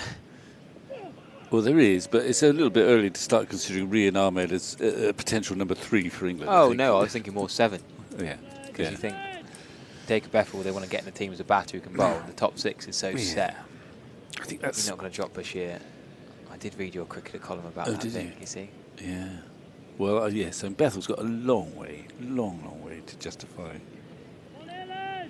bowling many overs in Test cricket. Oh, yeah, he bowled rubbishly last week in the County Championship. 3 overs for 31. Yeah, I mean, there's no reason why he should be that good anyway, but...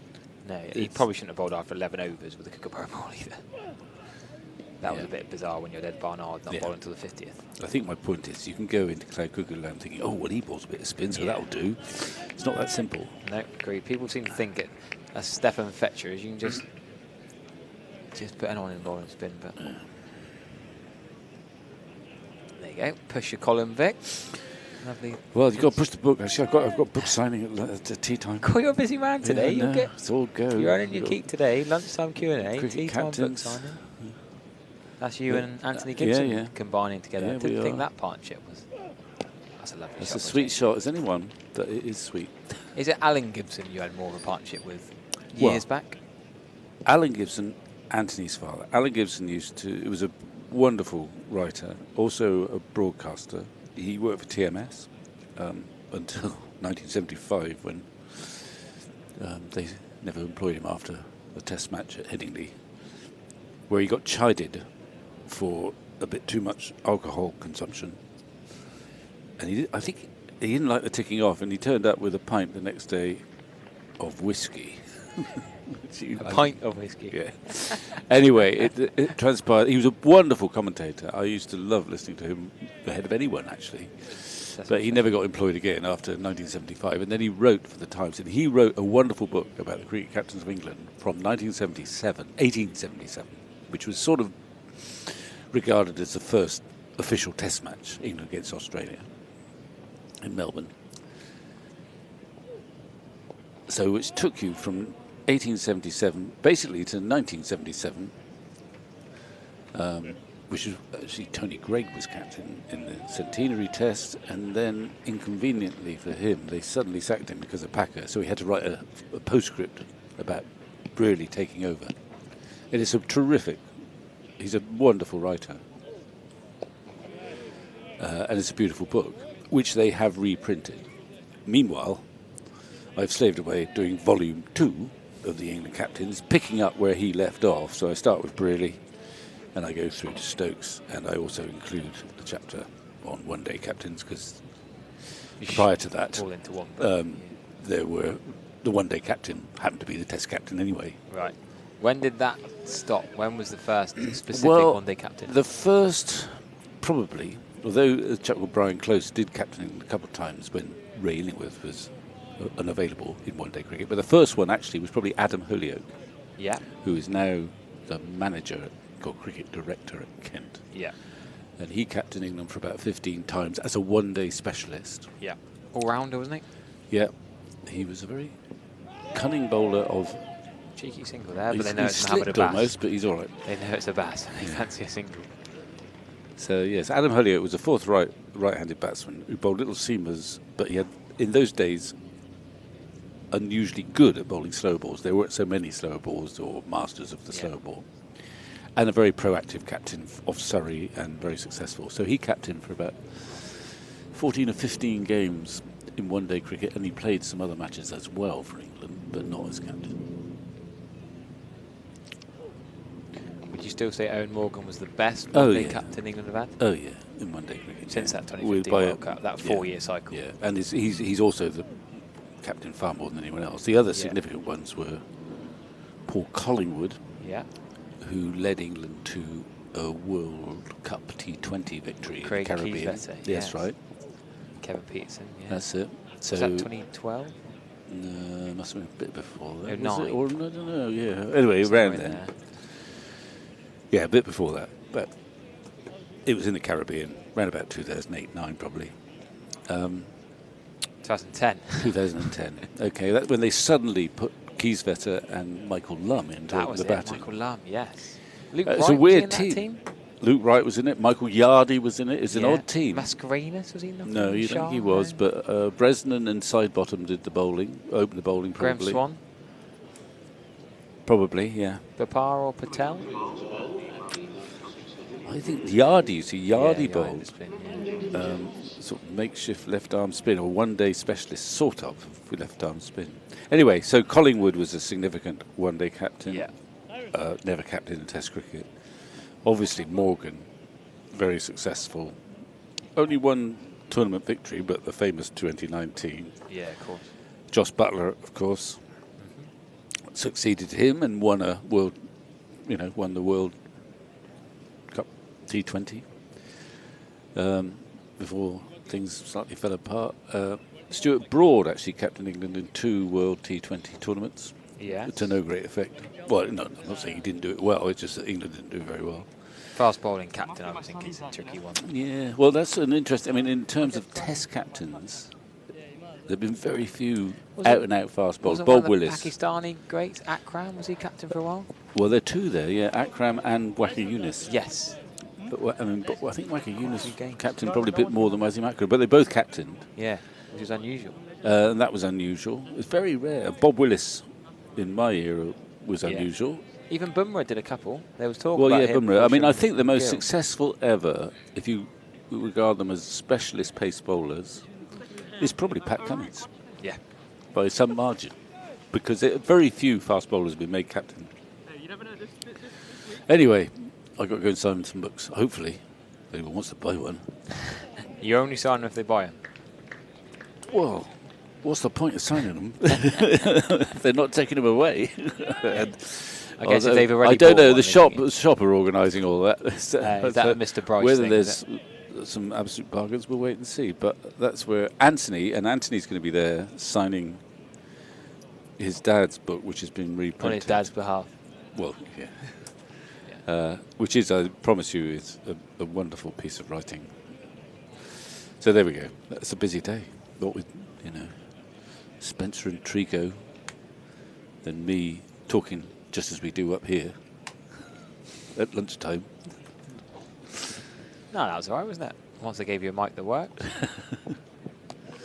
No ball. We haven't seen many there. No, we haven't. No free hit. Absolutely not. That's a very modern comment of you, Vic. I didn't think I'd ever hear you say that. well, I know. You've been commentating on white ball cricket recently. Well, I'm not averse to white ball cricket. No. That is the first. I know, Liam Patton white bowled a no ball. Oh, did he? Forgot about that. Let's fill that one. It's his second no ball of the day. No ball now 2 runs, of course, don't forget. Yeah. Because Miggy Pretorius bowled 18 no ball. Well, he bowled 9 no balls, which was 18 runs up at Edgbaston last week. All front foot. Could have been 2, but they didn't fancy taking on Farhan Ahmed's arm. He launches it over Ishan Kishan, but no harm done.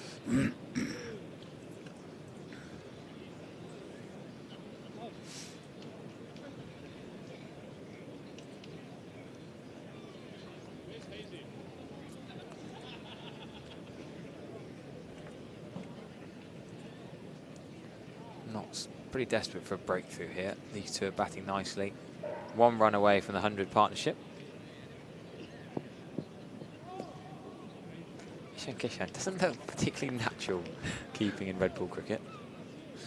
A bit all over the place. Well, the ball does swing a bit after it bounces, a bit more perhaps in England than elsewhere. It certainly used to do it at Lords. Seems to do it at Lords a lot. The slope as well. Anyway, he got his hands around it in the end. Vic, you missed our earlier passage that Somerset producing team asked us to talk about our most memorable game here ever.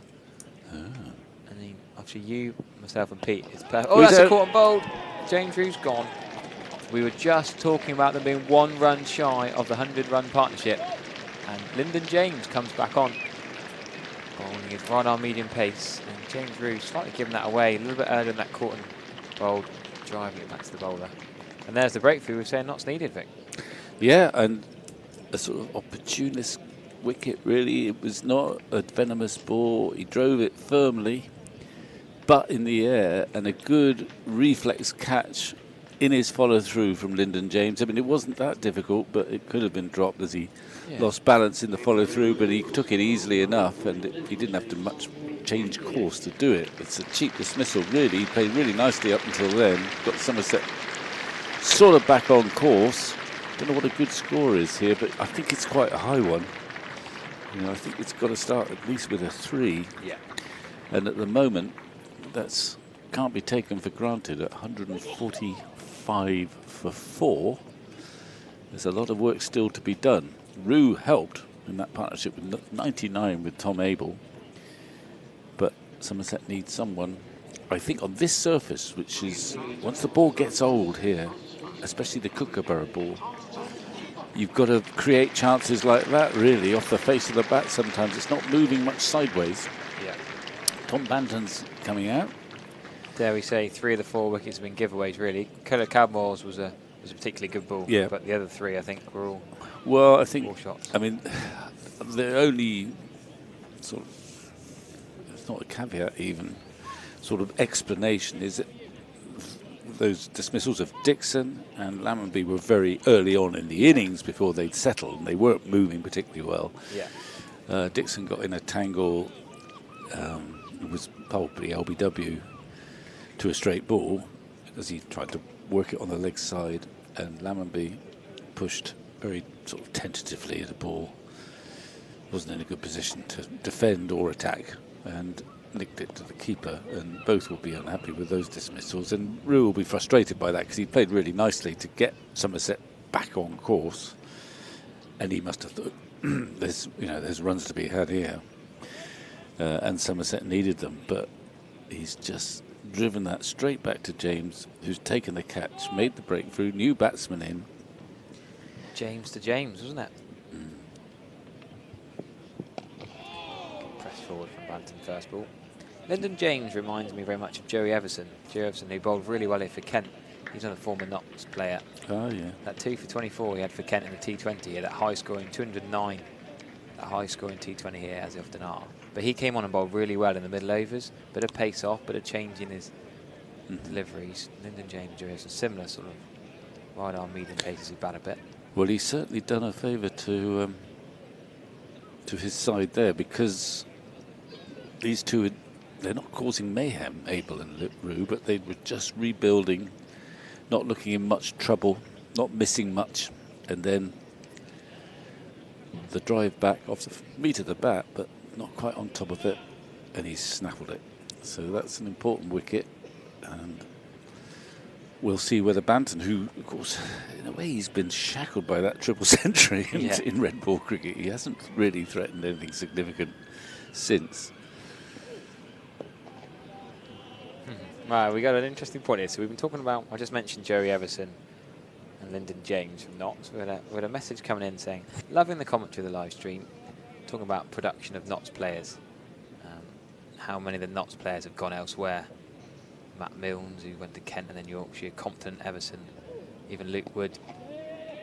So Notts have produced a few of their own players, but they've gone elsewhere. Whereas Surrey produced their own, they tend to stay. Yeah. I mean, the Armand family are technically from Nottingham, even though they've, we associate them with Leicestershire. Samit Patel, who's been playing for Hoyland Swain up in the Huddersfield League. He still turns out for Derbyshire, of course. Thanks once again for the excellent commentary, probably the best of all the live streams in the Championship. There you go, that's nice from a Notts member. It's nice enough from a Somerset member. Well, I think it feels better from an away fan. Yeah. I didn't think of Milnes and Compton and Luke Wood. There were three names I didn't think of. Well, Luke Wood is the interesting one there. I mean, that he's obviously played international cricket. He's much sought after in one day because he's left. Well, partly because he's skillful, but partly because he's left arm seamer. So they love those. So he's had a slightly strange career because he's always playing a white ball game somewhere or other, and perhaps not really. Yeah. Is he? I mean, really well has he got a red ball contract? I think he just rarely has the time to play red ball. He bowled. I went up to the England international against West Indies at Bristol and was really impressed with how Luke Wood bowled then. When Bryden Castle was getting whacked around the ground, Luke Wood continued to be brilliant at the start and at the death with new and old ball.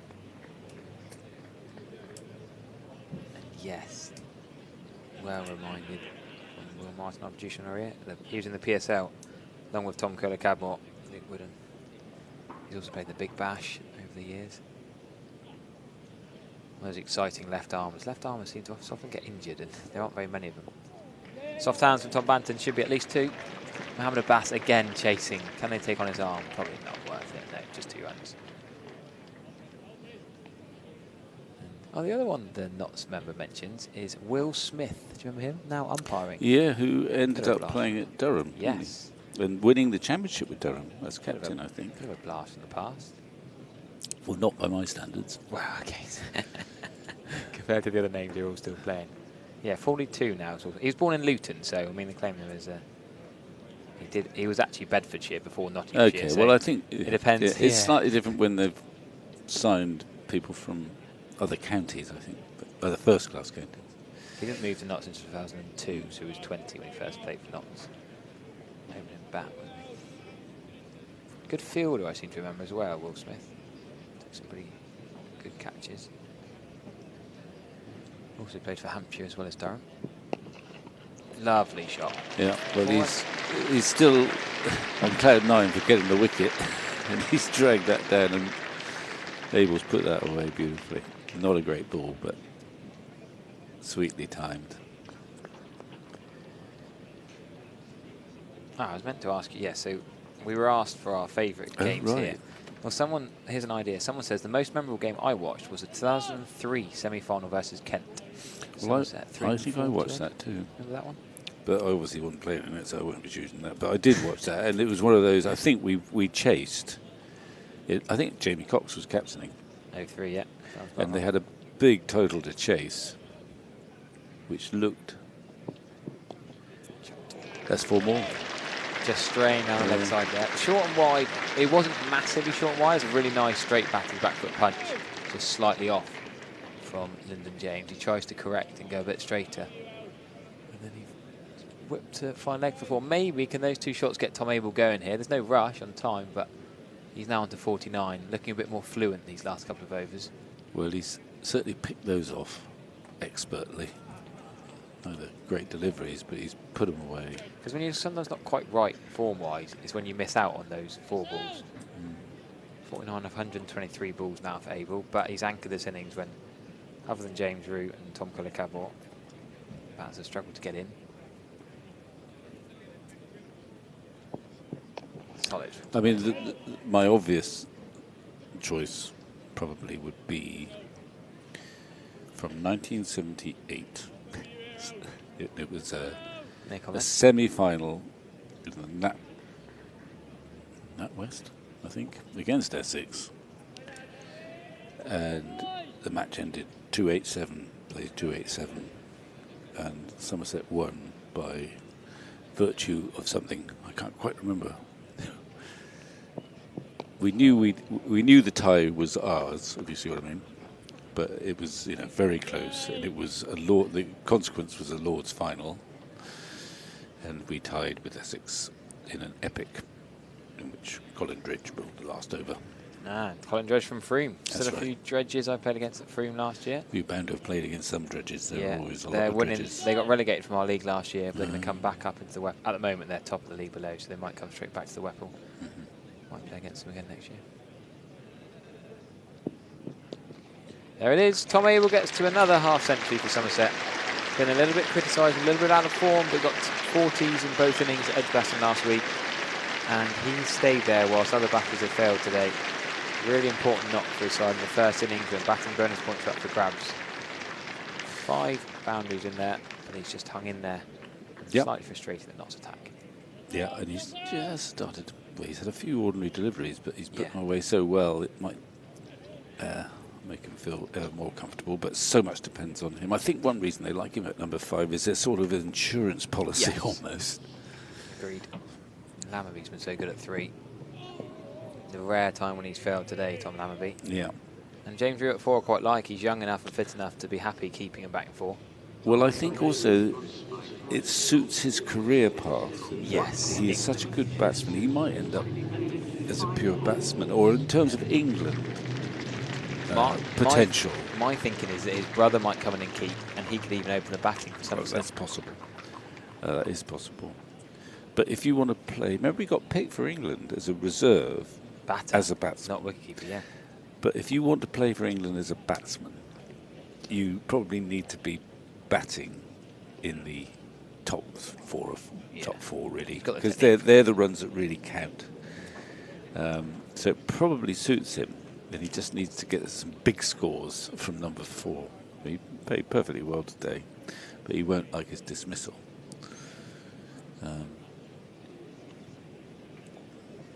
No, I totally agree. No, I think Thomas could come in and keep and bat 6 or 7. Yeah, well, he's still at school for another year, of course. Well, yeah, but he doesn't spend much time at school. He plays so much cricket. I was talking to his parents, Chris and Debbie, last week, and he went off to St Stithians in Australia for... Not Australia, South Africa. I was talking to his house parent, who's my son-in-law. It might be your son-in-law, indeed, yeah. And he was saying the same thing. I mean, not that they work things out. They'll work things out, but it's quite at the moment. Quite a complicated process, though. Yeah, your son-in-law house parent was telling me how he did a whole talk about, supposedly about, I think he was meant to be talking about Somerset and just talked about Thomas Rew for most of the time. Oh, right. Anyway, yeah, well, that might well be the case. Well, we'll keep you updated on the England-India under-19s matches across the next 4 days. Which Thomas Rew is captain. Yeah, he only got 5 in the game of the day.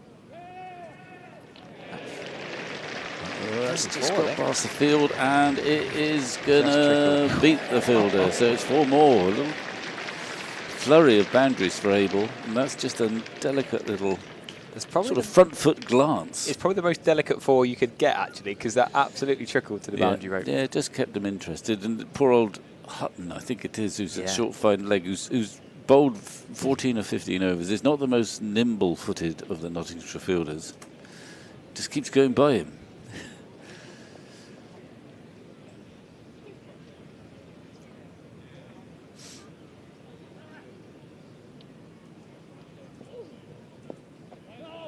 Well, really, Thomas Roux should be playing for Somerset under-18s against Devon under-18s today, but he's sort of past that. He's past that and already captaining. He's not even in his final year of England under-19s, and he's already captaining the side that Archie Vaughan played alongside him in January. I was out in South Africa watching Archie Vaughan and Thomas Roux playing together at Stellenbosch. Yeah, Archie Vaughan was captain, now Thomas Roux's captain. Well, all good experience for him. Yeah. So Kean Roberts has scored that 100 for But pretty amazing. James Roux's been captaining the Lions really at the age of 20. Yeah.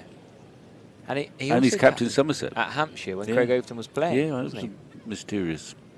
Craig Overton's sort of officially vice. That was a bit novel. He did quite well in a sense, because I don't think Somerset played very well, but he didn't lose.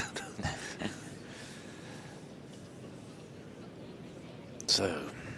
Yeah, so Somerset 18s are playing Devon 18s in the County One Day Cup today. A few names Somerset fans might recognise in Blaze Baker, Joe Hayward, Kean Roberts, Zach Vakusic. They're all playing. All of those guys have played a lot of Somerset 2s cricket in recent years. Lockie Rice plays Ilminster as well. Kean Roberts got 100 for the 2s in that same game that Will Smead got 100 last week on the nursery ground at Hampshire, Southampton.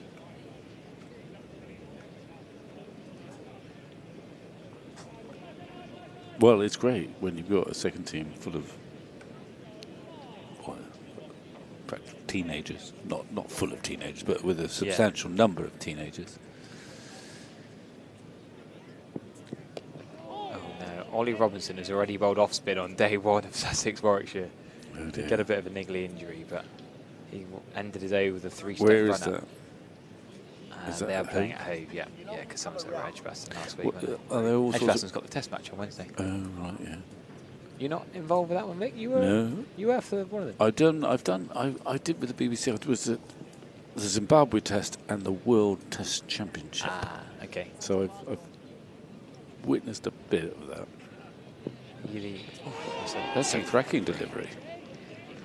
Are you seen as the African cricket expert then? You just picked for Zimbabwe South Africa games. I don't know what your I new am. title. I'm just... do what you're told. Just turn up when asked, really. But they were both games, well, particularly the World Test final was great game. A good game of cricket.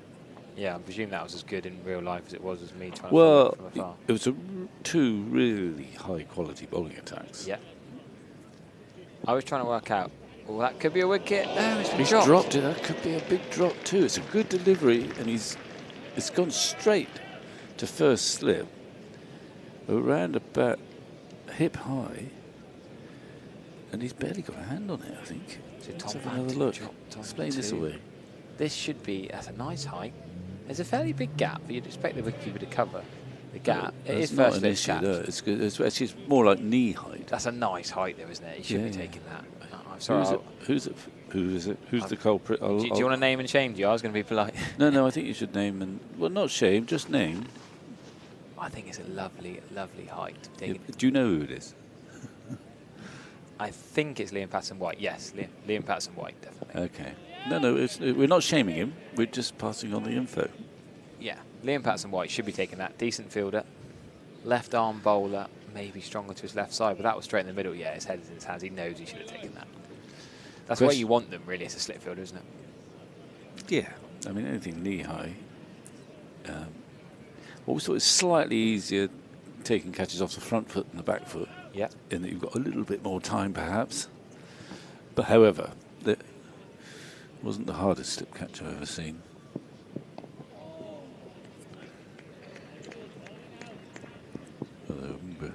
Well, Pete Denning, who I played with, he used to field the slip sometimes. No such thing as an easy slip catch, especially after you just dropped them, actually. Yeah, of course he did. And he's sort of right. I mean, the standard, generally, I mean, I always wax lyrical about Craig Overton in the slips, whether standing back to the seamers or to the slow bowlers is astonishingly good. We'll probably see that in action later on. Hopefully. Captain at slip off Jack Leach. He's not looking quite right at the moment, Banton, but early innings. I say it's a good over though. Credit to Lyndon James. Yeah, yeah. He's just opened himself up there, even that last delivery. He's looking to play on the onside and went back down the pitch. But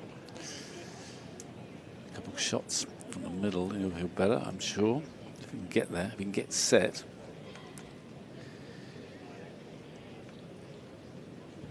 Now then, I think we're going to go back to Patterson White, aren't we? He's almost committed. I mean, he's got a bowl spin at least at one end all day now, really, until the second new ball, if Somerset get that far. We haven't seen them bowl in tandem much yet, though, Patterson White and Ahmed. No, no. And they haven't, but neither spinner has taken a wicket either, and 4 have gone. And neither's been settled at either end. They've changed ends a bit, haven't they? Yeah, mostly from the river end, though. Yeah, I don't know why Farhan Ahmed started. It's just got to be an end.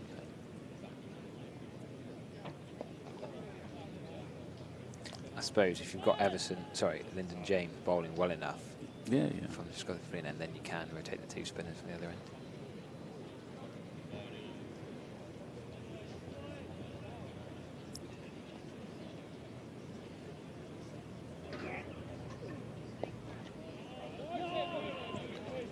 Whereas Durham Surrey didn't bowl spin until Surrey were 162 for 2, so it's interesting to see the different approaches to the Kookaburra ball. Well, it depends what your attack is too.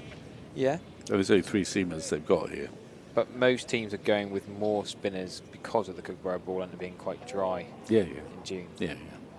Well, that is part of the argument in favour of the Kookaburra, that you do get more spin, but the combination of flat pitches and the Kookaburra ball also means we had in the last round some very dull matches. But we don't have the abrasive surfaces they have in South Africa or New Zealand or Australia. I mean, Australia's the main tour for the Ashes, isn't it, really?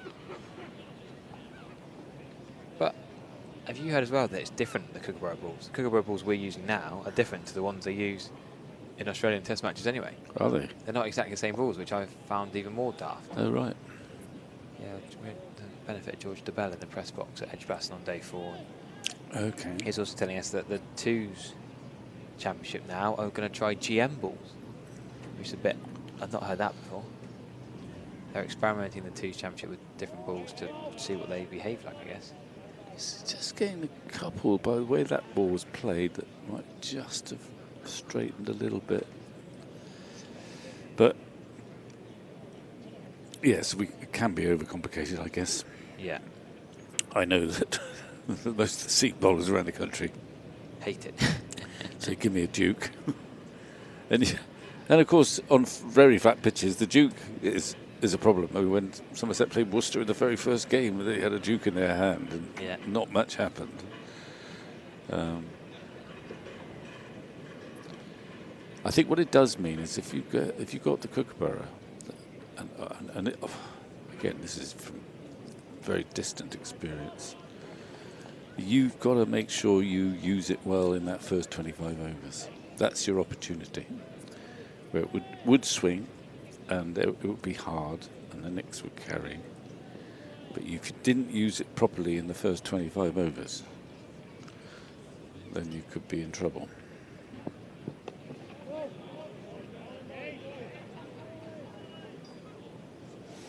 Just Phil Banton at the moment, who's not got many white ball runs since that huge innings, is just feeling for the ball a little bit at the moment. Yeah.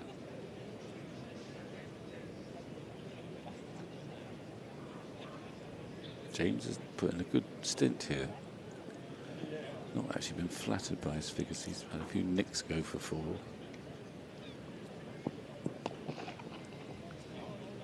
Lovely on drive for no run.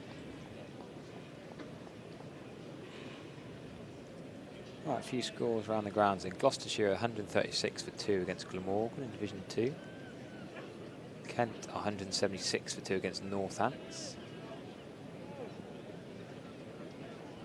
Middlesex had 173 run opening partnership against Leicestershire, the leaders of Division 2, don't forget.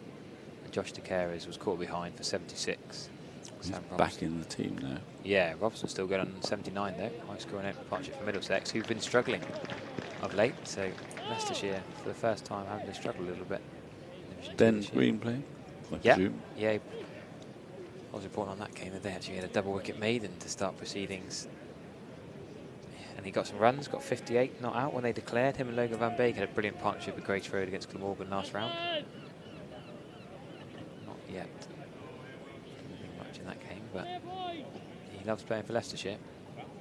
Even Lewis Goldswell, who was down playing for Helston in the Cornish League the other day. I wonder if he'll be back to Leicestershire at any point. I guess because he's been... Well, he's been ever present in the T20. So is Ben Green. That's the interesting Indeed. one. They've both played every T20 game, but Ben Green has gone on loan for the Championship. Well, 2 perhaps games. Leicester don't want to disturb their batting lineup. I don't know. I've no idea. But either way, it's been a good result for Ben Green and Somerset, really. Yeah.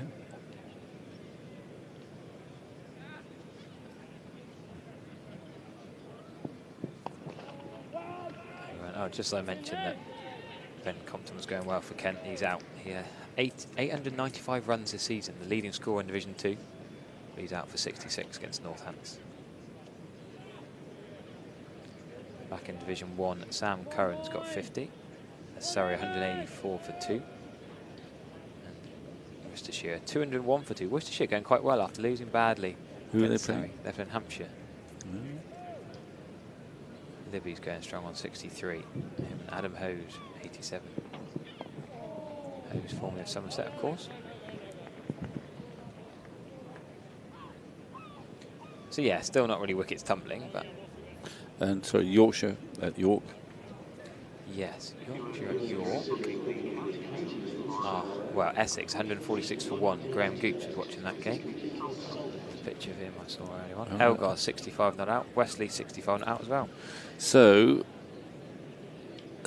the Kookaburra ball is frustrating Doesn't do a lot, bowlers yeah.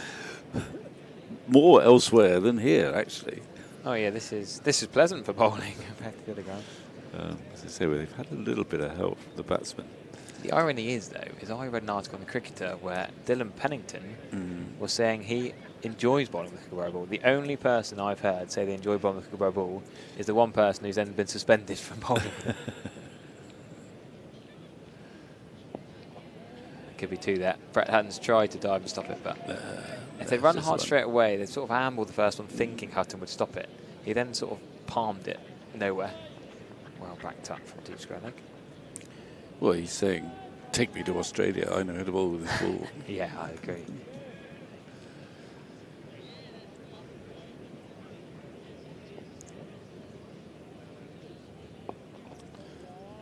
Just again, the way they played that is not quite in rhythm yet, Banton, and he wasn't really playing that on the offside, and it just dribbled out there. I'm just trying to see. He's bowling towards us. I can't really see if it's spinning much, but it's just offering a fraction, I reckon.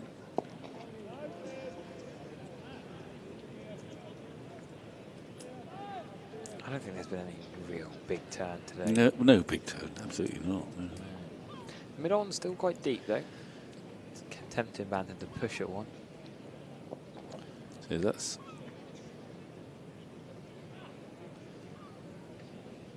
the sort of delivery he'd have scored off if he was settled in. He hasn't got there yet.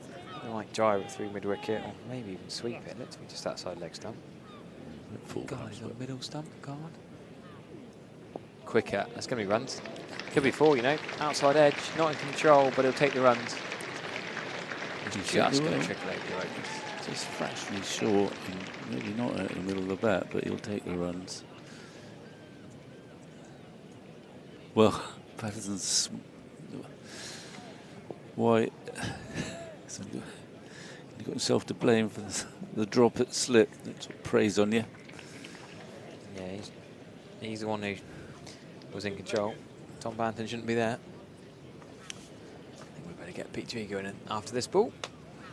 Last ball, the Patterson White over. You had enough for me? We'll get Pete in to join Vic.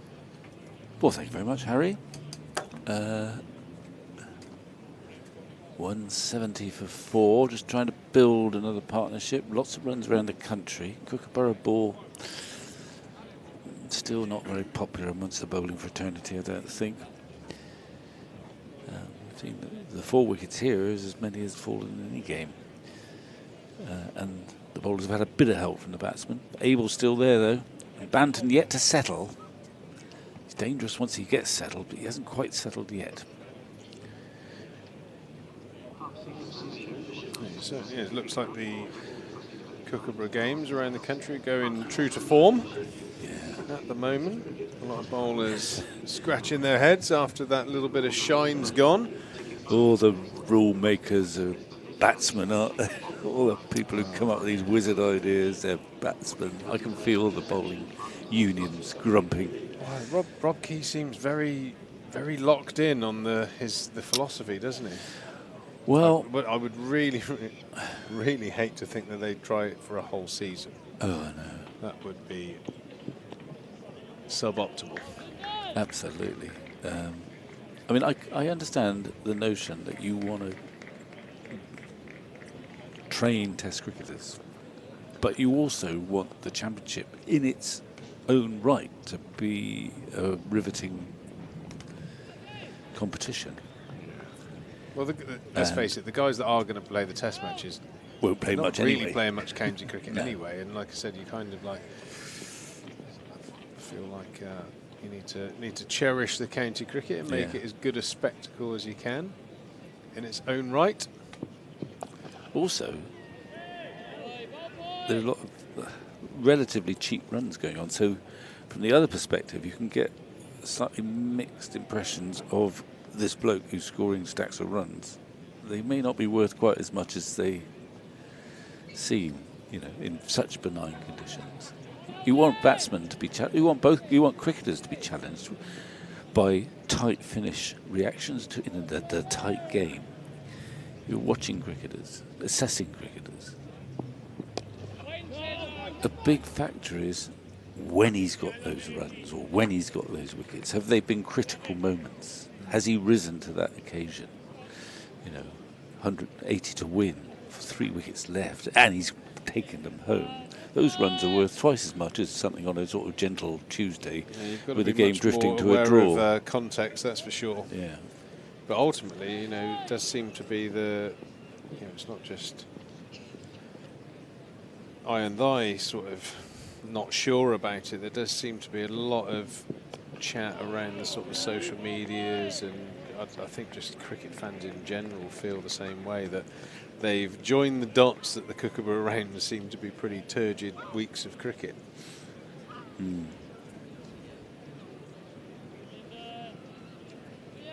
Well, let's hope that's not the case here. But the pitch certainly, and the ball is not doing so much, clearly. Hasn't really spun. Just possibly the odd shot I've seen where they've kind of taken the outside half of the bat and it's dribbled away. Well, I think me and Harry were talking about the specifics of the ball. I would say the seam is a third less proud from the leather on a Kookaburra ball. So it's a lot less. And you'd also to say, create wouldn't you, deviation, spin as well, seam. Yeah. Well, soft balls are no good to spinners really because they plop.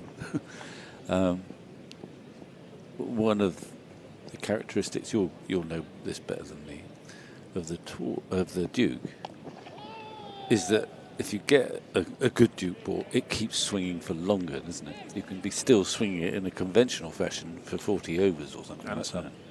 Yeah, you can have some balls that you really, often get to that 80 over mark and don't change it because it's swinging nicely. Yeah.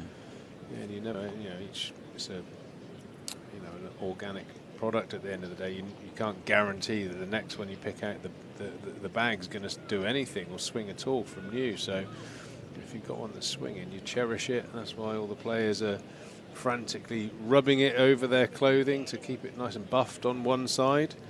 There's the old Stevens are having a lovely time on the outfield there. The old flying ant season, I'm imagining. Unless there's a new type of seed that's been put down. I don't know, but they're coming in some numbers, aren't they? Certainly. They're having a great day at the cricket.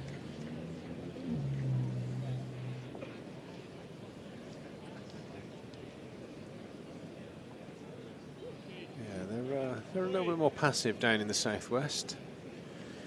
You talking about the seagulls? Well, yeah, the seagulls, Vic. The where are they seagulls. hostile, do you reckon? Then? Yeah, well, I don't think I've seen a more hostile pterodactyl-sized seagull than having fish and chips outside. I think it was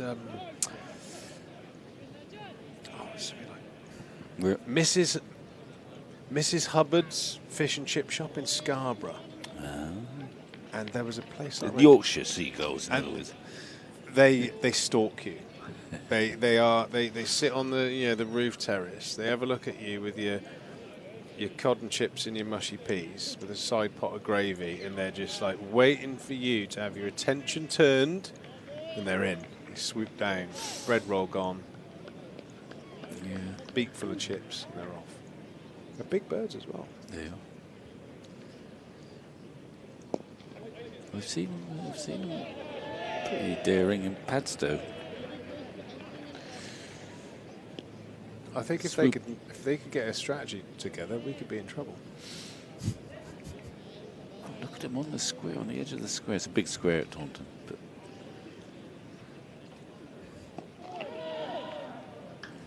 speared in towards the leg stump of Abel, but nicely dabbed into the onside for another run. Abel's very much bedded in, 150 odd balls faced for his 58 so far, 59.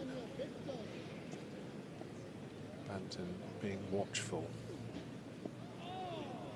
Just a little hint of spin away from Tom Banton there, but he leaves well alone. Another over complete, 171 for 4. So, James has bowled, I think, 10 off the reel, but he's going to have a break now. And I think we're back to Mohammed Abbas. Third spell. It was interesting watching Mohammed Abbas at the end of his spell. Went through quite a rigorous 2 or 3 over stretching routine. What, a down? Yeah, after he'd finished his spell, making sure he's kept his body loose. So, just a little bit of insight that he's. Did you used to do that? I don't remember watching you doing that. Just always ready to go, Vic. You know? Right. Fire the engine up, try and pick a fight with someone, and away you go. Yeah, well, yeah. That was your best way of warming up, is to pick a fight. Stick Gareth Batty up the other end, and you suddenly loosen up. I know you're great mates now, aren't you? No, he's a good lad. I'm sure he's a good lad. Oh, right, not might be a good lad. Oh, right. Okay, well that's the Trigo way of getting loosened up, but for yeah, I think from a Somerset perspective, there were a number of little incidents. We had the Curran situation with the crowd, and Batty was captain. Then we had, I think, that really sort of fired it all up. The man-cad. Yeah. When Batty was the captain and upheld that, and then we had the semi-final at the Oval. Confrontation between the two of us, and he ended up getting banned for finals day, which I took as a win, you know.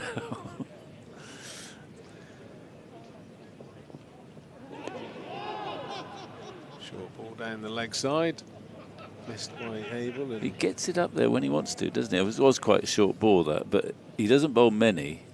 And it's not impossible. Abel goes for those. He could have gloved that. Well, if you've got the appropriate field, I think even the bowlers that have lost a bit of pace over the years, it's, as long as you get the bouncer nice and high, and not too frequent, so it's a surprise as well. Yeah, just every now and then, just to keep the batter honest and keep the short ball in the psyche a little bit. I think he's going to move his fine leg finer, I'd imagine. If he's looking, he's got him now. Yeah, he's coming in a few. He's coming in a few. I think this is mostly play acting, isn't it? Into them, yeah. He's doing the Steve Kirby double bluff here, round the wicket and call an ambulance. I'm sure you've heard that story a few times. Well, it certainly wasn't short. Well, even if I have, you can tell the others. This is what he'd announced to the batsman. The bowler. This is the story as it goes from Steve Kirby. I'm probably going to ruin if he ever does an after dinner speech or a Q&A. He tells the story. I think so. He was playing for Yorkshire at the time, and he was fiery redhead, as we know. I think things weren't going particularly well, and I forget who was batting, but he was at the top of his mark. He was going around the park a little bit. It was at Scarborough, and he shouted to the umpire. I think he said it was Merv Kitchen. So he shouted to Merv. He said, "Merv, round the wicket and call an ambulance." So Merv's looked back at him. "Excuse me, Stephen, round the wicket and call an ambulance." Right. So Merv's turned to the batter and said, "Kirby's going round the wicket, and he's told me that we need to call an ambulance." So play resumes. He's run in, bowled the inevitable angry bouncer, which the batter is obviously ready for and is hooked out. Well, it's just going miles. It's gone super high into the crowd on the deep square boundary. And as Steve says it, there was a chap, big fella, bald head, with a pint in one hand and a corned beef knacker in the other, and the ball landed on the top of his head and split his bonds, blood everywhere, and an ambulance was required. But not for the person that Steve was trying to do some damage to. So, yeah, one of those very funny little stories from our nonsense we used to get up to. Nice shot there from Banton and well fielded at backward point.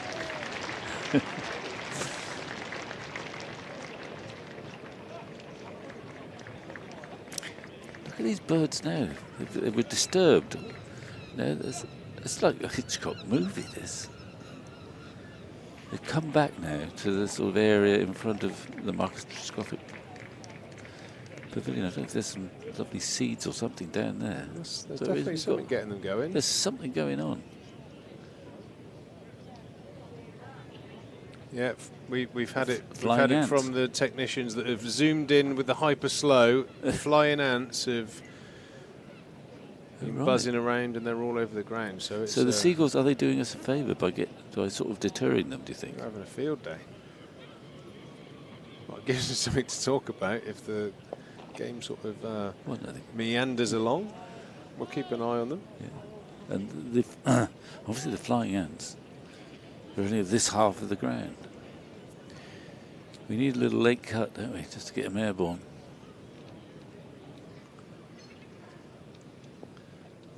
Lovely sweep shot. That'll disturb quite a few, and it's also going to disturb Hutton, who won't catch it. Smart bit of cricket there from Abel. Just a little paddle sweep. Takes his tally even further forward into the 60s. Yeah, he's just... I'm surprised, actually, Liam Patterson. As I said, in my mind's eye, I thought he was sort of very one-paced on the quick side, and it does look like that hasn't really changed. Very attacking into the stumps, hasn't really tried to toss the ball up at all. No, you're right. There's no suggestion of the dip we were talking about. It's just zoom. It's almost like containment bowling, almost, isn't it? Yeah. I mean, there's some virtue in that. He's very accurate. He's not given much away. But he's not deceived them in terms of length very often. That's very, very straight to cut, though. Yeah, he's definitely not one to cut at that pace. A little bit of a mental error there from Abel. What did he get on that? It might have been glove. Or did he not get it? No, he missed it completely, but it was close to that off stump. Well, I know he's a very fine batter, but I haven't been overly impressed with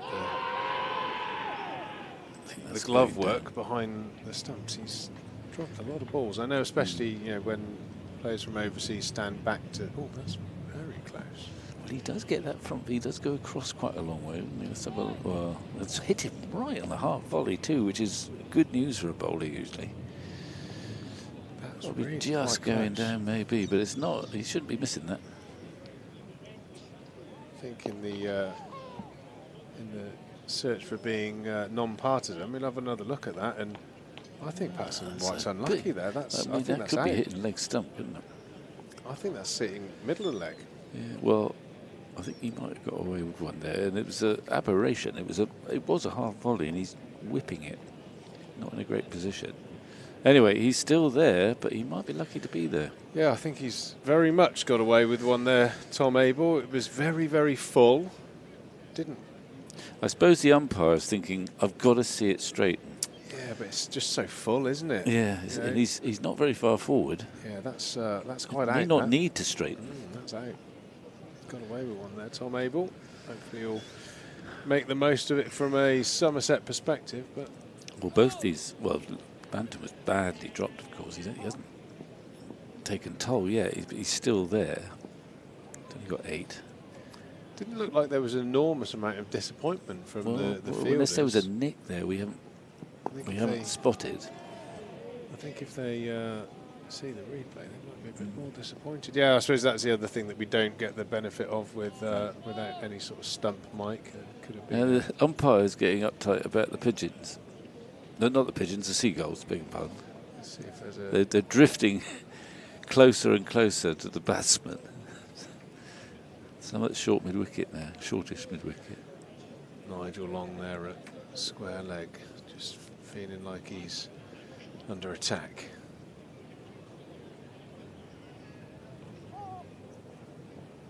There's a nice story about, I'm sure I've told you before, and you probably know it, about John Snow playing in the Test match at the Oval, which England were losing. They wanted to waste as much time as possible. You always get a lot of birds at the Oval, and he just took out a whole bucket full of breadcrumbs and then just casually, periodically, just released them at short mid-wicket, and down came the pigeons, and the player had to stop and clear the pigeons. And then he keeps them, he did another batch of breadcrumbs down the bottom of his trouser leg.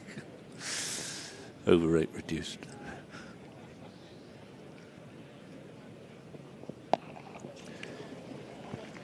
The old trousers like Steve McQueen in a. Did he? The old I don't. drop in Bell the sand bottom. and They so bell on. bottoms. You're talking about bell bottoms or not? No. It was Steve McQueen. Escape to Victory, that film. Well, where he they was sort of dug probably. their He was way out of the usually prison. escaping. He was in the Great Escape, and he might well have been an Escape, yeah, escape that's the from. one, yeah. Oh no, that was the one with Sylvester Stallone and Bobby Moore, wasn't it? That was the one with a And lot of Russell football. Osman. Pele. Russell Osman was in it, wasn't Was it? The he? great Yeah. Ipswich football. Yeah. And Pele. And Pele. Oh yeah, Pele. The great Brazilian football. Yeah, he was quite good. I don't think Bobby Moore was too bad either. Yeah, I played a golf day years and years ago, and I'd never met Russell Osman before. I've since become relatively friendly with him, and I remember sort of like meeting up for the old bacon roll before the round, and I was like, because my dad used to indoctrinate us every Sunday with films like that, a lot of World War II films, Escape to Victory, and all those kind of films from, I suppose, what would have been the 60s and 60s, 70s. And I was just sat there the whole time. I know that bloke. Feel like he's like an old neighbour or something. You couldn't quite place him. Yeah, and then someone said, "Yeah." I said, "Who's that? I recognise that guy there. Does he live at number 46?" No, he was in Escape to Victory with Sylvester Stallone and obviously Pele. Ah, that's the one. Probably didn't have so much to say as some of the others. Not quite as much of a speaking, but that was Ozzy Ardiles did that amazing flick, didn't he? For those old enough to remember.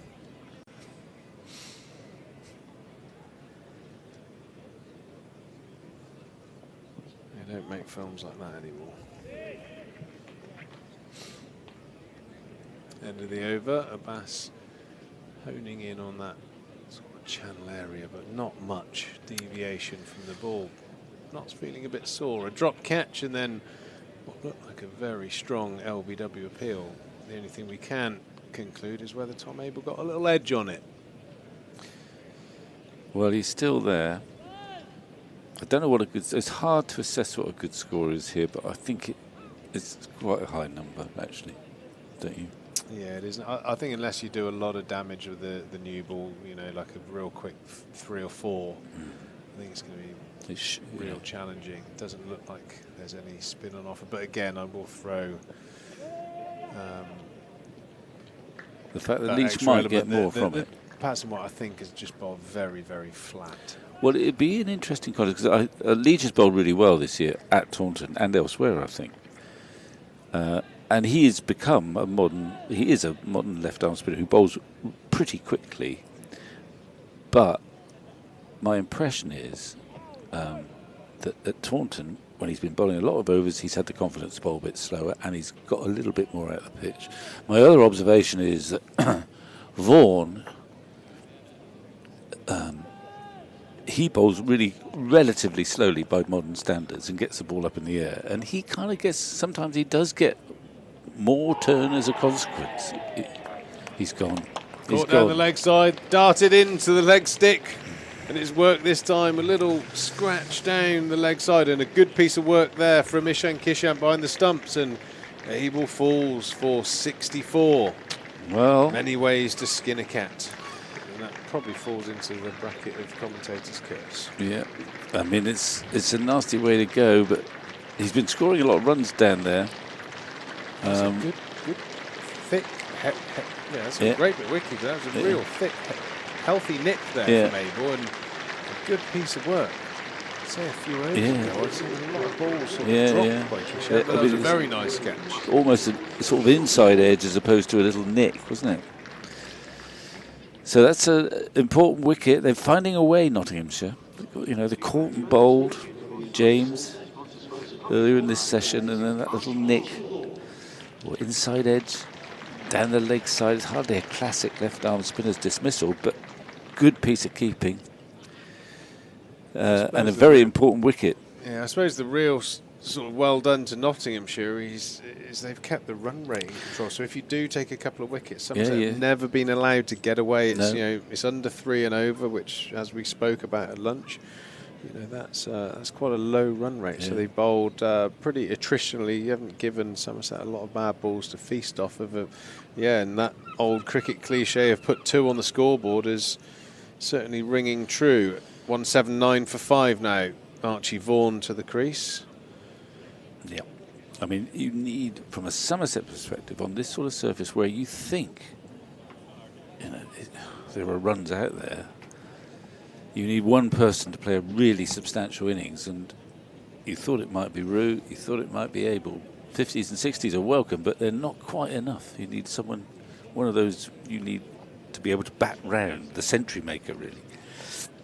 Well, maybe Banton and Vaughan, I mean, will deliver, but Banton's still creeping into this innings. He's already been dropped. He's been out there 29 balls for 10, which is not Banton-like.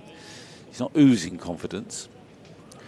Yeah, Vaughan certainly has a lot of shot options. He's pretty happy with playing the sweep shot as well. He plays spin very nicely. Actually, the first time we saw him in a Somerset shirt in the Metro Bank, I think that was one of the features of his game, battling in the middle order. He played spin very well.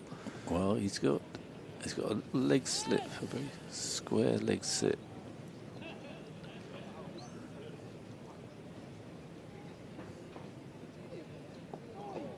A little flicky little start too.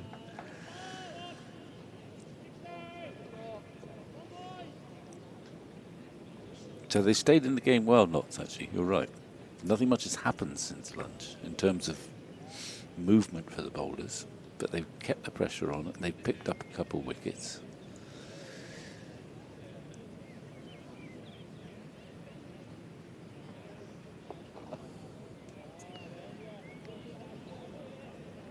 And Patterson White is just nagging away. It was almost sliding left arm spin into the pads quite a lot. No one's got on top of him.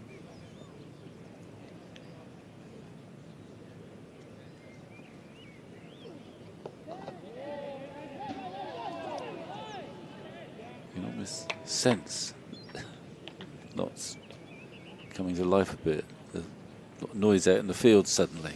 Yeah, well, I think you just get, on days of play like this, I think they've been incredibly, I think the word that I would use would be they've been very professional about the way they've gone about their business. They haven't allowed the shoulders to drop. They've stuck to a plan which is being quite attritional, hovering around the off stump as much as possible, and they bowled very well. But in these games, you get these little creaks of the door opening, and that's where you just need to raise your levels just for that, that period there. And can you force a little bang bang double wicket in quick succession and really pressurise that lower order? Abbas has bowled well all day. I think he's bowled better than 1 for 30. But again, he's bowled 15 overs, going at 2 and over, so he's done a great job for his team so far, as all the Nottinghamshire bowlers have so far. Banton on strike. They've also bowled their overs relatively quickly, haven't they? Because once we get to 32, it's tea time, isn't it? Was it 32 overs or 10 to 4, whichever the latter? That's the rule, isn't it? It's been a while since I've played a 4-day game, thankfully. I think it's 32 overs or 20 to 4. Yeah. I might be from the 94 overs school. No. Yeah. No, so anyway, there are only 34 remaining today. It's gone. I think when I started, second 11 cricket was 110 in the day, and first class cricket was 104. Mm-hmm. That felt like a very long day. 1:15 lunch, finishing at some obscure hour, 6:30, 6:45. 2 pints in the Colin Atkinson. Then you go home. You drive home. Might as well just stay here. Sleep in the dressing room. We used to have our pints just over there in the Somerset Stragglers Pavilion where that scoreboard is. In my mind's eye, there's a little black building, wasn't it, with a few steps leading up to it. I reckon it was like Cooper Associates. It was on that angle. See what I mean? Like what, the Stragglers Pavilion? 2 banks of the Somerset stand. I kind of thought it was a round square. I think it was. I'd say the Stragglers stand was basically, I think, in between the gap of the Somerset stand and the scoreboard. Okay. And that would be the watering hole post-match. Obviously not for long, because I'd be driving home to somewhere. In your club-sponsored Saab? No, not well. No, I never got as far. Did you not get the Saab 900 or what? No, we did have them. I was insufficiently senior to get one of them. Oh, Vic. So when I when I first signed here, we had a club car that the second 11 lads used. Taking into account we were pretty young lads at the time. Peter Anderson, the chief executive, had done a deal with Wellington Motors, and we had a Nissan Primera. And I can remember, you know when your tyres get so low, you can see the thread. They were on racing slicks, hadn't been serviced, probably had 160,000 miles on the clock, and we were sent away in all over the country in that thing. And I can remember travelling behind Carl Gazzard and Joe Tucker. They were driving they got the short straw and were in the Primera. And myself and Roger Snelling were behind them, and Tux took the corner a little bit sharpish and ended up sort of like skidding down the embankments, this enormous plume of smoke, and Rog the scorer pulled over, and absolute chaos. Could you imagine the PCA hearing stories of that now? Yeah. Amazing stuff.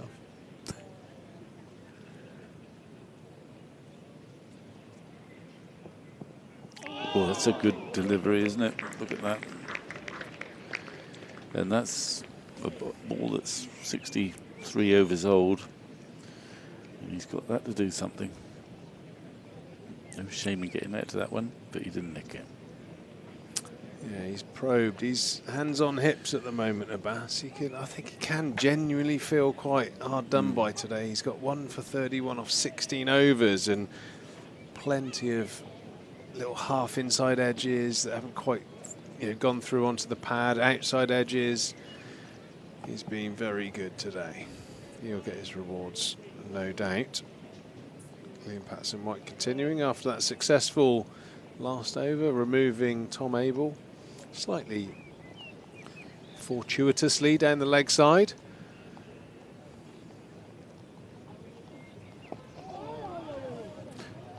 I think it's the last over for tea. I'm going over to the shop, sign any copies of my book. Well, when you were unscrupulously plugging your book on stage earlier, I was thinking I might write a book. You might write one. Well, I thought you had, you see, but you hadn't. Can you do them in crayon? We could. It might be heavily picture based. Well, I was convinced there was a book called, and you've told me about this, but called The Secret Cricketer. It was written by an unnamed. I got blamed for that. Well, not blamed for it. It was Blamed. But I read it and I thought that's old Triggs. And it was perfectly a reasonable book. You know, it was not the. I had people from all over the country Ask you about say, that. like, you know, I won't tell anyone, mate, but we know it's you. It's you, isn't it? Yeah. No, it really isn't. Yeah, well, I mean, no one told me it was you. I just read it. I thought, okay, it's easily be picked. But you know, the views expressed were perfectly rational. You know, there wasn't any. I feel like I now need to read this book.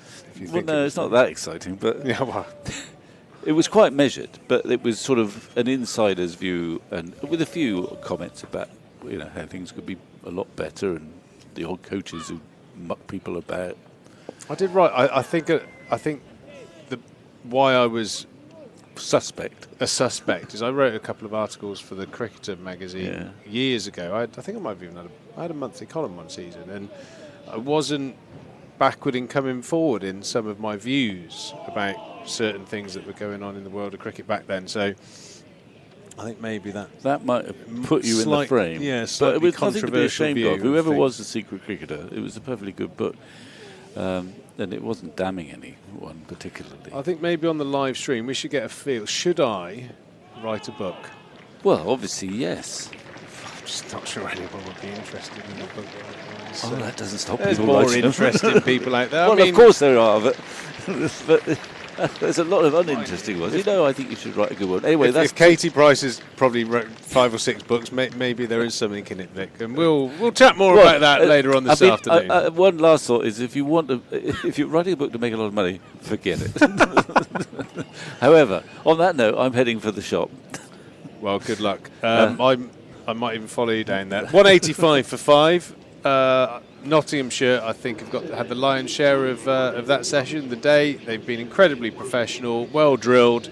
They've got their rewards. Some good fight there by Root and Abel, but a partnership of substance is needed in this first innings from Somerset. In 20 minutes' time, we'll be back to continue the coverage.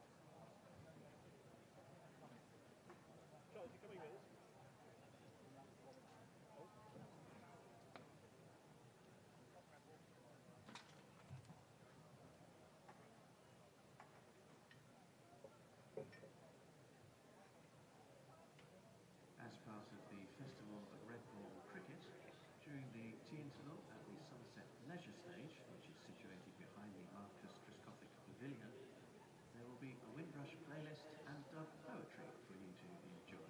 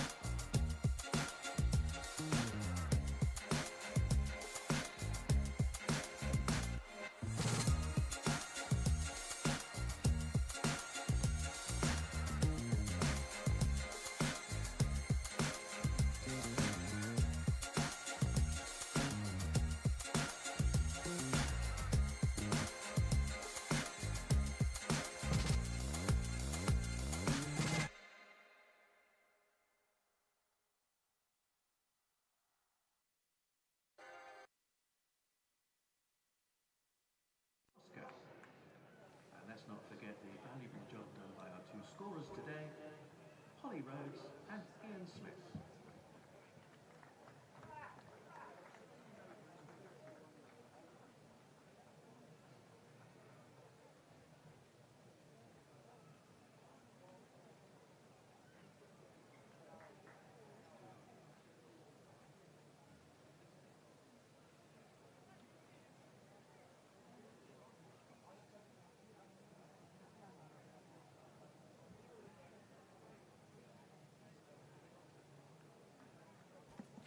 Welcome back to the Cooper Associates County Ground in this Rothesay County Championship match. Somerset taking on Nottinghamshire. We're heading into the final session of the day. 64 overs have been bowled, and Somerset have scraped their way to 185 for 5 contributions, mainly by James Rue and Tom Abel, both passing 50, but have been dismissed quite recently. Nottinghamshire have been excellent in their pursuit of Somerset wickets, keeping the runs to a minimum. I'm joined by Harry Everett and later Vic Marks. We hope you're having a great afternoon wherever you are, wherever you're tuning in. Yeah, it was a big boost for Notch just before the tee interval, wasn't it? That leg side delivery, Tom Abel tried to tickle down to fine leg for 4. He started walking, then stopped, then the finger went up. Yeah, 7 fours, 166 balls. Big wicket of Tom Abel on 69. Yeah, very, very good catch down the leg side to Yeah. dismiss him. I did actually make the I'm comment a convinced few by his overs keeping, before. yeah. I thought his keeping had been a bit scrappy. He looks throughout very the day. casual, doesn't he? Very He's a young casual. lad. He missed a couple of toughish ones that went for 4 byes, a few sort of throws in from the deep that weren't gloved. But when it mattered, he's been there and he's taken the catches, which I suppose is the main thing. Brett Hutton is going to start from the Trescothick stand end to start proceedings in this 3rd and final session of the day. Yeah, I can't. Ishan Kishan's done a few stretches to warm up as we're keeping now. He's dropped so many of the throws in. He was catching something one-handed. He was mucking about. You know, I watched the Netflix Mumbai Indians documentary a few years ago, and he's hell of a character. He's a Jack the lad. He's still a youngster now, really. He's been around the game for so long, you forget he's still pretty young, but he's almost like he's bored. He's so used to playing white ball, short format cricket. But he stood up and took the important catch when they needed it. They've got a bit of bounce. The Bass and Hutton aren't quick bowlers, but they're getting some bounce out of this pitch. Yeah, Brett Hutton's gone for the bouncer warm-up delivery instead of that half volley for the last spell that he bowled, so it's not a bad way to get yourself into a spell. A few crunches from the old lumbar spine region just to get yourself going.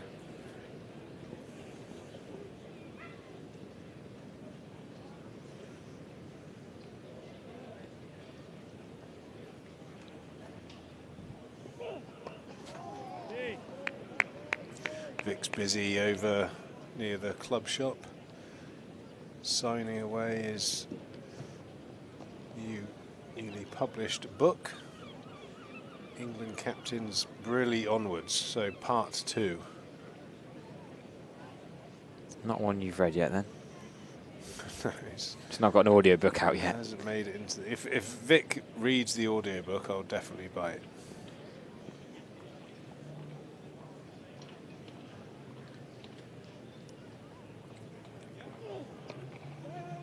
Yeah, good knock and run from Tom Banton. Hit the gap, get through to the end and rotate the strike.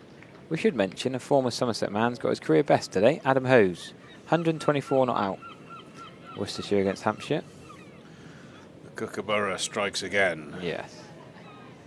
Hits the ball hard. A bit of a Tom Curler Cadmore the way he bats. Tall and hits the ball on the up. Strong shots. Well, he and Jake Libby have put on 188. Libby, the Cornishman, who's done well for Notts in the past, now at Worcestershire. And Sam Robson's got his 100, first 100 of the season for him.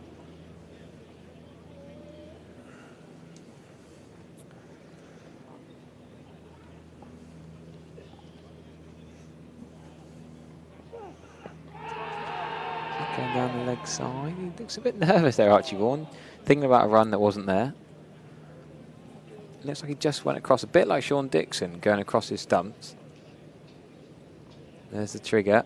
Yeah, probably just going down leg, maybe the top of leg stump. Yeah, a little bit high. Benefit of the doubt to Archie Vaughan there. Just a bit high and leg side-ish. You've got to be careful with Brett Hutton in particular. He can often get into a rhythm of looking, I'm not going to say innocuous, but he's just bowling. You generally feel quite comfortable when you're facing him, and then all of a sudden he just puts a little bit more effort in and just gets the ball to pinch back off the seam. You know, only a couple of mile an hour quicker. He's a wily old fox, is Brett Hutton. Bowls what I'd call in just a nice rhythm, and then just the effort ball every now and then, that one where he's just trying to hunt that knee roll out. So it always keeps you honest. 2 for 40 at the moment off his near 13 overs. A nice ball just nipping away past the outside edge. Bit of a Celebra appeal there. Stifled, realised there wasn't an edge. Well, that's nipped nicely away from Archie Vaughan there, just stuck on the crease.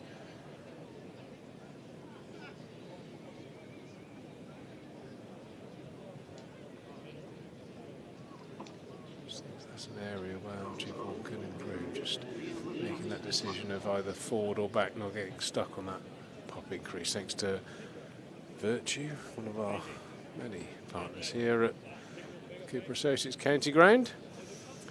Sponsors of our earpieces that we sell for a very small sum. You can sit in the stands and tune in to the live stream commentary if you so wish. Indeed, yeah. Go down to just Gothic reception and ask for an earpiece.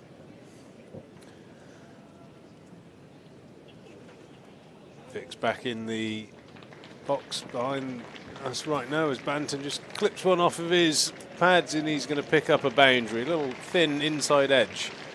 Just got a little bit more on it than Abel did, and he picks up a few runs. He looks like he's suffering with writer's cramp after signing so many of his autographs in his book. How quickly he's gone from Victor Marks to VM come the end, just VM. Quickly get it done.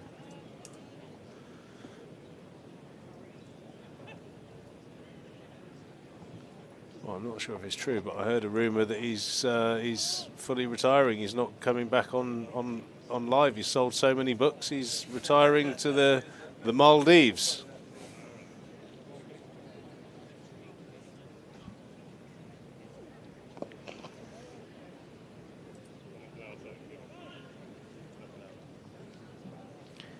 William Towney in the comments says, I can see the book signing queues when Pete Trigo's book is published. Let's hope it happens. Well, I mean, my creative cogs are already turning of how I would put together a book that would be something like entertaining.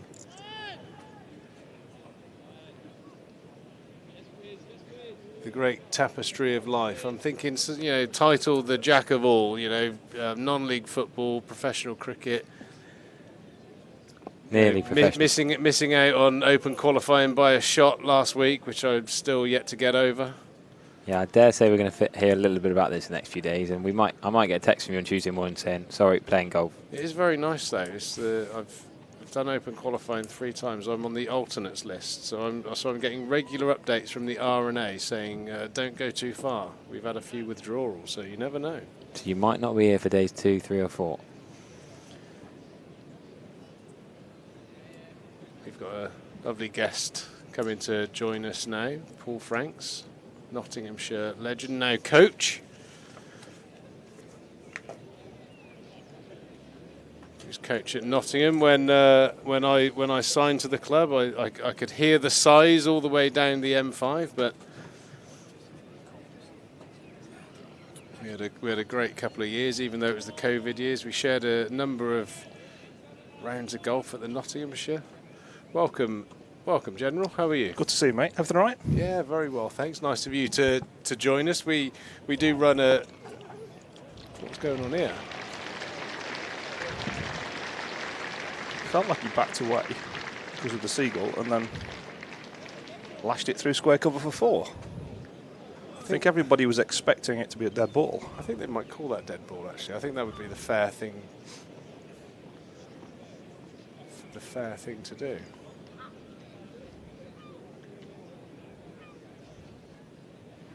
No, I think the runs are going to stand. Let's have a replay of that. The seagulls are causing. They're having a lovely time on these flying ants, but they're causing havoc with the cricket at the moment. So we should have a look at this little replay here. Archie Vaughan. Oh yeah, clearly trying to pull away, but it's probably the best shot he's played all season. Yeah, there seem to be more seagulls than ever. Triggs, what's your thoughts on that? Has this been a thing this season, or? Well, it's either throwing out the scraps time in the Botham stand where we have our fish and chip shop, so they're either sniffing a few stray chips, or as our cameraman have I think rightly informed us, there are a lot of flying ants around, and they've landed on the pitch. So I don't know what flying ants want with our grass, but they want in the game. That's what they want. Well, they've certainly drawn the attention of the local seagulls. Yeah, so the season, Nottinghamshire season, slow start, similar to Somerset, and then all of a sudden, some good form, top of the tree. Yeah, I think we came out the wrapper pretty well. We were waiting for the season to really get going. Obviously, 7 games in 7 weeks is a proper shift of county championship cricket, and we played well towards the middle and the back end of that. So we came out, went to Headingley and played really well and won. Lost a tight game at Durham, beat Durham at Trent Bridge. So we've played some very consistent cricket, and we're really happy with how we've progressed in the championship over the last couple of years. And it's nice to be in the mix as we sort of go into this stage of the season. Yeah, a few key players have found the form. I've been looking at the scorecards. Clark's looking like he's found his feet. He had a bit of a slow start to the season. Yeah, slightly, yeah. The last few weeks he started to really click into gear, as he would see it. Hass and Slats at the top have been really consistent for us, which has been great. You know, having openers in Nick is always a really positive thing in 4-day cricket. So, yeah, we feel like everybody's contributed. I think most, if not all, of the top 7 have made 100, which is a nice measure. And as you know, at times, like the ball can dominate the bat at Trent Bridge.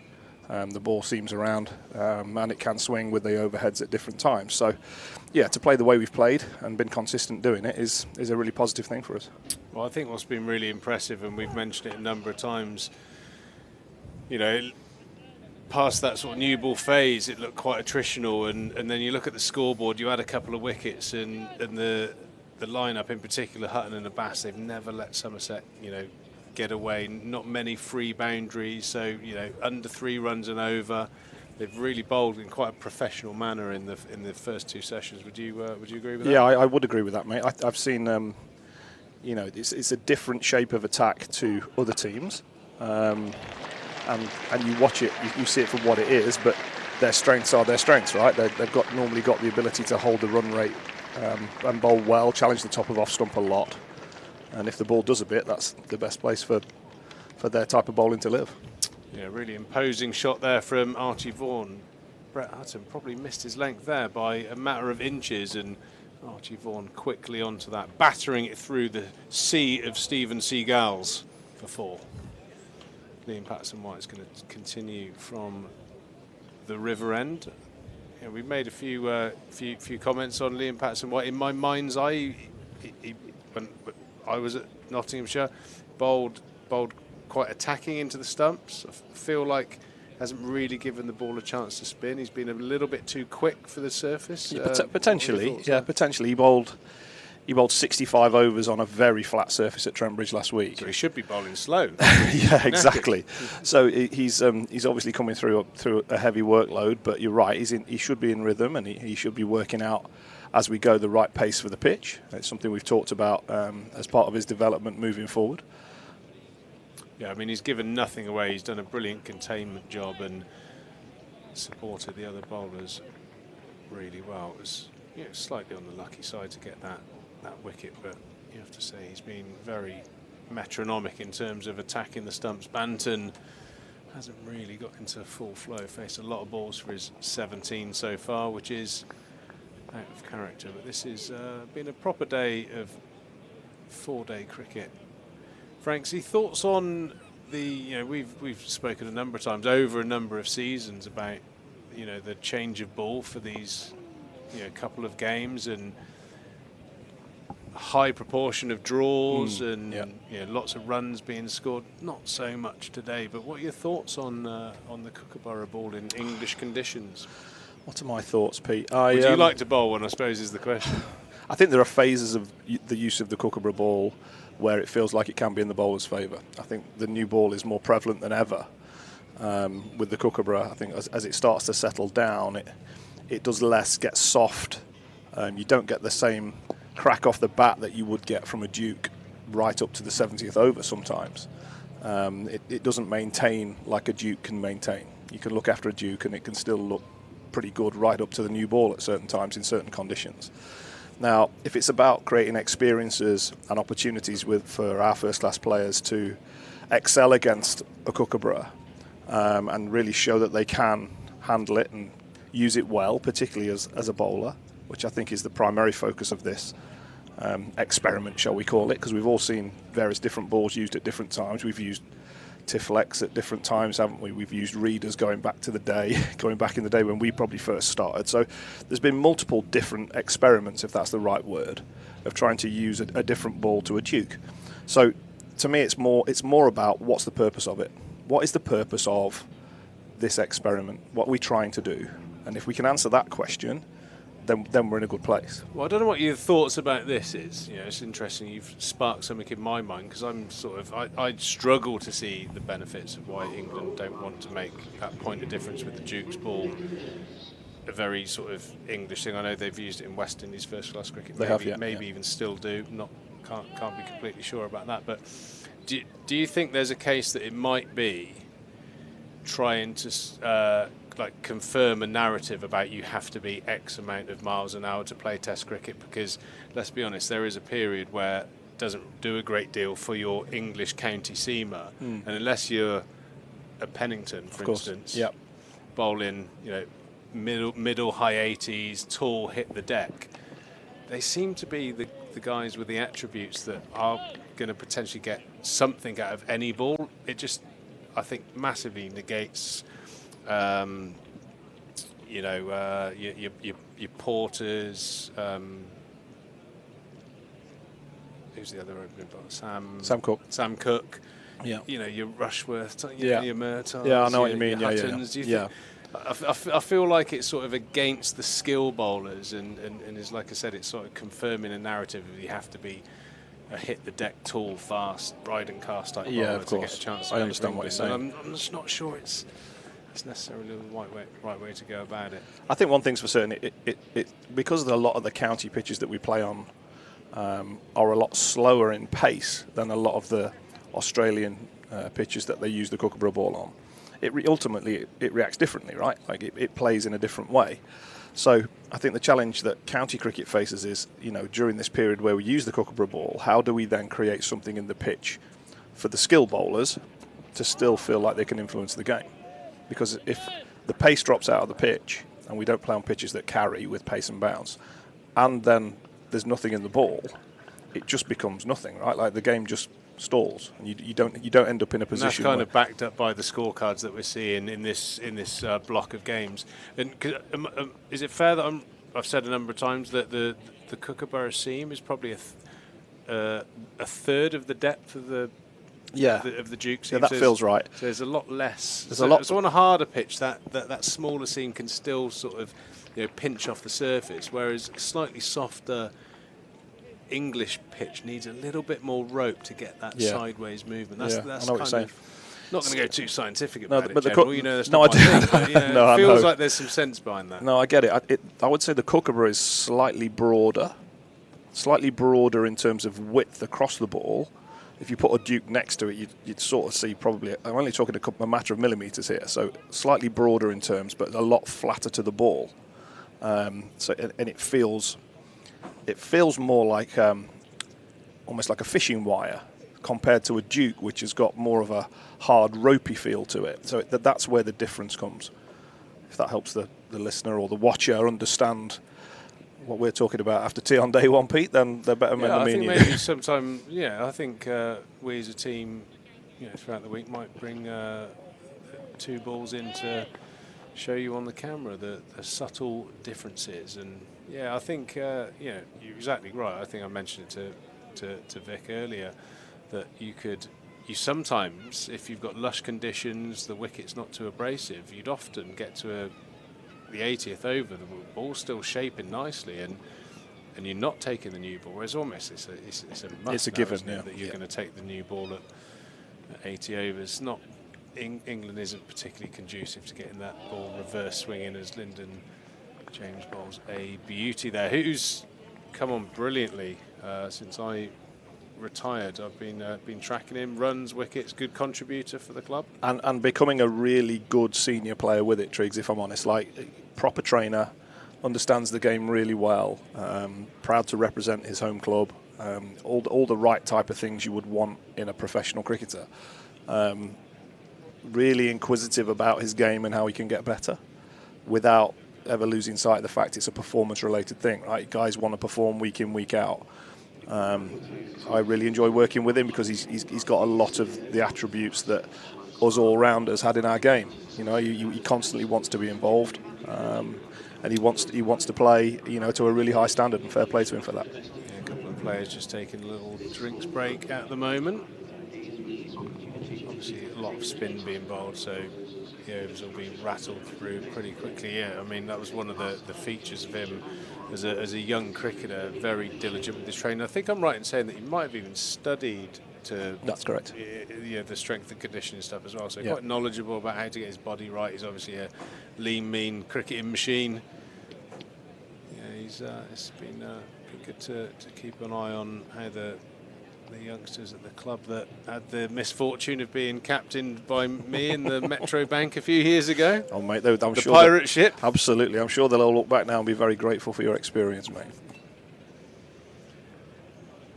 Just in time to resume play here. Liam Patson White continuing from the River End. And yourself, your post playing days, obviously coaching at Nottinghamshire. You've been doing some franchise cricket, the IL T20. Yeah, little bits and bobs, mate. Like, worked in the 100 as well, obviously. Looking forward to having the opportunity to coach, to head coach the team in the 50 over competition this year, which will be a different challenge for myself. But yeah, it's trying to get as much experience up under my belt as I can, mate, to try and, you know, keep ahead of the game as much as you can. I think you keep learning all the time. And see ultimately where it's going to take me. How have you found? I've been in and out coaching environments since I retired as well, and obviously the mainstay of what I do is talking about the game we both love. How have you found? Being in the dressing room in the era that we were, which was, I think, quite different from what I call, and I don't mean this no slight, but the iPhone generation. It's sort of, the players get in. I don't think the players are allowed phones anymore in the dressing room because of the PMOA thing. Yeah. But, how have you found that you've had to change your way to engage with the young cricketers coming through? I think the one good thing, initially when I went into coaching, I'd played with a lot of players. So you have the relationship, but then that relationship changes, doesn't it? And you have to evolve as a person to get to work with them on a different level. I'm working with guys now that don't really care that I played. It doesn't really matter to them anymore. They're really invested in their own game and what I can bring them, and that's fine, right? Like, they understand that I played for the club and that the club means a lot to me. But it's never just about the player anymore. You can't be that guy. So yeah, look, these are a great bunch to work with. I've really enjoyed getting to know them on. You try to get to know them on a better level, so you can really tap into them through good and bad. And ultimately try and help them be as good as they can be, and that leads to team success, you hope. Yeah, another good over there from Liam Patson White. James also continuing his spell from our end here. There are an awful lot of seagulls on the pitch at the moment. Yeah, I think that coach and that player-coach relationship. When you're a teammate, you I suppose your credentials, your value to the team is on the field, in the dressing room, and however you go about your business. But when you're when you're coaching young cricketers, it's very important that they trust that you've got their best interests at heart. And that's where you need to have that personal relationship, understand what they are about as a character, and build up a bit of trust in there. I think that's would you say that's quite a key thing? I would do, and it's absolutely, it has to be meaningful, mate. Like we'll have all worked in situations where you don't have that, and one thing can be said or misinterpreted in a different way, and it doesn't quite handle itself. It doesn't hold. So each individual in our team, for instance, is subtly different as a human being. We have to look after them as human beings first and foremost. They come together as a team to go and play, but to get the best out of them individually day to day is the biggest challenge that we face. It seems like you're doing a pretty good job tracking the progress the team have had, and also I think slightly different to down here. Being a test match ground, there's that perception of pressure to be at the tip of the spear all the time, and you have seasons where it doesn't quite go to plan, and you get a lot of outside forces. And that was one of the things that I noticed coming from Somerset for so many years to Nottinghamshire and Trent Bridges. It's almost like there's that added sort of grandeur and pressure on to perform, because you have a look at the honours board when you walk down the stairs and onto the pitch, and some of the names up there, and you just kind of feel like you've got to raise your bar a little bit. Yeah, you're 100% right, mate. And I've been lucky in lots of ways to have lived with it since I was a very young man. So it sort of becomes part of what you do. Certainly when I first came onto the staff, and it wasn't lost on me that the people who'd played for the club, the history of the club was really important. We've gone on now to good things since then. But the important stuff that really matters to the history of our club is that we keep evolving and we keep trying to get better all the time. Beautiful shot there from Archie Vaughan, just clipping that slightly, I don't think overly straight delivery, just a bit full in length there, and Archie Vaughan just clipped that through straight mid-wicket for 4. Beautiful timing, beautiful shot, and he's come out in some pretty confident mood. Body language moving well. So you're out here now. Don't want to ask too many sort of what's the chat sort of situations, but I'm going to ask, what's the chat? What's the plan? Is it stick on task, be professional, all the things? Yeah, I think you're right, mate. I think that very much the chat around tea was we'd had a really good session. Obviously, we missed a chance at first slip that went begging. Otherwise, I think we'd have probably edged that last session. As it is, it feels like a pretty level game. We've got 10 overs till the new ball. So the important thing in this period is if we can pick up another stick before the new ball, you can then really see an acceleration period where that new ball comes back into play towards the end of the day. So that was a very positive way of thinking from our point of view. But just trying to make sure you hold that run rate without being too negative during this next sort of 40 minutes or so. Yeah, and I think that's a testament to the disciplines of the bowling unit. You think that run rate, the norm now is 4s, isn't it? And I think Somerset are just going a shade under 3s, and what's that, 70 times 4? What's that, 280? 280 for 5 if you'd been a little bit more real disciplined. Somerset, I think, quite buoyant at this stage, but because of the disciplines that Nottinghamshire attack have shown, it's very much a game that really does hinge on this next sort of 30 overs up until the close. So it feels like we all had a good look at the pitch this morning, and we've obviously come here over the years and seen multiple styles of surface that we've played cricket on at Taunton, and it felt like that first innings runs were going to be really important in the game. And they weren't. I anticipated that looking at that surface, that batting would get more difficult as the game went on, purely based on the fact that that's the way that Somerset choose to set up their pitches normally at this time of year and for the season onwards. Is that what you've seen? Is that what you expected? Yeah, I mean, so I started my career in the late 90s, early 2000s here, when it was flat as your hat, and a lot of games, unless a team had an absolutely belting session, the chances are that come the end of day 4, 10 to 5, you're probably not even seeing the 4th innings of the game. So we had a lot of cricket that was good. It was good cricket. Batters used to love coming here. When you had Caddick on song, things could be different. But it was tough to force a result. A lot of draws, a lot of batters filling their boots. Then the Justin Langer era, I think it was an incredible sign of what he was about as a character and man in cricket. You think he's just finished his Test career, he played 105 Test matches for Australia, legend of the game. He's going to love to come to Taunton. Why did he pick Taunton? Because he's seen it's nice and flat, happy days, get the average from 55 to 60, and walk off into the sunset. He came here for the back end of 06, scored a triple hundred at Guildford. First game of the following season, when he signed as captain against Middlesex, I believe, scored another triple century. Highest club score at the time until Banton pipped him, or second highest. And I can remember it was a really quite poignant moment. He came to the dressing room, 300 and something, and he launched his bat across the dressing room. How are we going to win matches at this club? He wasn't motivated about backing up the truck for runs. He wanted Somerset to win. So we went through a period, we started off with like 16 mils of grass, like bright green, to try and get it to seam. Just made it easier to bat. Right. And then we've obviously curated the pitch a little bit drier to help it spin. Because at the end of the day,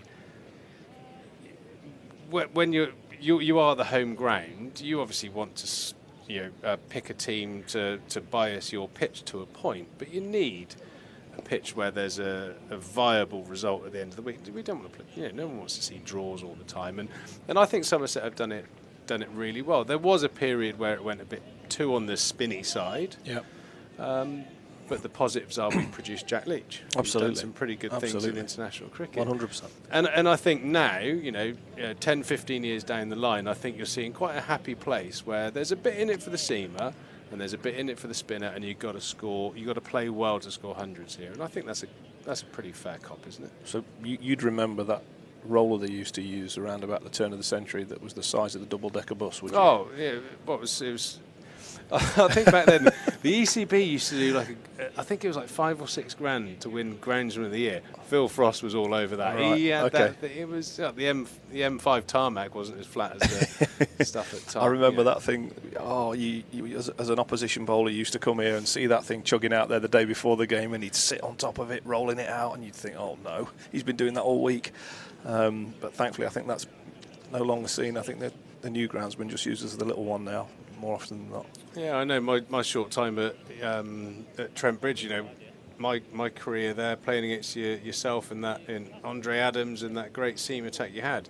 You go to Trent Bridge, it's going to seam around a bit, but the seasons I was there, we had a couple of wickets where we tried to make it spin for Matt Carter and didn't quite spin, ended up in a draw, and I think we are where we are. I mean, I think the fans want to see positive cricket that's going to have a potential of a result, and I think we've got that in front of us. The only hamstring to that is potentially the balls for these rounds. They do seem to go a little bit docile in that sort of 50 to 80 over period where the batters can cash in. But as I say, the Nottinghamshire bowlers have kept the runs down to a minimum. The one thing I would say, mate, and it never disappoints me, is that the crowd for the first day of the championship is absolutely outstanding. Create a great atmosphere for the championship lads to play in.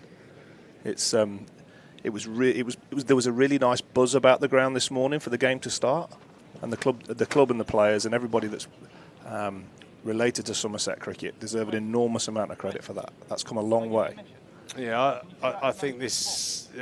Obviously there's a level of bias to this statement, but there are a number of counties around the country that really do value four-day cricket, and yes, undoubtedly this ground sells out for the limited over stuff, the kids, the fanfare, the music, and it's brilliant, and it's a great ground for T20 cricket. But I'll tell you what, the absolute focus of the club and the membership is to try and win this county championship, which we haven't done in our history. It's I think you'll hear the roars from up the M5 if it ever does come to fruition. So I think the people of the South West are very proud of their four-day cricket, and it's a nice place to come, isn't it? I'd agree with that. The seagulls. Don't worry about the seagulls, mate. I had one on my hotel window ledge this morning making a racket at 5 a.m, but I won't hold it against him. If he's there tomorrow, I might have something to say to him. But I think you're right about the county championship and teams, genuinely invested in trying to win it, genuinely care about the position that they finish in from season to season, because without that, what's the worth of the competition? With your coach's hat on, myself and Vic Marks had a Q&A session on the stage. I thought I was asked to sing. I was very disappointed, but we did a Q&A as Lyndon James comes in. Beautiful straight drive. He's overstepped a couple of times in the last couple of overs. Lyndon James, he must be extra loose. Archie Vaughan settled in nicely. He's 21, Banton 22, 220 for 5. Here in the 73rd. So with your coach's hat on, this is my thinking, that especially if you follow Tom Banton's sort of progression through his career, white ball player, didn't play 4-day cricket, or certainly didn't have any success. And since he made the decision to, I think he pulled out of a Big Bash contract, which is substantial and a great opportunity, winter in Australia, really knuckled down on his 4-day cricket. He's improved his 1-day cricket. Do you subscribe to the sort of my leaning towards the theory that I think the top players in T20 cricket have got a grounding of a 4-day cricket, being able to bat for sessions, and maybe it's a rhythm thing, or being able to survive tough situations, for instance. I feel like it can only help you limited overs cricket. I couldn't agree more, mate. I think the art of batsmanship is a really key learning in all of this. There's so much to it that every format of the game needs. So whether you play T20, 50 over, 4-day cricket, learning as a young player, you need all of it. You need as much of it as you can get. And the variety that all those games provide is a massive part in ultimately being as good as you can be.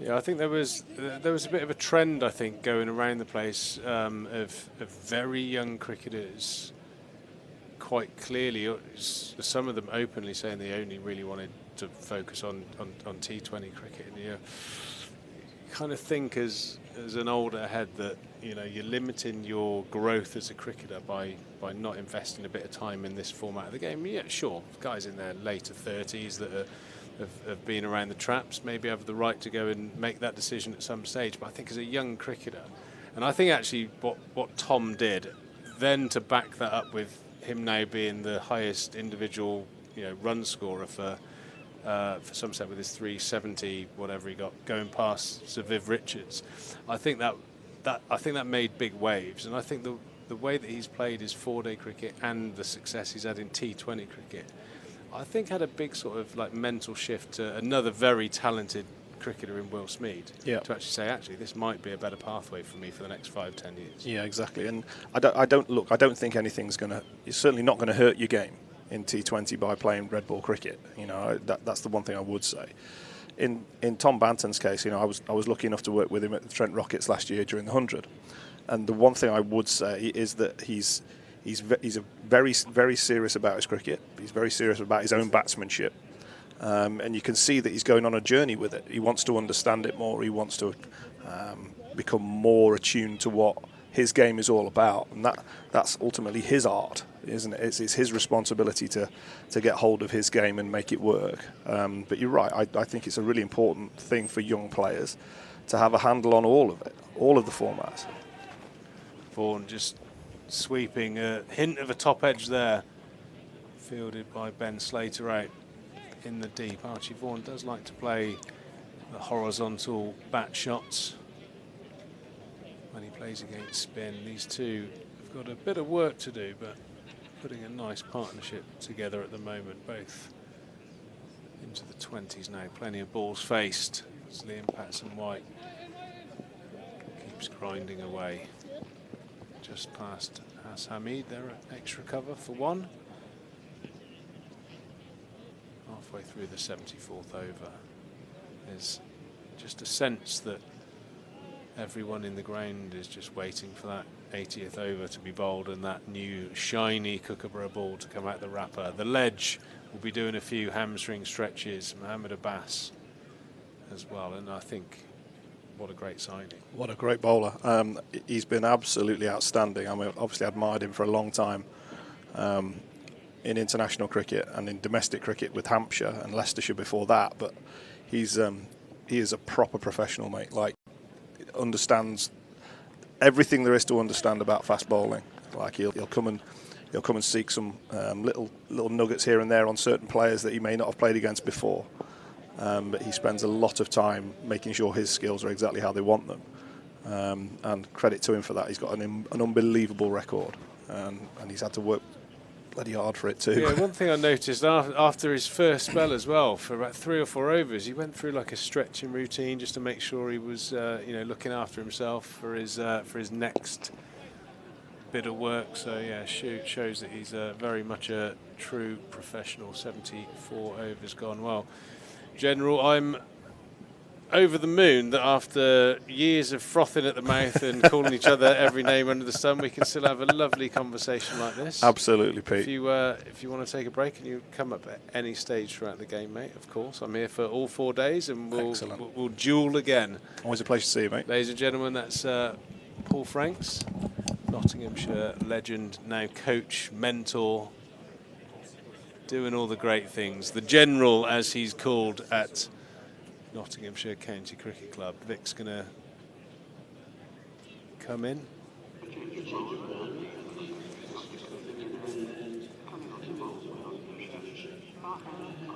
It's actually been an overwhelming day. I've had 2 situations where two people that I have an awful lot of love and respect for have agreed with a couple of my sentiments. Vic. I'm not really sure how better a Sunday can get.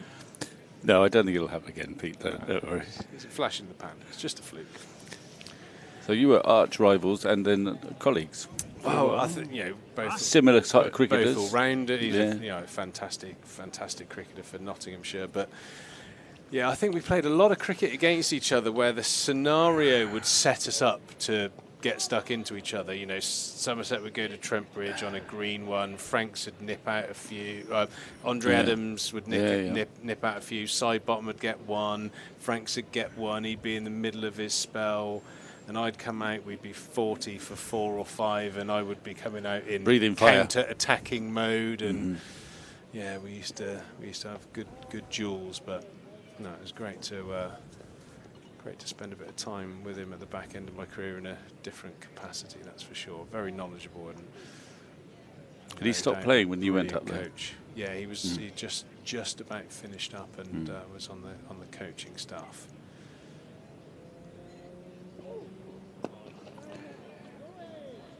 Brilliant cricketer.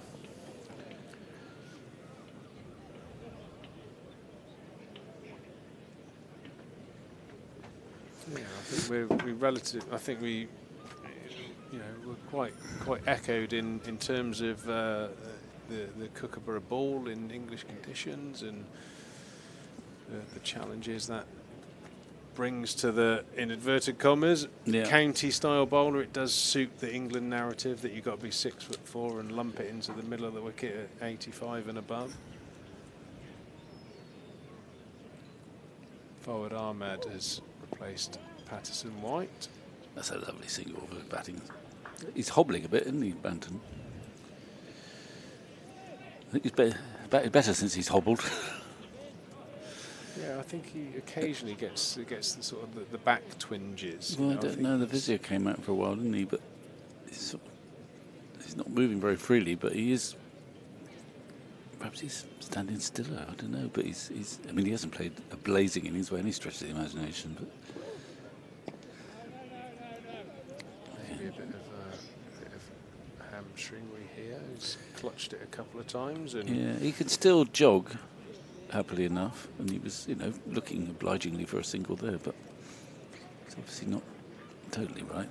Well, we were talking about James Hildreth's miraculous 100 with a broken ankle, so beware the injured batsman. Yeah, that was some 100. That's some shot too, just over pitch, and he's placed that gloriously. Beautiful use of the bat face and the hands to get that ball through. The cover region. Very, very nice shot there from Archie Vaughan, who's I think he's been very measured today, but he's managed to be watchful and aggressive at the right time in equal measure, and he's moved on to 29. Somerset 230 for 5 at the moment. How was your? You've been a very busy man. Your lunch was taken up on stage. On stage, yeah, standing up on stage alongside you, and then. Book signing was also standing up, but we signed a few. Did you manage to control your coffee at the book signing? I didn't even give myself the opportunity to stain some of these pristine pages with spilt drink. So in that sense, it was a great success, and a few books were sold. But no holiday home in the Maldives? No, not in the Maldives. So I have noticed since our conversation about writing a book, there's at least 6 people that are willing to part with a tenner for me writing a book. Really? What do you think? Are you going to write it for me? I don't think you'd With like me to do that, would you? I think you should do it yourself. Get one of these recorders and just Vic, I reckon blab away. I got an A for absent in me English GCSE. I'm not sure I could. I'm not sure I could get through it. Why not? I suppose with all these apps these days, you could just use your dictaphone type. Yeah, they can probably, if you speak clearly. And if not that I've ever used one. And if someone takes offence, I'll just say it was a typo. Well, you might have to. It might be it's a 50 partnership, by the way. It's and a useful one, but they need someone to really play a substantial in Somerset. But it's looking a bit more cheerful now. Well, I think you're obliged to read it after you've spoken into that machine. I never knew. Dear old Ian, both of them used to have quite a few ghost columns. On tour, one of the ghost writers would come and chat to him while he was in the bath. I was never quite sure whether Ian actually ever read the columns that came out at the other end. He was just very trusting. I wonder if, do you write? You're quite Queen's English, aren't you? Or King's English. So you probably don't have this problem. But I wonder if you wrote, thousands of words, you'd end up sort of like writing like you speak, and that's. I'd like to think the Somerset twang would be a feature of a book. Of your book. It wouldn't be. It could be a feature of my book, but. The ink on the ERS would run out. Well, yeah, I don't know if that'll work, Pete. Well, anyway, I think you should keep the option open. But as I say, it may be a bit of a vanity project because you or anyone else, are not going to make yourself rich writing books, but you might find it satisfying at some point. Well, when you've moved into whatever next career comes along and you've been a glorious success, people will want to read about that, I suspect. Well, I've got a door at home that sort of gets a bit active in the wind, so it would act as a doorstop at the very least. The thing is, I've also been on a few book judging panels in my time, and my one piece of advice was 200 words, 200 pages, plenty really. There's some autobiographies, so you quickly write autobiographies, especially Aussie autobiographies. I got excited when you said 200 words then. No, 200 pages. They are incredibly long. I mean, dear Steve Wall, who I played with here, his is about 650 pages, I think. Well, it's a bit of a deterrent to really get going, isn't it? I think Gilchrist was similar. The Aussies don't like to miss anything. I think a bit of editing could be handy. Vaughan's a young man, but he sort of plays spin in quite a sort of mature manner. He waits, doesn't he? Plays it quite late. So far, he hasn't played any extravagant shots against them. He's played conventional shots. It's quite clear to see that he definitely has a game plan, doesn't he? He knows where he's trying to score, what he's trying to do, what balls he's looking to score in which areas. And he's quite happy to defend if necessary. And being our premier judge of all things off spin, what are your thoughts on Forward Ahmed, who's obviously he knows quite a reputation at yeah. I mean, he's age. only 17 or so, and he's looked fine. He bowls at quite a pace. He looks like he puts some energy on the ball. He most importantly, he nearly gets through there. He knows where it's going. There are not many freebies around, are there? It's not a particularly helpful surface at the moment. So he's got a lot of things going for him, I think, well, Jack, it doesn't apply to Jack, but you know how wicketkeepers now have to be able to bat. Otherwise, people don't really take them seriously as potential international players. They've got to be able to bat in the top 6 or 7. It doesn't apply to Jack, it doesn't apply to Show, but it may well be there is also increasingly the notion that your finger spinner, particularly your finger spinner as opposed to your mystery spinner, he's got it doesn't have help if he can bat as well. And I think especially for those subcontinent tours where you're going to play a couple of spinners. Yeah, you're going to play, but you've got to balance the sides somehow. So you want them to be able to bat. There is scope for on subcontinent for the out-and-out specialist, which Jack Leach would be. In that he's not a substantial batsman. Certainly Bashir, he's got no real batting pedigree. But there is a slot there for the bowling all-rounder, the sort of, there's Carson at Sussex who quite impressed by, I think, Farhad Ahmed. He can clearly bowl. He's only 17. He's bowling like far more maturely than you'd expect. And I think he can bat too. So I think increasingly you need to have 2 strings to your bow, if that's the right analogy, especially as a finger spinner. I do agree. He looks quite the talent. Quite an attritional period of play here. The run rate is certainly not shifting on at any rate. It's hovered around that 2.8, 2.9 runs and over. It's just ticked over. It's exactly on 3 as we speak. No, only a couple of overs until the new ball I think would almost certainly be taken by Abbas and Hutton immediately. I would have thought so. And from a Somerset perspective, you want these 2 to be there to try and combat it. And they're playing occasionally to do the responsible thing, i.e. to be there when the new ball is taken. You might find that Banton in particular might bat more aggressively against the new ball. But we'll see. Well, we might see. Yeah, still got some batting to come. Casey Aldridge. Yeah, I mean, in particular, he's not fired with the bat this summer with limited opportunities, but he certainly did last summer. And we know he can bat, obviously. I think he got 100 in a Kookaburra game last summer. I always look round to Harry when I'm looking for some sort of. Well, he had a big partnership with it against Hampshire. Did he get 100 against Hampshire?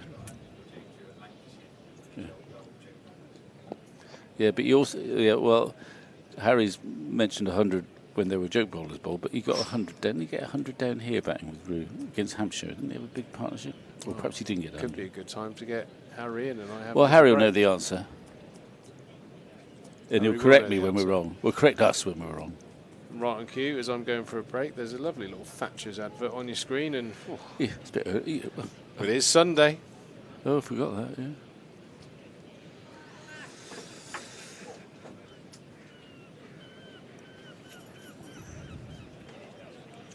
So, briefly, I think, it's an all-spin attack.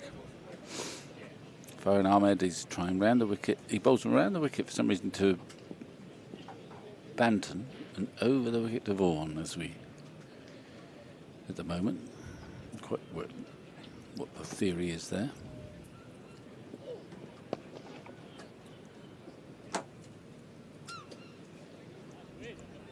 Yeah, Casey Aldridge is 101 not out, top scorer at Old Trafford. He didn't get. Is it only first class 100? Yeah.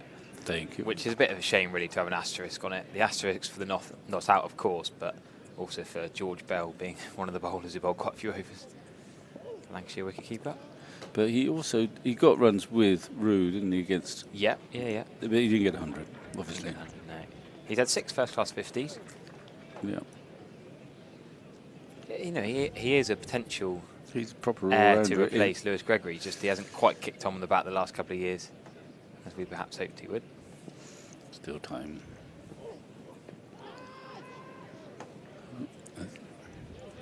Well, there is a deep point in place. Yeah, and that deep I'm point, not sure. Well, he went from deep cover to deep cover point, I suppose. With the as a new shot. ball imminent, I'm not bothered. I don't particularly want to see him reverse sweeping, although he's very good at that shot. You think they'll take the new ball, do you? Well, why wouldn't you? Well, because they didn't at Edgbaston with a Kookaburra ball. Did they not? Because they thought a reverse swing was more important. Yeah, well, Craig didn't who- take it. Okay, but that was... And well, you think there's it's no... the same ball, similar pitch, similar conditions? I think they'll take the new ball. Is that because you think Hutton and Abbas will be better with conventional swing than Matt Henry and Mick Torres with reverse, maybe? Nope. Because I've seen a bass warming up. Fair enough. You did that one better. There you go. So the reverse sweep there, okay, you can play it if you like. Well, it's a funny one because I thought they would take the new ball. I was sure they would take the new ball because Kookaburra, benign surface, lifeless pitch, nothing's happening. You'd want a new ball just to change things up. But yeah, Craig was happy to keep going. And Was this in the first innings? both. Both innings? Well, I imagine at Warwickshire here, the outfield is really quite lush, Yes. which might not assist yes, reverse not swing. abrasive enough to rough it up. Yeah, that's a fair point.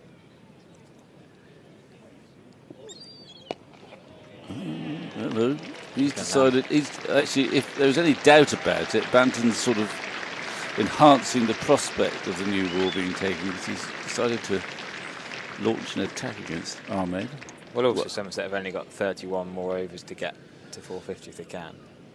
Oh, I don't think they'll be worried about that. Well, they really left to point out. Oh, I feel like it might make a difference in the table at the end of the season. They missed out on getting 450. So many interviews. If you look at the interviews from county coaches and captains from last week, so many of them talked about you've got to get 450 to get the batting bonus points against the Kookaburra ball because it's hard against the Dukes. To get 450 and 110 when the ball's moving around is pretty tricky. But they're saying in June when it's so flat, you've got to just make the most of it. Yeah. Well, yeah, I mean, if you're thinking like that, you're thinking this game is going to be drawn full stop. Well, yeah, a lot of people are with Kookaburras, aren't they, and sadly? maybe they were being pragmatic there. I mean, the worst example of that was when I think it was the Notts game when Hildreth got 100, where we failed to get maximum batting points from a very strong position after Hildreth had got that 100 in the last game of the season, which would have made a huge difference. Not the Jake Ball hitting on the ankle 100. Not the broken foot. Well, it was the year in which Middlesex and Yorkshire contrived the game. Yeah. If Somerset had got an extra bonus point with the bat, there would have been no incentive for Yorkshire to go into negotiations because they could not have won the championship because we had that extra point.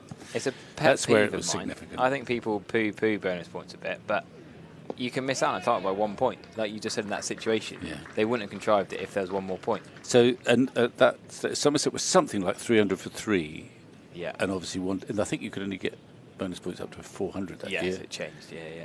And they failed to get 400, which changed the picture of the match at Lord's. Anyway, that's ancient In the last history. few years, Somerset have quite often failed to do as well in the first innings when the bonus points count, and in the second innings they've scored higher. Well, yeah, 'Cause that's the pitch partly is the flat nature of out the here. pitch sometimes when you've got the kind of greenish Well, here, yeah. one that gets better. The last few years here, it's pretty much got better to bat on almost every home game. They've been a green tinge and then got flat, as you say. Anyway. But then you see the opposition rack up a few more and you think, well, you can get runs in the first innings on this pitch. Okay, there's one more ball of the 80th over, which is just about survived.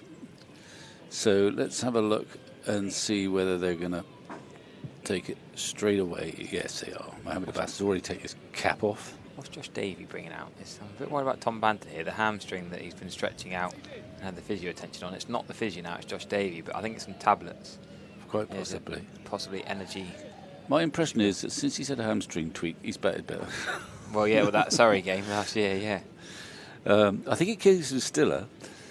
Anyway. Doesn't move his feet as much because he's keep his it hamstring in check. doesn't move his head as much, perhaps. I'm guessing a bit. So it will be Mohamed Abbas, as Vic noticed the warm-up. That's a long warm-up. He started warming up 2 hours before he was coming on the bowl. Not if you're a true professional, Harry. You'll try that sometime. Mind you bowl little leg breaks, don't you? Yeah, only 3 steppers. So. But you still got to get it loose, though. Someone gave me a bowling marker yesterday. I said, don't be silly. I don't use a bowling marker. You can't bowl a no ball off 3-step. You never have, then? No. Well done. Sadly, our overseas spinner does. I don't quite well, you're not the coach. Have you had a word? I think, well, yeah, just move his run up back a tiny bit. I didn't quite know how you can bowl no balls as a spinner. Yeah. All right. Now, the game's come to a stop, really. Yeah, what is going on here? The new ball came out, the drinks came out. Well, and I think they're. I think if you're the fielding side are entitled to drinks, and I think they bowled their overs pretty quickly. Yeah. In fact, they're +4 in the over rate stakes.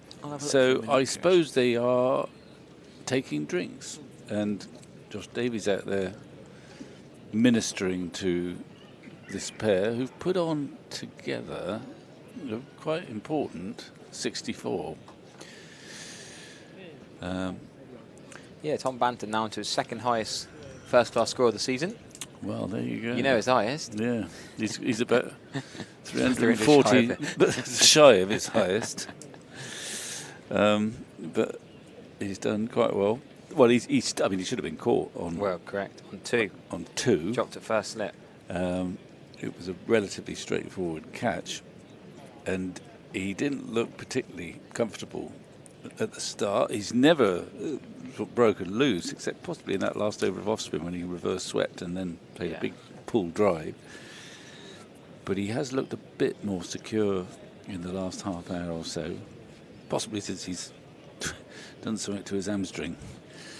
Anyway, the test will be different now. Mohamed Abbas has just got time to practice run up. He doesn't really need it. He's already got his mark there, I'm sure, and he knows exactly what he wants to do, but it's part of the loosening up process. There's a bit of sunshine now, sapping sort of day, and as we commentators like to say, a critical phase of the game approaches. Yes, will the new ball accelerate things, and if so, for which side? And did Tom Banton changed his sleeveless sweater? He always bats with a sleeveless sweater. I think he changed it until Josh Day bringing out another, because he'll be sweating underneath it. You know, these superstitions that batters always want to bat with a certain jumper or a certain top they like to use. Well, here comes Abbas with a brand new Kookaburra ball.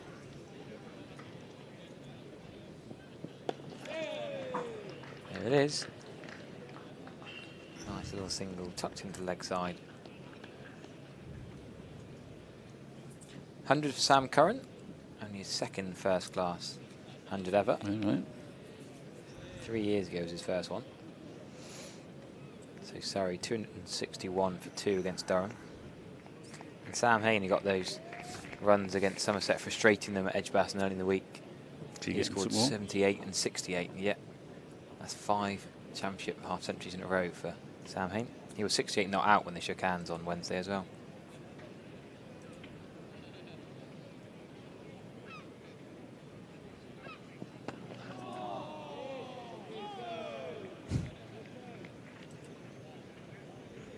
So what are the other scores? Warwickshire getting lots of runs, are they? Yeah, Warwickshire are a funny side because they didn't really show any intent in the game at Edgbaston early in the week. They could have scored way more in their first innings, again to push for batting bonus points. They ended up narrowly squeaking past the follow-on. They needed 349 to pass follow-on and got 351. But you look at their top order, Yates, Davies, Latham, Hayne, and then Jacob Bethel added to that. That's a hell of a top 5. Bit of moving there from Abash. You can hear the excitement through the effects mic. Other scores. Jake Libby's got his 100 now, so Worcestershire 332 for 2 against Hampshire. They've changed their bowling attack quite a lot this year, of Hampshire. Well, they must be missing Mohammed Abbas. Well, yes, they've got quite a lot of options. Tom Press has been bowling. Off spin. Yes.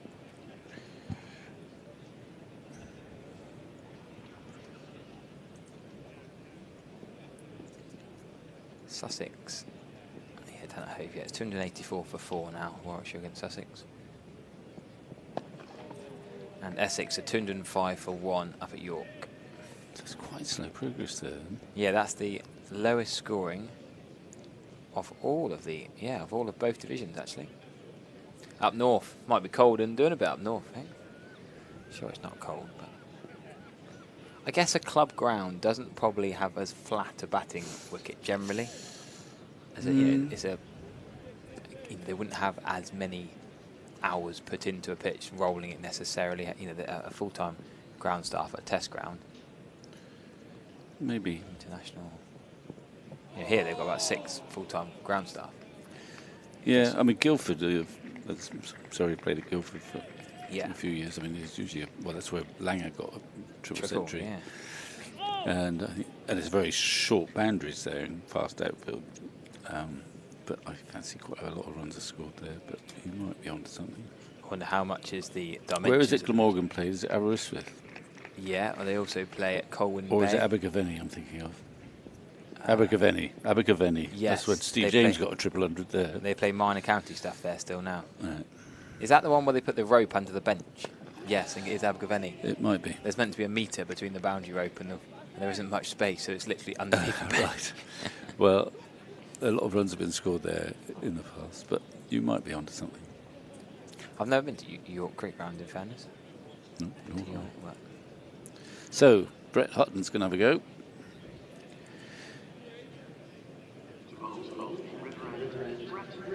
So this is back to the end they started the day. Abbas started from the Trescothick Pavilion end and Hutton started from the river end, but Hutton did have a middle of the day spell from the opposite end.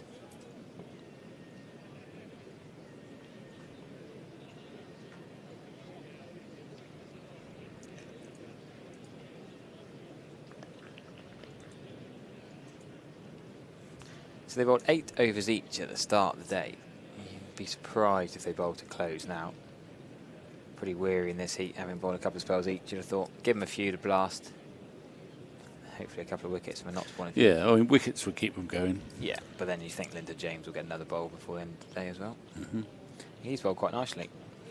Bowled a couple of 4 balls to Tom Abel just before Abel got out, but other than that, he bowled some nice areas, just those 4 balls slightly ruining his figures and letting the pressure off.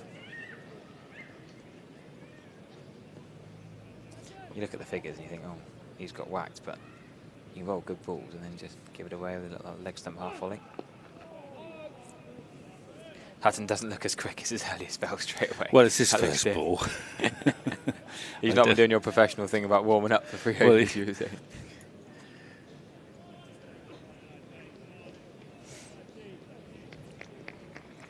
It registers at 71, that. But he hasn't been bowling. He hasn't come up more than about 72, 3, 4, around there. He looked a bit creaky running up. He'll be all right in a minute. Yeah, there you go. There you go. A bit more intent in the middle of his run up there. That looked better. A bit more of a grunt. Grunt as well, yeah. Oh, that's rushed up to 72.7. So, but pace is not everything. We know that. We know they're both incredibly skillful, these two. So is Casey Aldridge or Craig Overton coming next if you're captain? Oh, well, I think it will be Casey Aldridge. Yeah, I can see him warming up with his GM bat in hand on the Somerset balcony, practicing some pull shots. These two don't give you much to pull, though. Well, no, I was just thinking that. There's no Dylan Pennington playing. I might get it up there a bit. But I think it will be him. Yeah, I agree. Even though Craig Overton's actually batted quite well this season, but yeah, in brief stints. My only slight thought is if there, if there's 105 overs gone, you just bring in Craig to give a bit of long handle for a couple of overs. But Depends how far these two bat, but I think case holders generally will bat. It's about as high as 6 in previous seasons.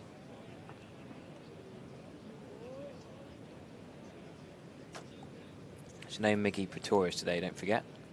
So then Henry and Leach complete the Somerset batting order.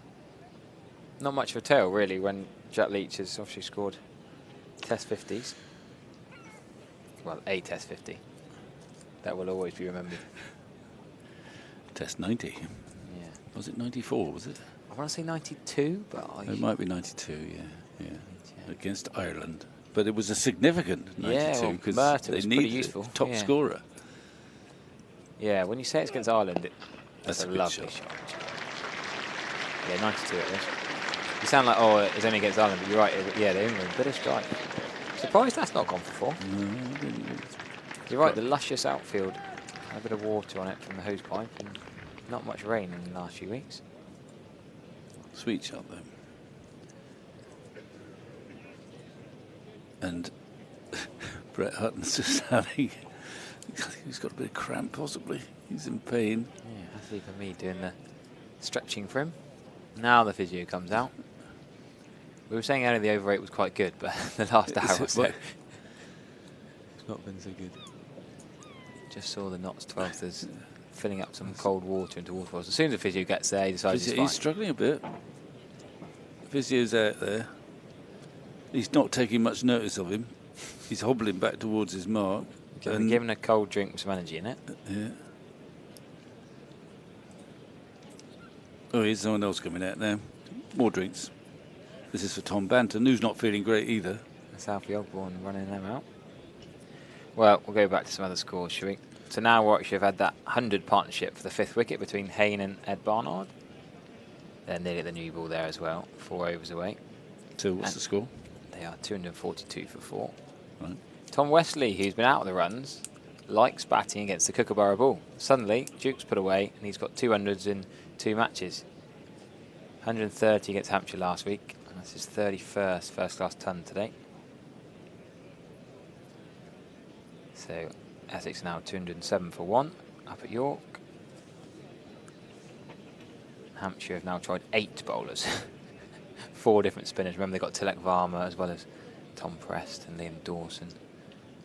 Adam Hose is smashing it around everywhere. He's now on to 200. First ever 200 for Adam Hose.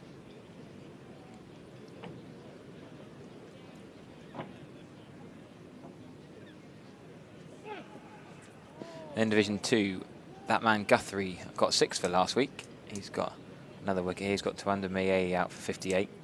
Bell Drummond still 42 not out. Kent 279 for 4 against Northants. Gloucestershire 222 for 6 in Cardiff. James Bracey still going. And Middlesex have lost a 4th wicket against Leicestershire. They're 271 for 4. Ben Green, Somerset's lonely, got Ryan Higgins for 9. One more Green. Chris Green's got 65 not out for Lancs. They're 216 for 7 against Derbyshire at Queen's Park. We were talking of Essex a few moments ago. The last T20 action you can still buy a ticket for. The only non-sold out T20 home match this summer. Get involved. What's that? A week on Tuesday.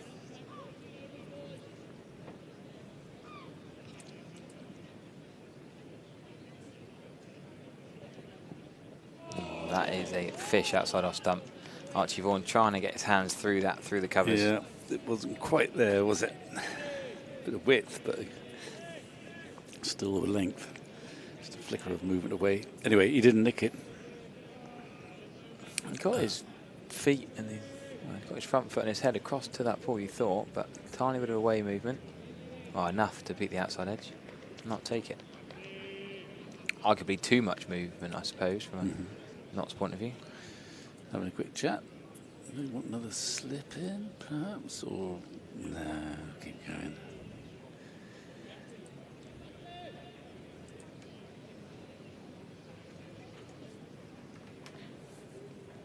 So no boundary fielders now. We saw, well, there is that fine leg in place, but we did see earlier a deep point was being used for the 2 seamers in tandem. Well, for Banton, the man at square leg goes off toward the boundary. And now we're getting to the point so now. they've got two soon as I say extra that. boundary fielders for Banton, but for Vaughan, they bring him up. Yeah, I can maybe understand one of them. I'm surprised both are going.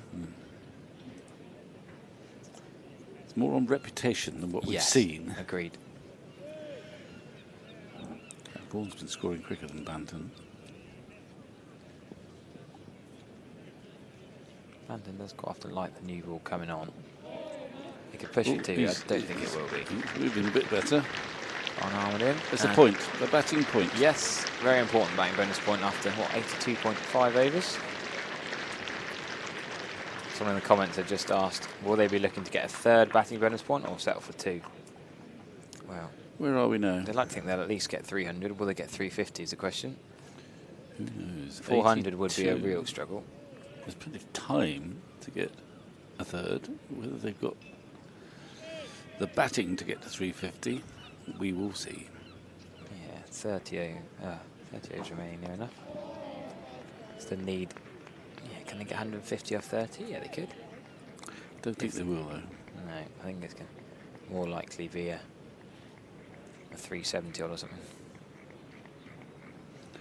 Do they risk losing wickets in order to get there? That's the problem, she said. Not at the moment. It's not. It won't be in their head. I mean, I know it's a Kookaburra ball. I know there've been a lot of draws, but the first sort of goal is to get a substantial total from which you can dominate the game. And hope to be able to do that, possibly on a pitch that, glory be, doesn't happen often at Taunton, deteriorates. Yeah, there was just such a scramble with Abel and Lammerby desperately trying to get there on day 2 on Monday morning. Yeah, sorry, this week. It feels like last week, but it was technically the first day of this week. That was slightly different, I guess, in that the partnership from Davey and Colacabra was so good. They were 186 for none. And because Colacabra scored so quickly and so freely, he got 104 off 138 balls, so that allowed those below him to bat serenely quickly. I mean, 133 from 196 from Tom Lammerby as well.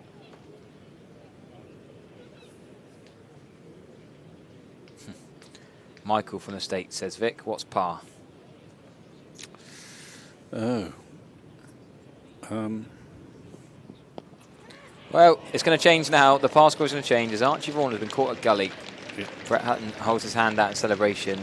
He looked pretty good for his 35, but he's hit that straight to the gully fielder, and Banton was dropped a first slip on 2, but Archie Vaughan doesn't get that luck. He's gone for 35. Somerset just got that batting bonus point, but now 250 for 6. Well, in part that's a new ball because it just bounced a bit more than he anticipated, and I don't know what I think he was trying to play it down, but in the end, because of that little bit of extra bounce, perhaps, he just didn't get quite on top of it. It's quite a soft dismissal in a way. It's a harmless delivery. But the hardness of the ball means it sort of tends to carry a bit more. Just didn't quite get his weight right, so he's leaning back a little bit and it slices off to gully. Almost off the meat of the bat. Yeah, he's almost middled it, hasn't he? Yeah. But without any venom. I mean, in a sense, he would have been a lot better if he was going to play that shot, going at it much harder. If you're going to flash hard. And then if he'd middled it, it would have flown. So it's another dismissal that doesn't owe anything to a particularly venomous delivery or a tricky pitch. It was a useful innings, but it could have been a lot better. He played quite sweetly throughout, and he looks the part, but wasn't able to go on today. The new ball has dealt with him, but not in the sort of conventional way you're thinking it might move Nick to the keeper. That was more or less off the middle of the bat, but not played with enough venom to beat the field, and not quite in the right position to keep the ball down. So he'll be frustrated by that dismissal, I would have thought. Having done a lot of the hard work, getting to 30 is the tricky bit that's supposed to be. Couldn't quite capitalise. So we have got Casey Aldridge out there, who can bat, as we know, but has not been in the runs. But he has had this loan spell at Durham. Had a couple of little partnerships with Jimmy Neesham, the New Zealand all-rounder. In T20. Glass cricket, yeah, very different, of course. Easy single for Tom Banton with deep point back. Surely he'll come up for Casey Aldridge's first ball.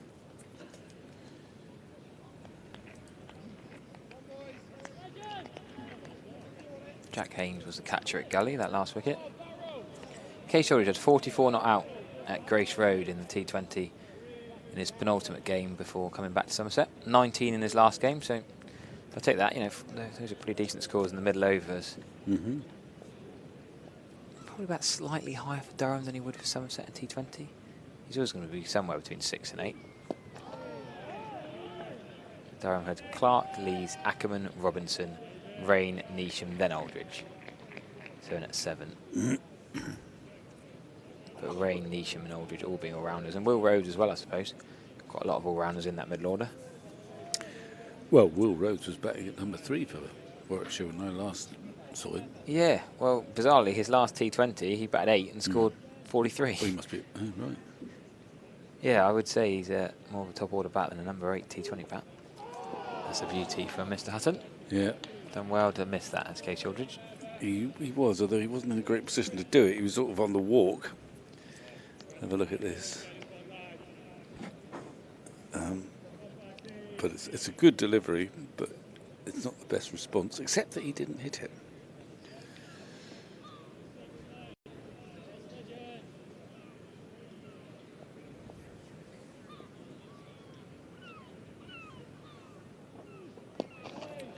Well played, that looked a bit more solid, didn't it? Mm-hmm.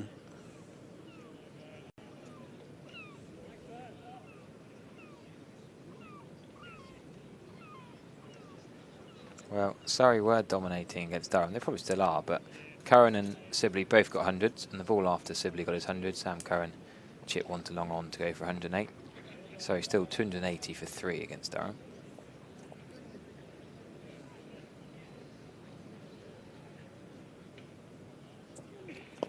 That's nearly a lovely on drive, but didn't quite get there. He fancied it. Could he beat me on for 4, but just bowls that length he can't quite get to. Even the man of, what, 6'8" is Casey Aldridge? Probably not quite, 6'6" maybe. I'm not sure how tall he is. But he's a tall man. Yeah, 6'6" at maximum, I'd say. Yeah, Peter Crouch is 6'7". That's normally my bench part. Yeah, he's probably not that tall, is he? He's very thin, though, isn't he? Yeah, because he's a beanpole. He looks taller than he is.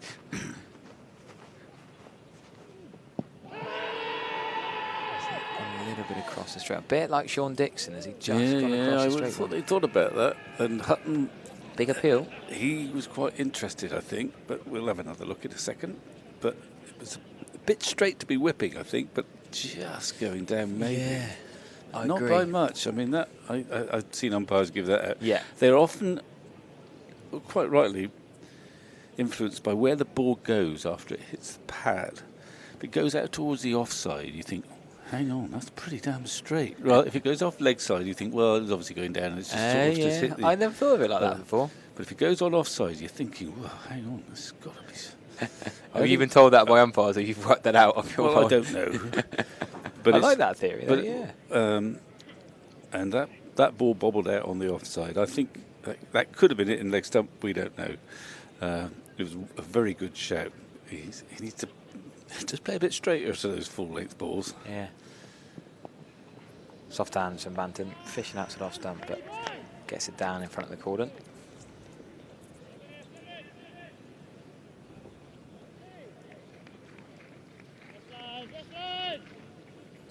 So once again, this very experienced opening attack. No great pace, but they've kind of got the wicket and they've created a bit of a stranglehold, a bit of tension, especially for the new batsman.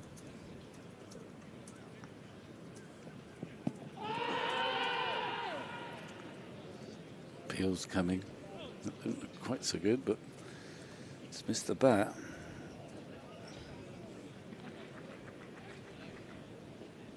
I think that one is sort of either a bit high, a bit leg side perhaps. So doesn't have the same merit as the appeal against Aldridge. But the pressure's sort of mounting. New ball starting to move around a little. Wickets fallen. 6 wickets down now.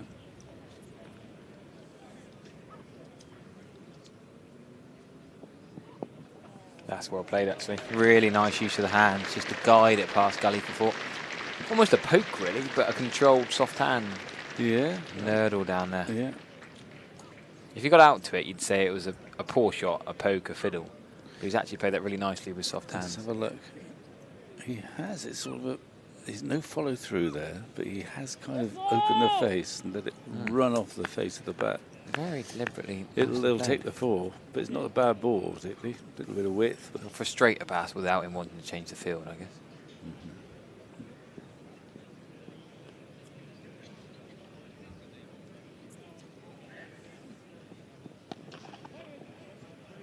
The seagulls are less in number now than that mid-afternoon period.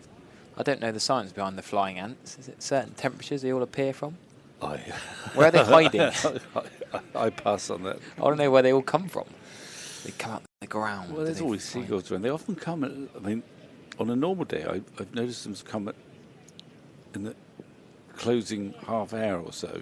It's almost if they know people are going to leave remnants of their lunch and supper around. But today seems very much based upon the flying ants. So I wonder where the flying ants have come from, which in turn then bring the seagulls. Well, who knows? But someone out there might know and yeah, might the tell YouTube you. chat. We got 3,600 watching. Heat. Neil Shilliber, one of our camera operators. 88 to option 2s yesterday. Well batted, Neil Shilliber. Okay. Things to do with temperature, which makes sense to Well, me. I could have guessed that bit. I was hoping for a bit more detail, Neil. I was hoping for some scientific lecture on the matter. Okay, Harry's not so sure. I say thank you, Neil. Yeah, he has been speaking to our research team in some detail, and our research team decided it's probably not worth, just at the minute, sharing all We're the not detail. quite at day 4 Kookaburra draw, boring conversation. No, game's in balance, Harry. Exactly. Well, mind you, we've had Pete in first hour of a game before go off on one about the Met Office and the weather, and was Pete trying to be, what was he called? Mr. Fish. Yeah. The 1982 storm. Yeah. Michael Fish. Michael Fish, that's it. Probably the most known weatherman in history. Yeah, for the wrong getting reasons. it wrong. Just like I mean, he was a very cheerful man. I remember Michael Fish. Cost a few. Could be a bit windy, but nothing to worry about, sort of thing. Yeah. Yeah. Oh, I love learning about that in geography. That was. Yeah, well, I'm not sure. Trigger out of his crease from Banton. Yeah, he's just sort of looking a bit more as he wants to get down to these nagging medium paces. Hutton and Mohamed Abbas. And he wants to also get the innings moving again. But it's looking, he's got 44 now, and Somerset are indebted to him, and they'd like a few more.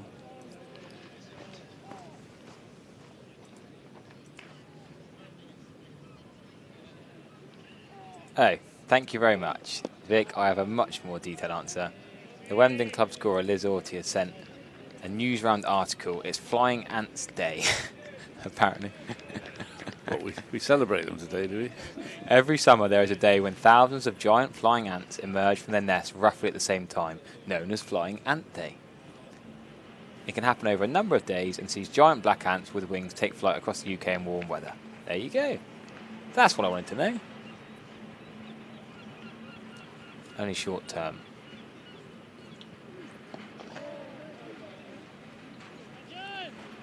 Well, will they be therefore not around tomorrow?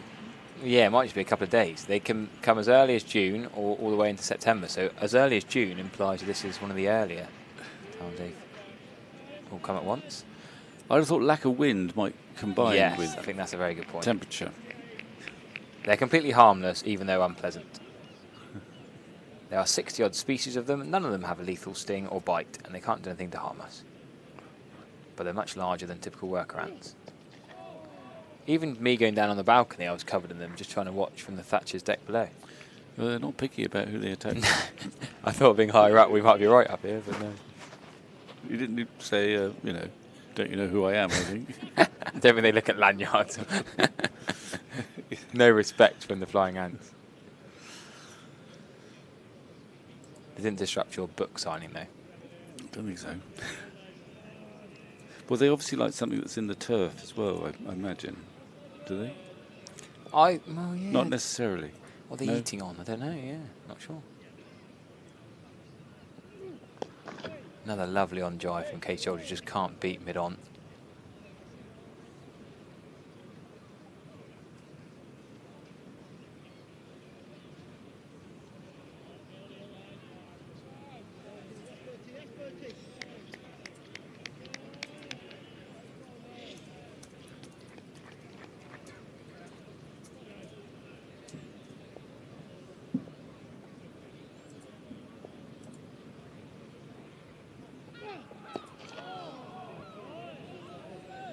There we go. Sometimes in the cavities of house walls, a bit like cicadas, but annually. We've normally got some expert. Any conversation we discuss on commentary, someone amongst the 4,000 watching will say, I'm a professor of flying ants, or the meteorology experts come out. But maybe they've got us on mute. Can't blame them. Anyhow, 10 overs remaining in the day. And we are going to still see Mohammed Abbas bowl.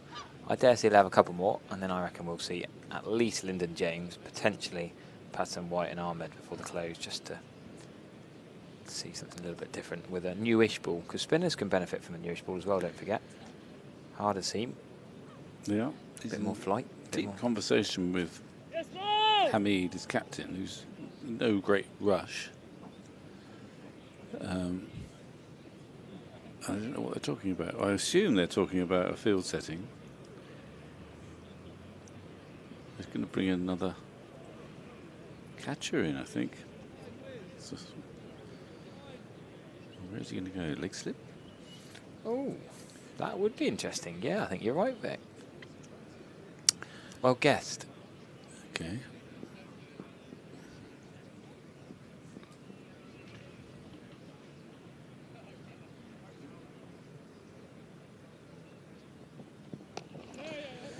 They're going to think about two here, but I don't think they should try and get them. They're going to try and get them. They've ignored you. Well, Banton is supposed to be injured, yeah. He's scuttled back there. You do make a good point.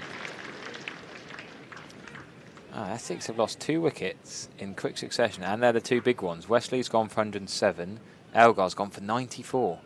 That's 2 massive wickets for Yorkshire. And it's Will Sutherland, the man who was meant to be coming to play for Somerset. Who's got him, has he? He got the second one. Code got the first. Sutherland got the second one. Bairstow with a pretty decent catch down the leg side. Yeah, Sutherland's first championship wicket in Yorkshire colours, of course. Never ended up playing for Somerset. He got injured. He's Victorian. He played for Melbourne Renegades in the Big Bash. His father used to run Australian cricket. Yes, and his sister plays for Australia as well. Annabelle Sutherland. Probably, yeah. So pretty talented cricketing family is what we're saying. Yeah. Like yours, we should say, Vic. Your grandson was telling me about his 5 for the other day. Yeah, was he? Yeah. All right. Well, my great nephew was playing for Hampshire Seconds the other day. He was on the Hampshire staff and got 100. Joe, yeah, I saw that. Yeah, that's your great nephew, is it? Yeah, he's my brother's grandson. Yes. Oh, I met your brother the other week. Did you? Yeah, I was coaching at Western Middle Chinook. Were you? And your brother came along. I don't know if he still does Walked the across pitch the outfield, yeah. Well, there isn't a pitch. There's an AstroTurf wicket. Oh, right. There's no There's square no now. grass, no, which is a bit sad. Oh, right. They don't seem to play there. I've maybe been they asked just to be. practice there. I've been asked to start up a new ladies team. So we had 9 the first week, 15 the second week, and suddenly more and more interested. Well, you must have made a good impression down there. Well, dare I say, I think it's your two of your family are in that group as well, actually. Joe and Alex's mum's been there learning some skills. Lovely setup, though. I can see how you would have loved being there.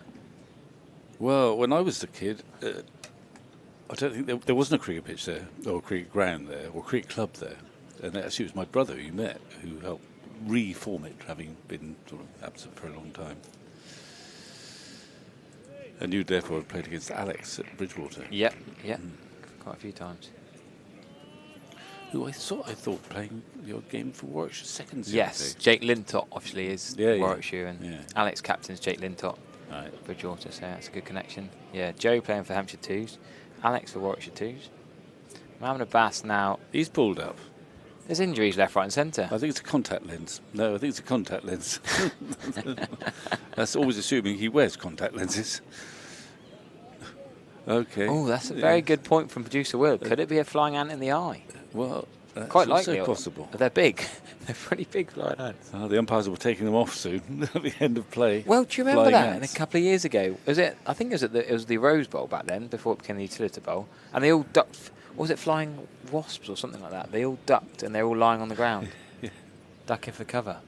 Anyway, the physio's come out with a drink. I don't know if that'll help. What's that going to do? Yeah, wash it out his eye. He's going to inspect his eye. Game's sort of slowed down a bit. It has, isn't it? Well, should we give some updates in Division 2? Go on then. Gloucestershire have got a bonus point against Glamorgan. Ned Leonard's not playing in this game, but they are 250 for 6. Zaman Akhtar and James Bracey batting. Middlesex 286 for 4 against leaders Leicestershire. And we said Green got Higgins out, so now it's Gedders and Les Deploy batting. Abbas is all right to continue. And also Kent are 295 for 4, nearly at that 300 against Northants at Canterbury. Bell Drummond's nearly on 50. Lancs are 287 for 7 with Chris Green on 80 not out. Remember, Lancs are 44 for 4, then Keaton Jennings got that 100, allowing Lancs to get near 300 against Derbyshire at Queen's Park. Jimmy Anderson playing that game? Yeah, he's captain again because Marcus Harris is on paternity leave.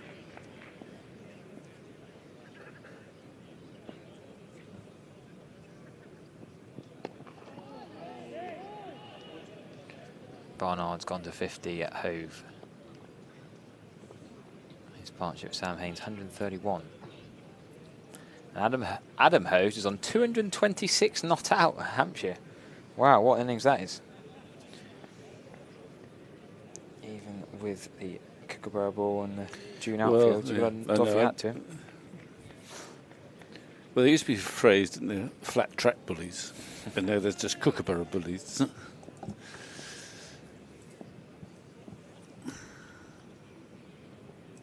Ooh.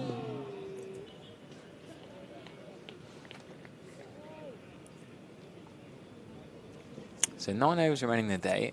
Somerset could get to 300 before close, but what's more important is the wickets column. Somerset won't want to lose another one. Notts have already got 2 bowling bonus points. Somerset have 1 batting bonus point.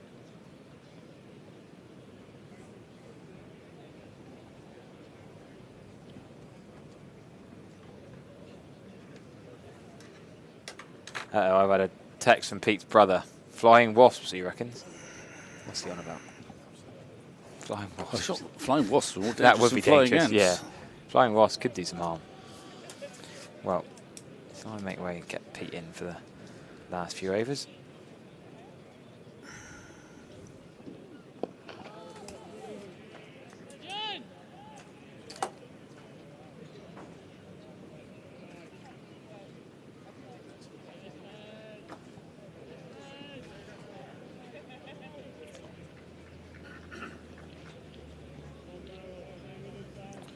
Very measured innings from Tom Banton, 48 off 101. Multi-format pair.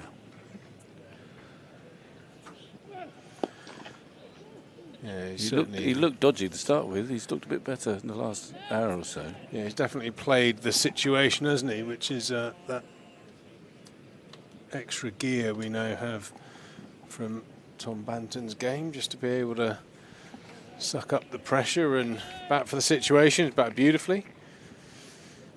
He's played nice and straight, picked off the occasional loose ball, but again, Vic, I think on the whole, the Notts bowling attack have without huge amounts of assistance, very consistent as Banton goes to a very well-deserved 50. Yeah, not pretty by his standards, and not very aggressive by his side, but he's got there. He had that huge slice of luck when he's dropped on 2 at slip. And then he scratched around for quite a while, not really middling the ball. And he's grafted. He doesn't always graft. In fact, he seldom grafts, but it's a useful innings, this.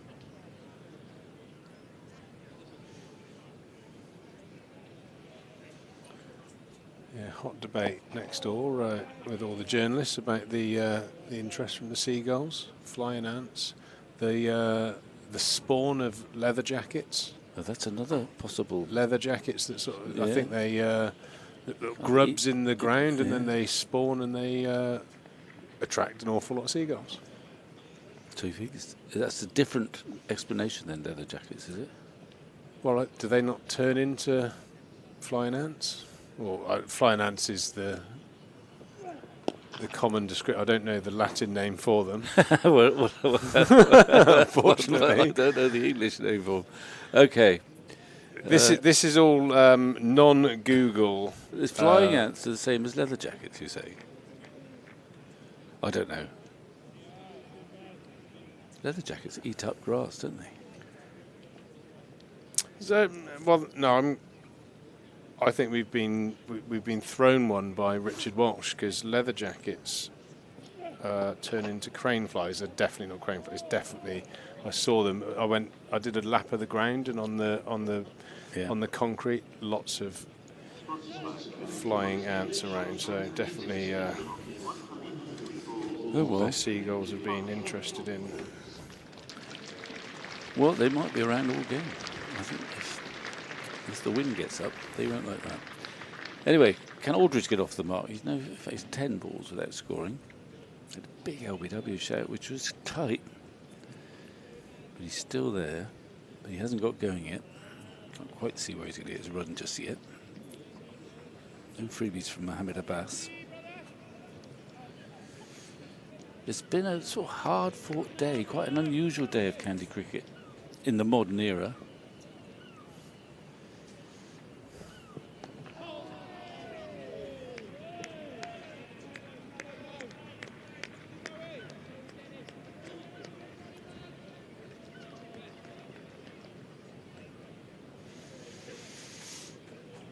The batsmen, you know, we know these batsmen.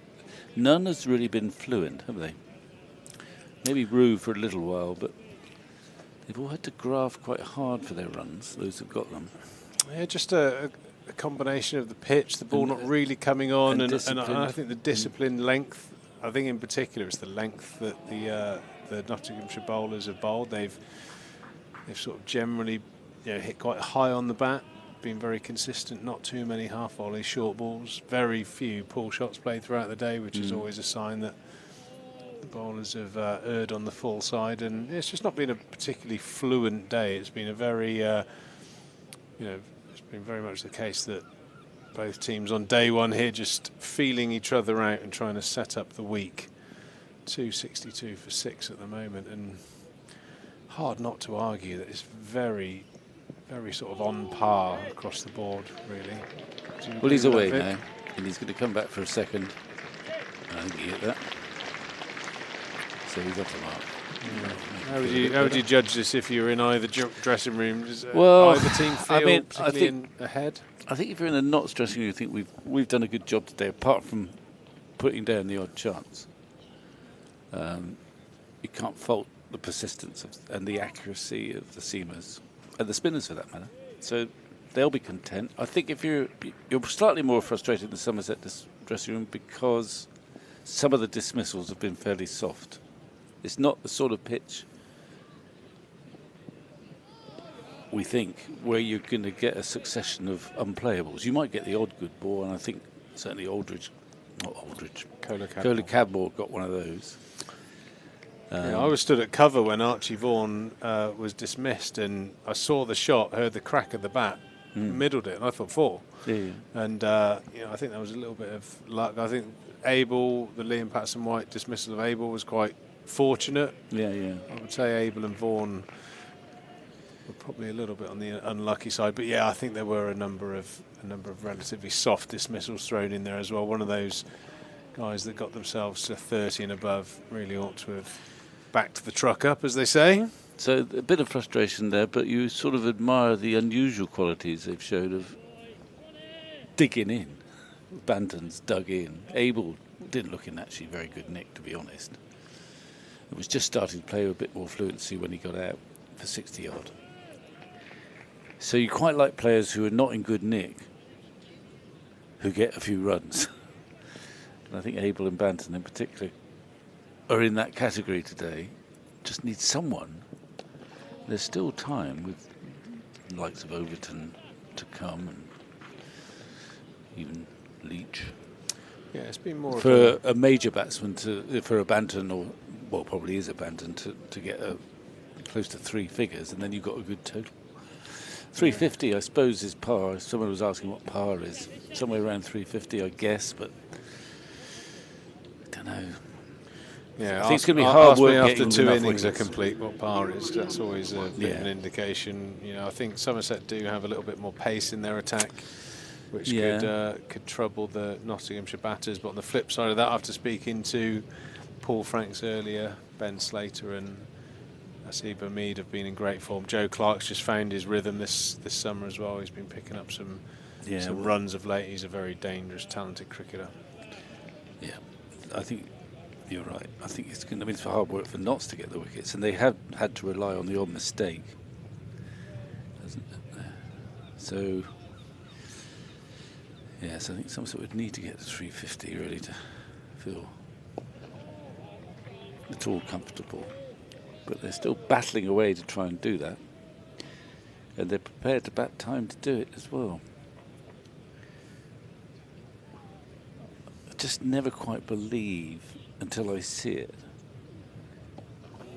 Wickets at Taunton deteriorating, turning more significantly as the game goes on. It doesn't seem to happen very often in recent times. No. Sometimes if it starts turning, it keeps turning. I think that was a conversation earlier, that it seems to sort of get better to bat on as a bit of an old Taunton thing. It gets better to bat on days 3 and 4, which will obviously bring its own challenges, but very early on in the game at the moment, plenty of time. Just need a hot spell from a Somerset perspective off of Matt Henry or Craig Overton, just to get a cluster of wickets. Yeah. Well, he's quite quick, Aldridge. So he was all right there. But he needed to just put his foot down gently, but he's comfortably in. But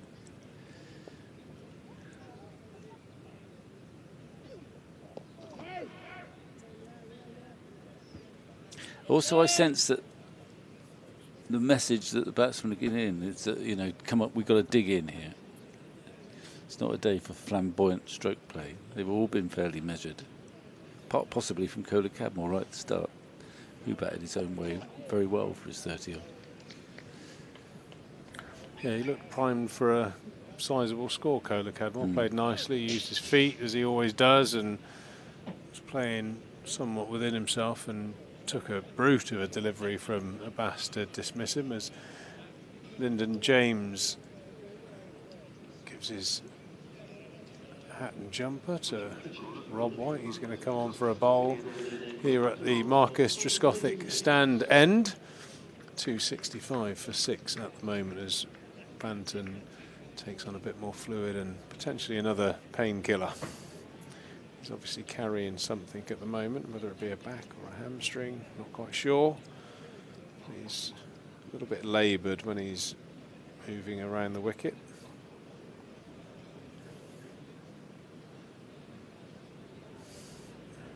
New bat pad needed, possibly, in the field.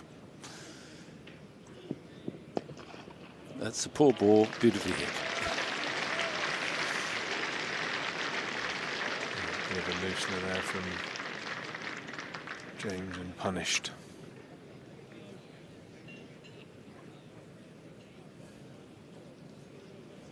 Nice shot there from Banton.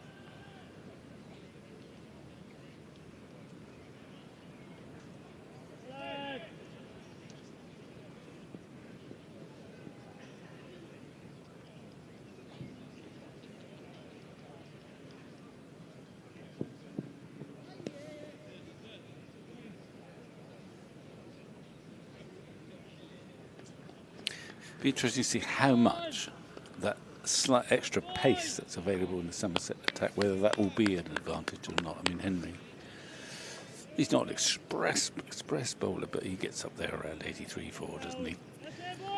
I think Overton's a bit quicker than what we've seen today too. Whether that will help. Yeah, Aldridge as well can push it up there. I think if you bowl those good areas, you've just got that slightly less bit of reaction time, and Nick's might Hayes brings a little bit of indecision at times. So we'll see how that goes at some stage tomorrow. Sorry.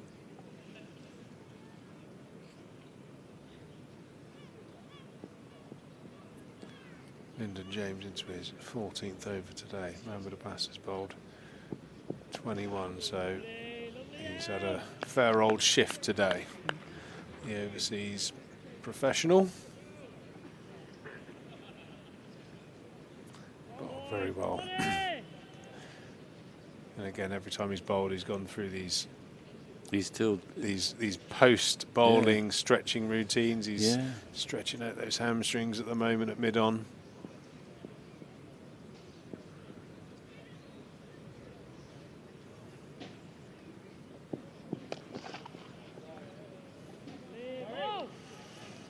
Knowing that he's got to come back tomorrow and do it all again. Over bowled, boundary from it. Banton on to 55.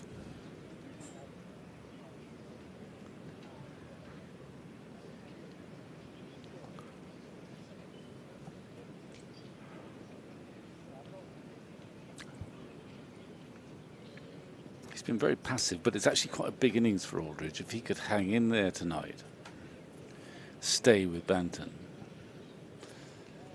and make some significant runs tomorrow, it kind of just changes his. He's had a sort of disappointing couple of months where he's been on loan and not in the first team, but just having the scope to demonstrate his all-round capabilities, he might help him bowl better too. Pick up a 5 for early on in the season. He did, and, yeah. And then right in the first game, I think. Rotated out and. Well, he played 3 or 4 games, didn't he? And then I think it sort of disappeared. In part, I think, because they felt that he wasn't offering much control with the ball, and as it happened, he hadn't scored many runs either. So I suppose that was it. I mean, he was playing in the T20 side last year.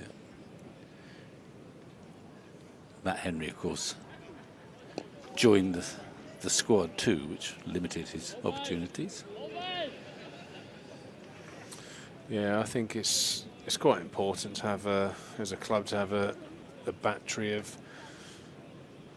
certainly in the seam bowling department, to have a number of bowlers. You pick up a couple of injuries which you're inevitably going to get throughout a season, and it's that fine balance of keeping players motivated and happy while they're on the sidelines from time to time. It's a tough balance because most players, they just want to play every game, but not always possible, especially the fast bowlers. Yeah, I mean, I think the rotation, it's part of the way the fixture is structured now, where you get a big batch of championship matches at the start of the season, 7 in a row. And that's where the notion of having to rotate becomes most evident. I mean, my guess is when you played, certainly when I played, the idea of rotating people because you wanted to rest them didn't happen a great deal. Every fist fights. Yeah, you wanted to play. Everyone wanted to play, by and large. Yeah, you generally only change the team through injury or loss of form. Yeah, loss of form or injury. There was never like a plan of how you were going to get through a season, and I suppose that throws up the challenge. If player X is, scheduled to play games 1, 2, and 4 and miss 3, if they've got 2 fifers and match-winning performances, do you just keep them going? Do you change your plan, or? Well, I think it's dangerous to have a detailed schedule ahead of you because stuff happens to muck it out.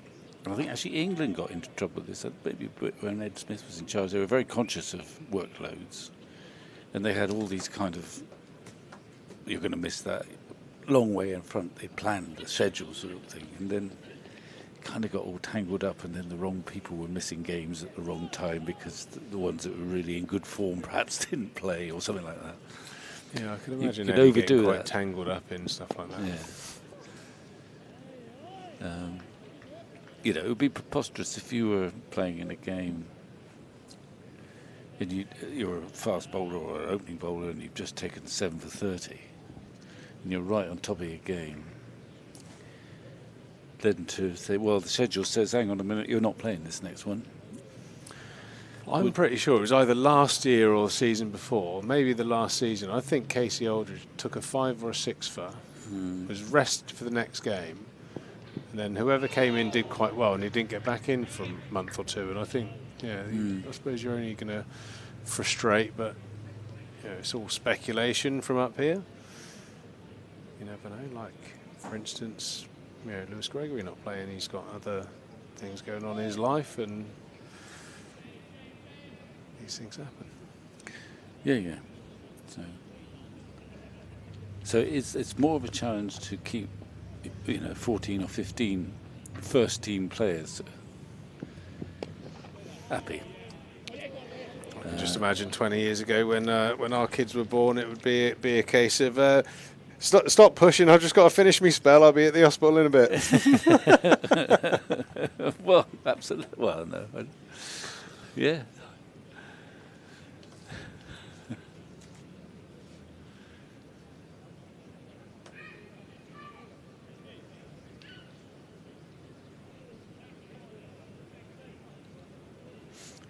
Rare misfield.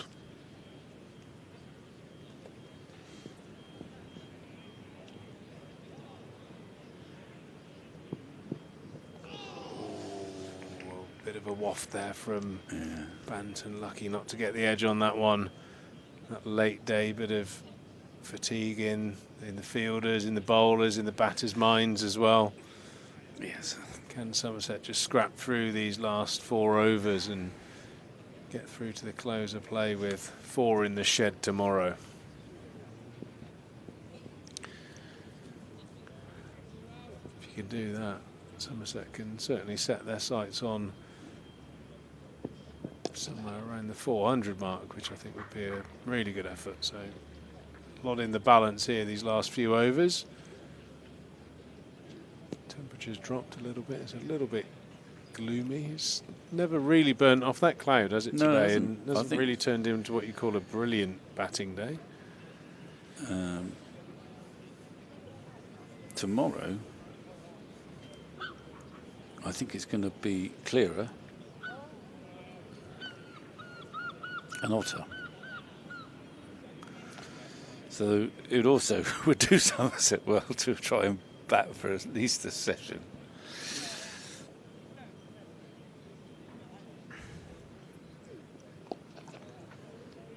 With this forecast, there is the possibility of some rain on Wednesday, but it's a long way off. Wednesday, it can all change. Has the feel of a match that will still be going on Wednesday. There's no question about that.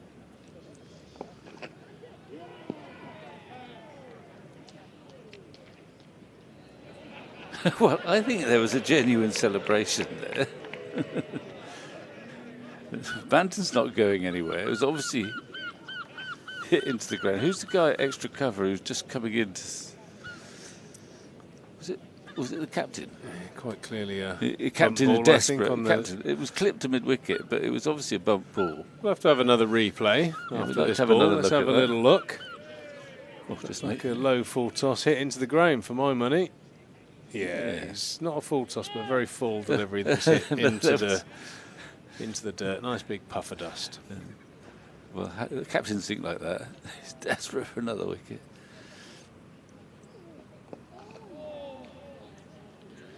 But it didn't take long for everyone to establish that, hang on a minute, it's not a catch. Yeah, something wasn't quite right about that.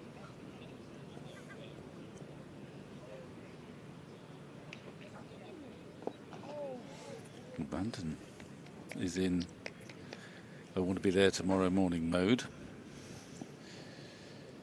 Yes, we've gone into French cricket mode, just blocking the ball back for the next few overs.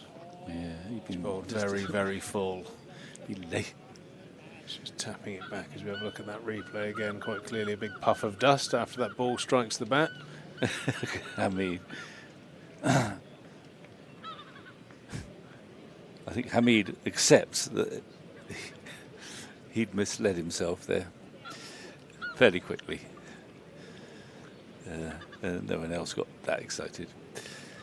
2 overs left here for the day. Liam Patterson-White's going to finish off from this end. Good stint Casey today. Aldridge. He's quietly knocked down 31 overs. Yeah, That's a lot on the first day of a it championship has been quiet match. as well. 2 and over. He's done a good containment job.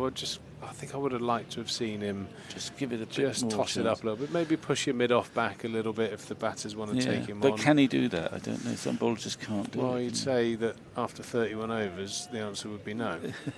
No. He's certainly given his captain control.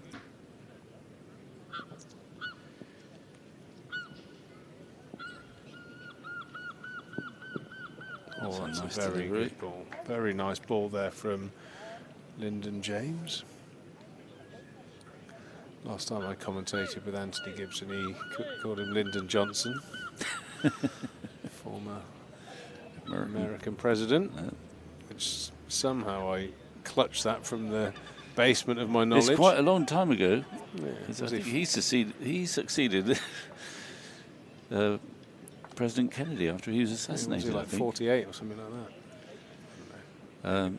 No. Ooh, he likes that clip, doesn't he? Well, JFK was assassinated in the 62 or 63, and Lyndon Johnson took over. No, it was like, as in number of presidents. Oh, right, okay, yeah. You're ready to go on celebrity, whatever it is. He was 36. You need to know your presidents He for was 36. Pointless or whatever it is, or whatever celebrity quiz show you get invited on, Triggs. Skip Mastermind if I were you.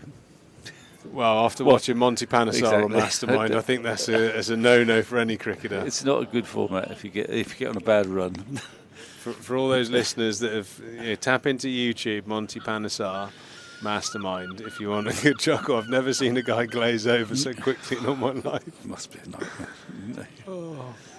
I was away with Monty last winter. Oh, and right. we did as a bit of a joke. A few of the lads, I introduced a few of his new teammates to Monty's Mastermind effort, and we're all having a good chuckle. And we did sort of a changing room mock-up, and everyone had to ask Monty a question.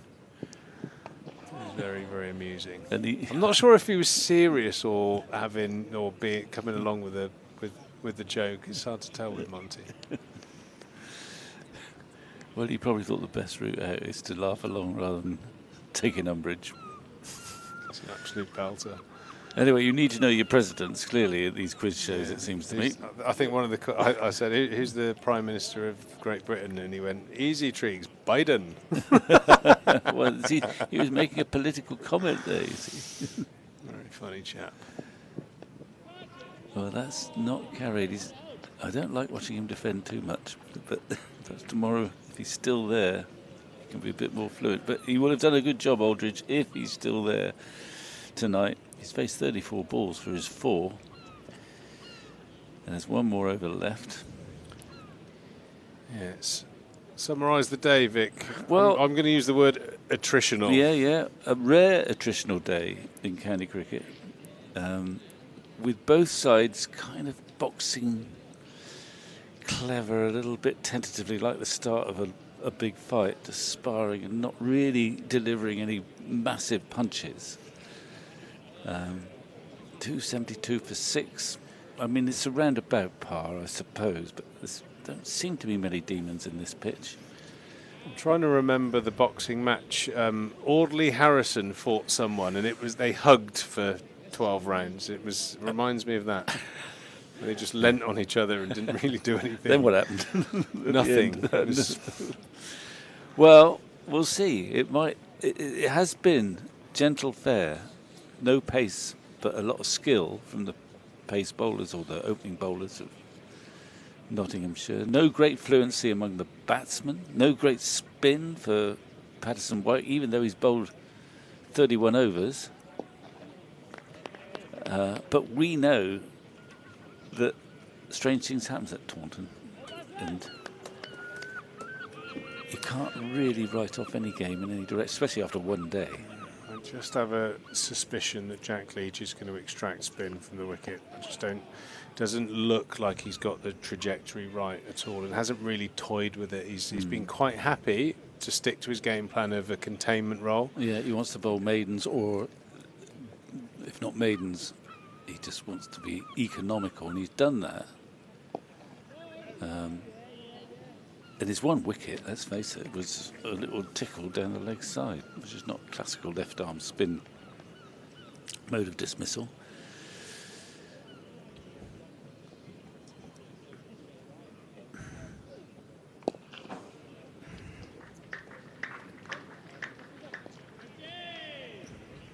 Somerset have sort of batted with quite a lot of caution. They haven't decided to take the attack to the spinners at all.